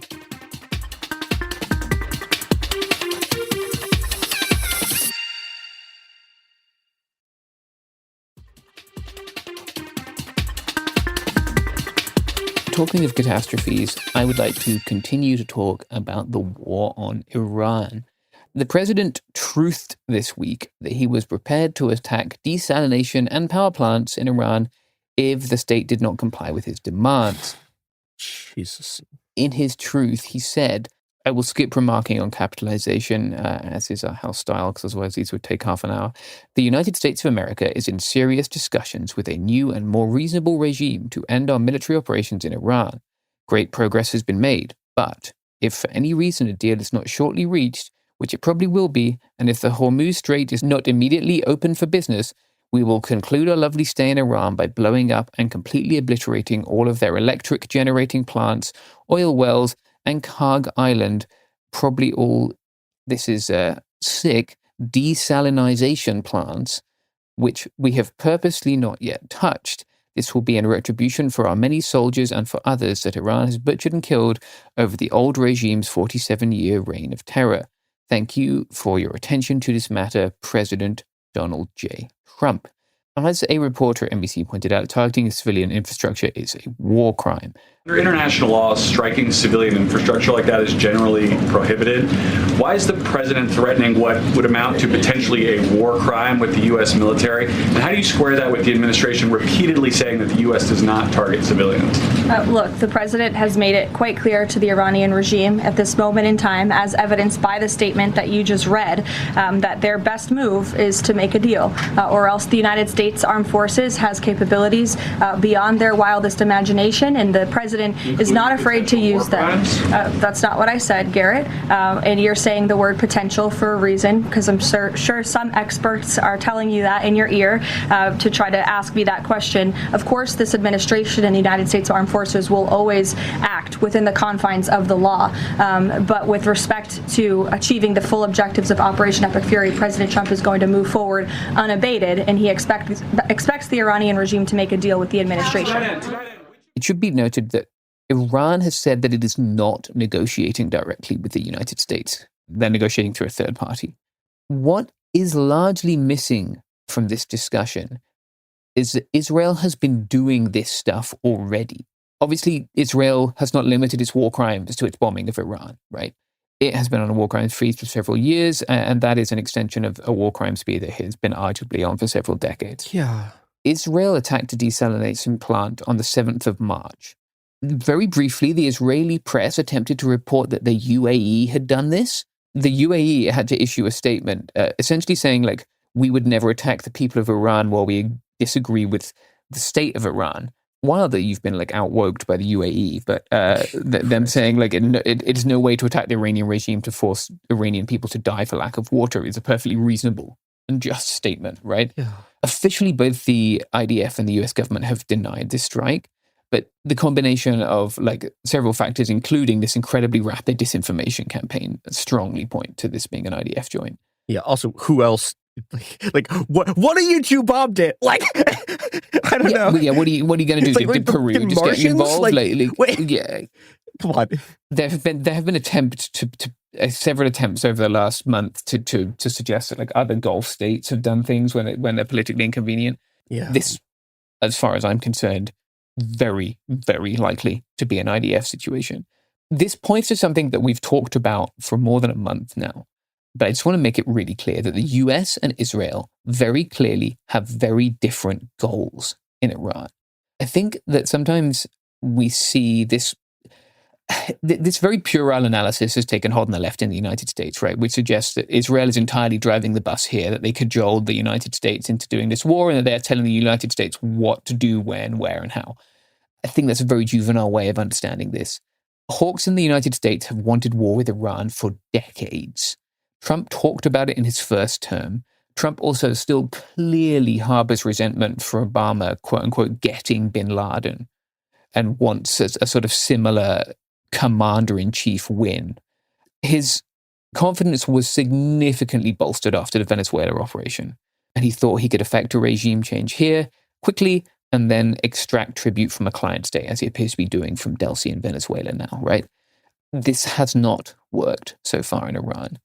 Israel, on the other hand, has continued with its own campaign, which is an extension of what we have seen it doing in Gaza, what we are seeing it doing in Lebanon, which seems to be to cripple any state in the region, any population in the region that opposes it, right? But it genuinely seems that its goal here is to leave itself sort of the only functioning polity in the region and to destroy any other armed actor with very little concern for the loss of innocent life.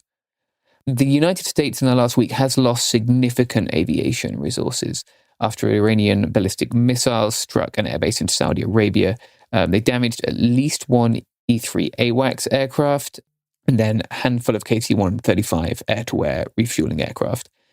This is not an insignificant loss. This is $500 million of aviation wiped out in a single strike. And these are not aeroplanes that the United States has a large number of, right?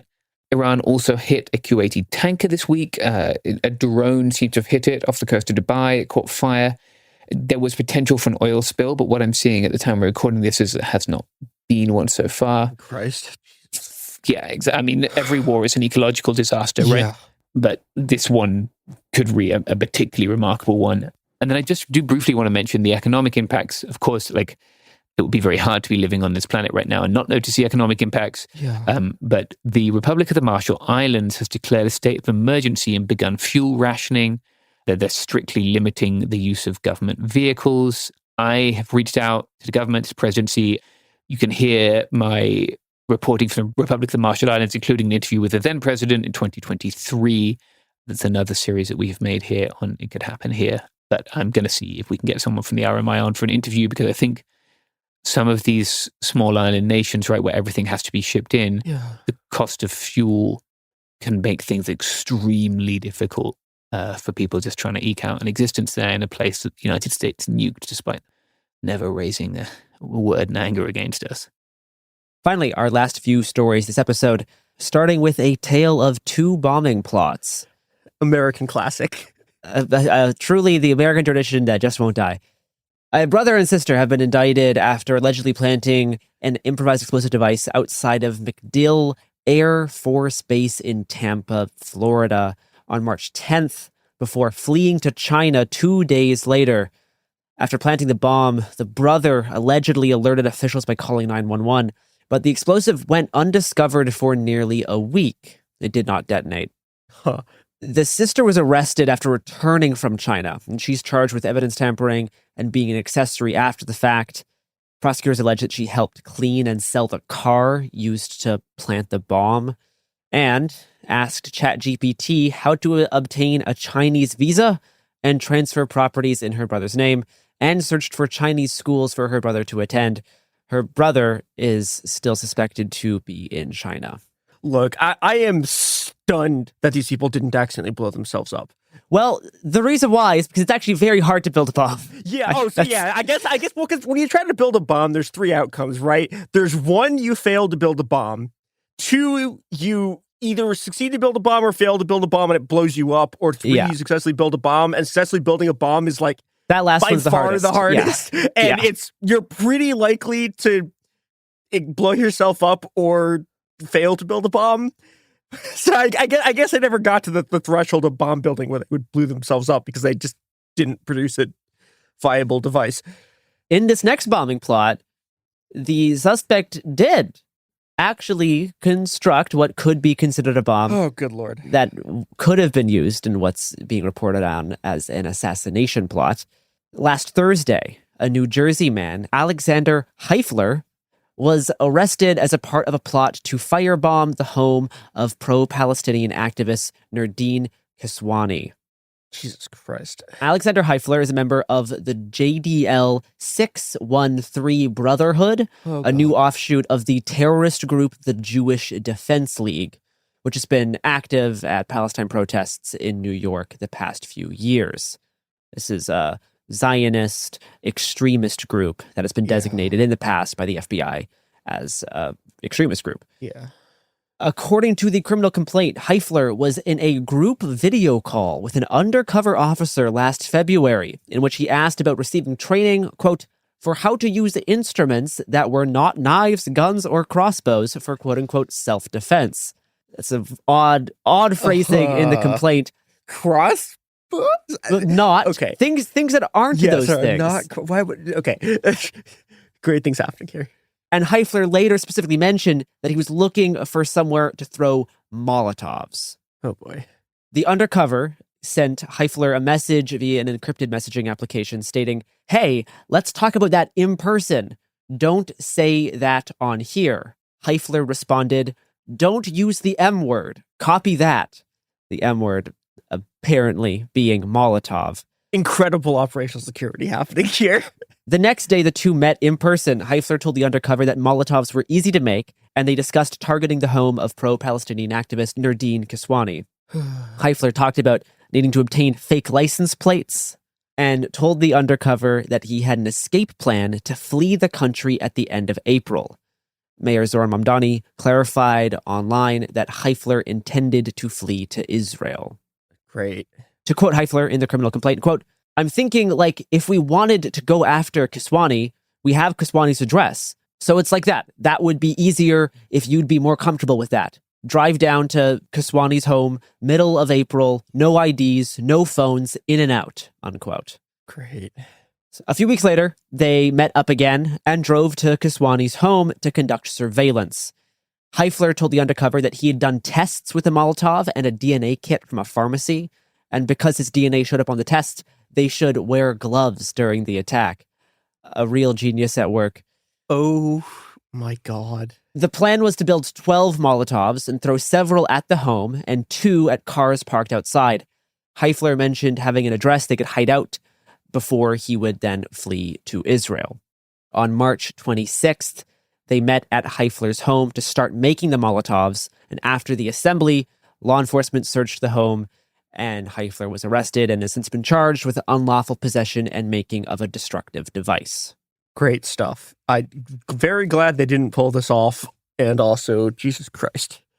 You know, something like this, it is interesting that this was joint with the FBI, that the current FBI was doing a sort of sting operation like this. Yeah. With the Jewish Defense League is interesting. That is something that I think people may not have expected. The undercover was part of the furthering of this plan in some way. It's I don't know. We don't know if this guy would have done this exact attack. Yeah. If not planned with the undercover. But this guy was very, very clearly willing and able to hurt and possibly kill this pro-Palestinian activist. A very prominent one at that. Lastly, let's talk about pink news and the Idaho bathroom bill. Oh my fucking God. Yeah. So earlier this week, I released an episode and an accompanying article online on what I've dubbed the trans panic clickbait economy. My reporting goes through a series of misleading viral claims about the attacks on trans people from the Trump administration and red states that have been recently flooding the zone and overwhelming the senses with an endless stream of forecasted doom. These viral claims are usually based on some irresponsible reporting designed to drive internet engagement rather than inform about the very real dangers trans people are facing. This kind of clickbait treats every horrific potentiality as an inevitable eventuality, undermining our capacity to accurately assess risk and effectively dedicate resources to oppose pressing threats.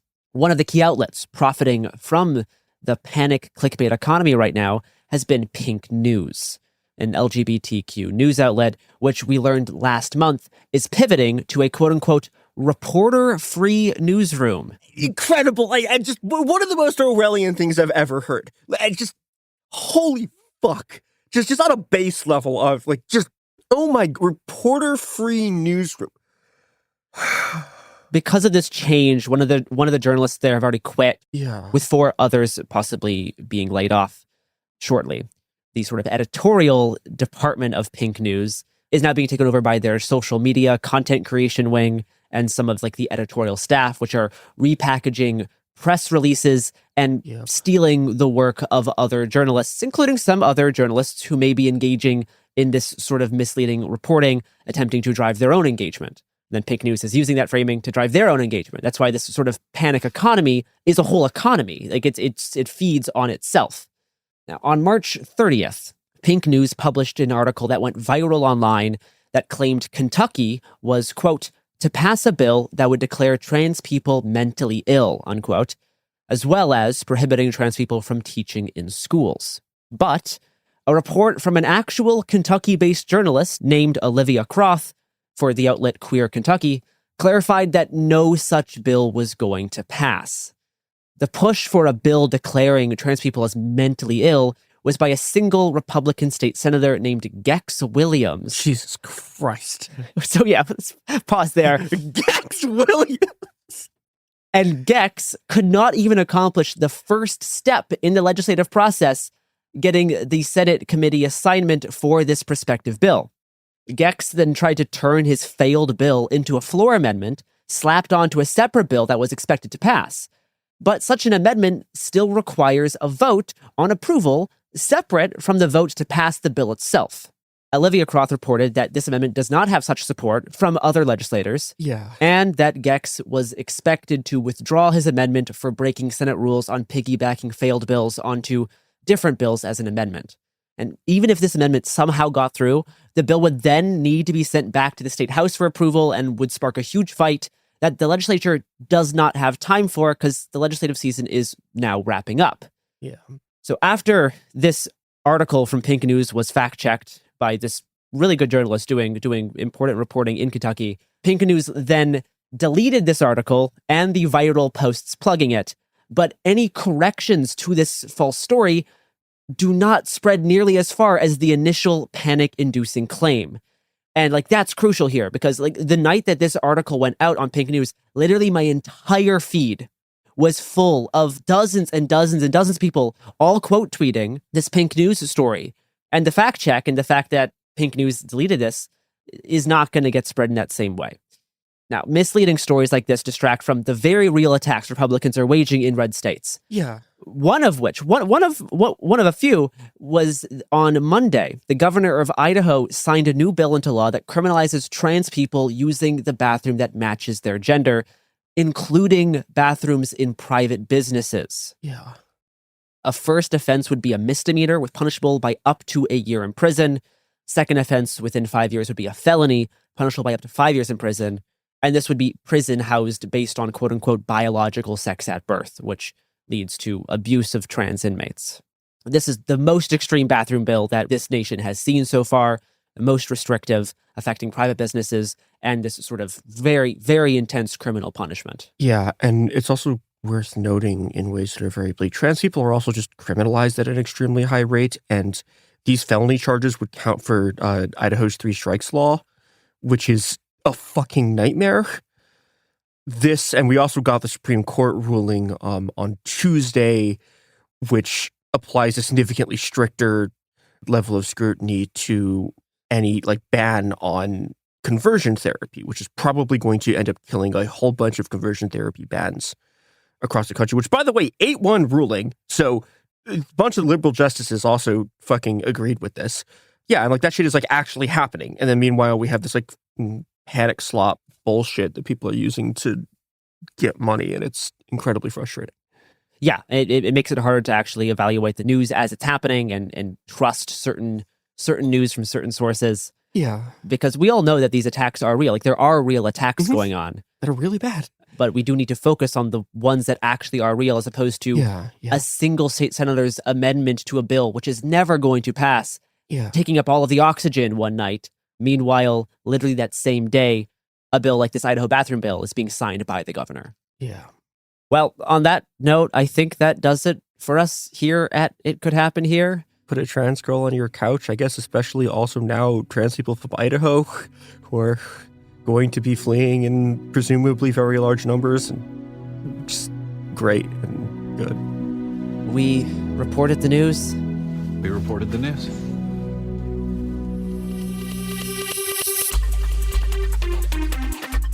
Hey, we'll be back Monday with more episodes every week from now until the heat death of the universe.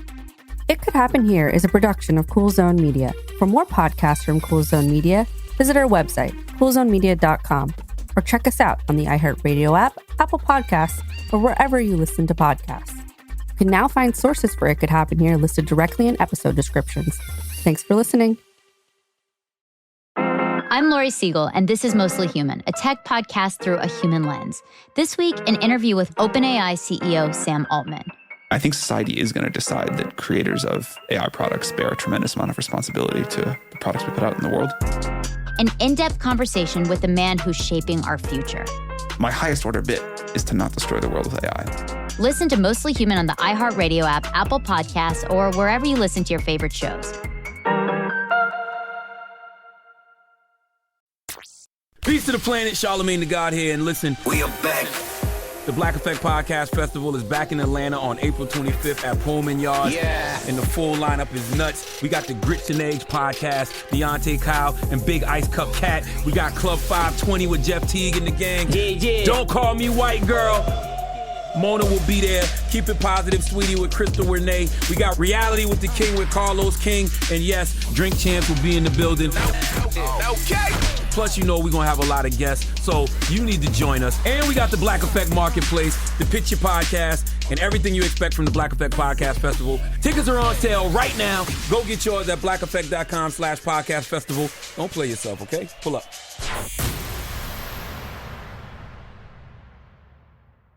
In 2023, Bachelor star Clayton Echard was accused of fathering twins, but the pregnancy appeared to be a hoax. You doctored this particular test twice, Ms. Owens, correct? I doctored the test once. It took an army of internet detectives to uncover a disturbing pattern. Two more men who'd been through the same thing. Greg Gillespie and Michael Mancini. My mind was blown. I'm Stephanie Young. This is Love Trapped. Laura, Scottsdale Police. As the season continues, Laura Owens finally faces consequences. Listen to Love Trapped podcast on the iHeartRadio app, Apple Podcasts, or wherever you get your podcasts. You know Roald Dahl. He thought up Willy Wonka and the BFG. But did you know he was a spy? In the new podcast, The Secret World of Roald Dahl, I'll tell you that story and much, much more. What? You probably won't believe it either. Was this before he wrote his stories? It must have been. Okay, I don't think that's true. I'm telling you, the guy was a spy. Listen to The Secret World of Roald Dahl on the iHeartRadio app, Apple Podcasts, or wherever you get your podcasts. This is an iHeart podcast. Guaranteed Human.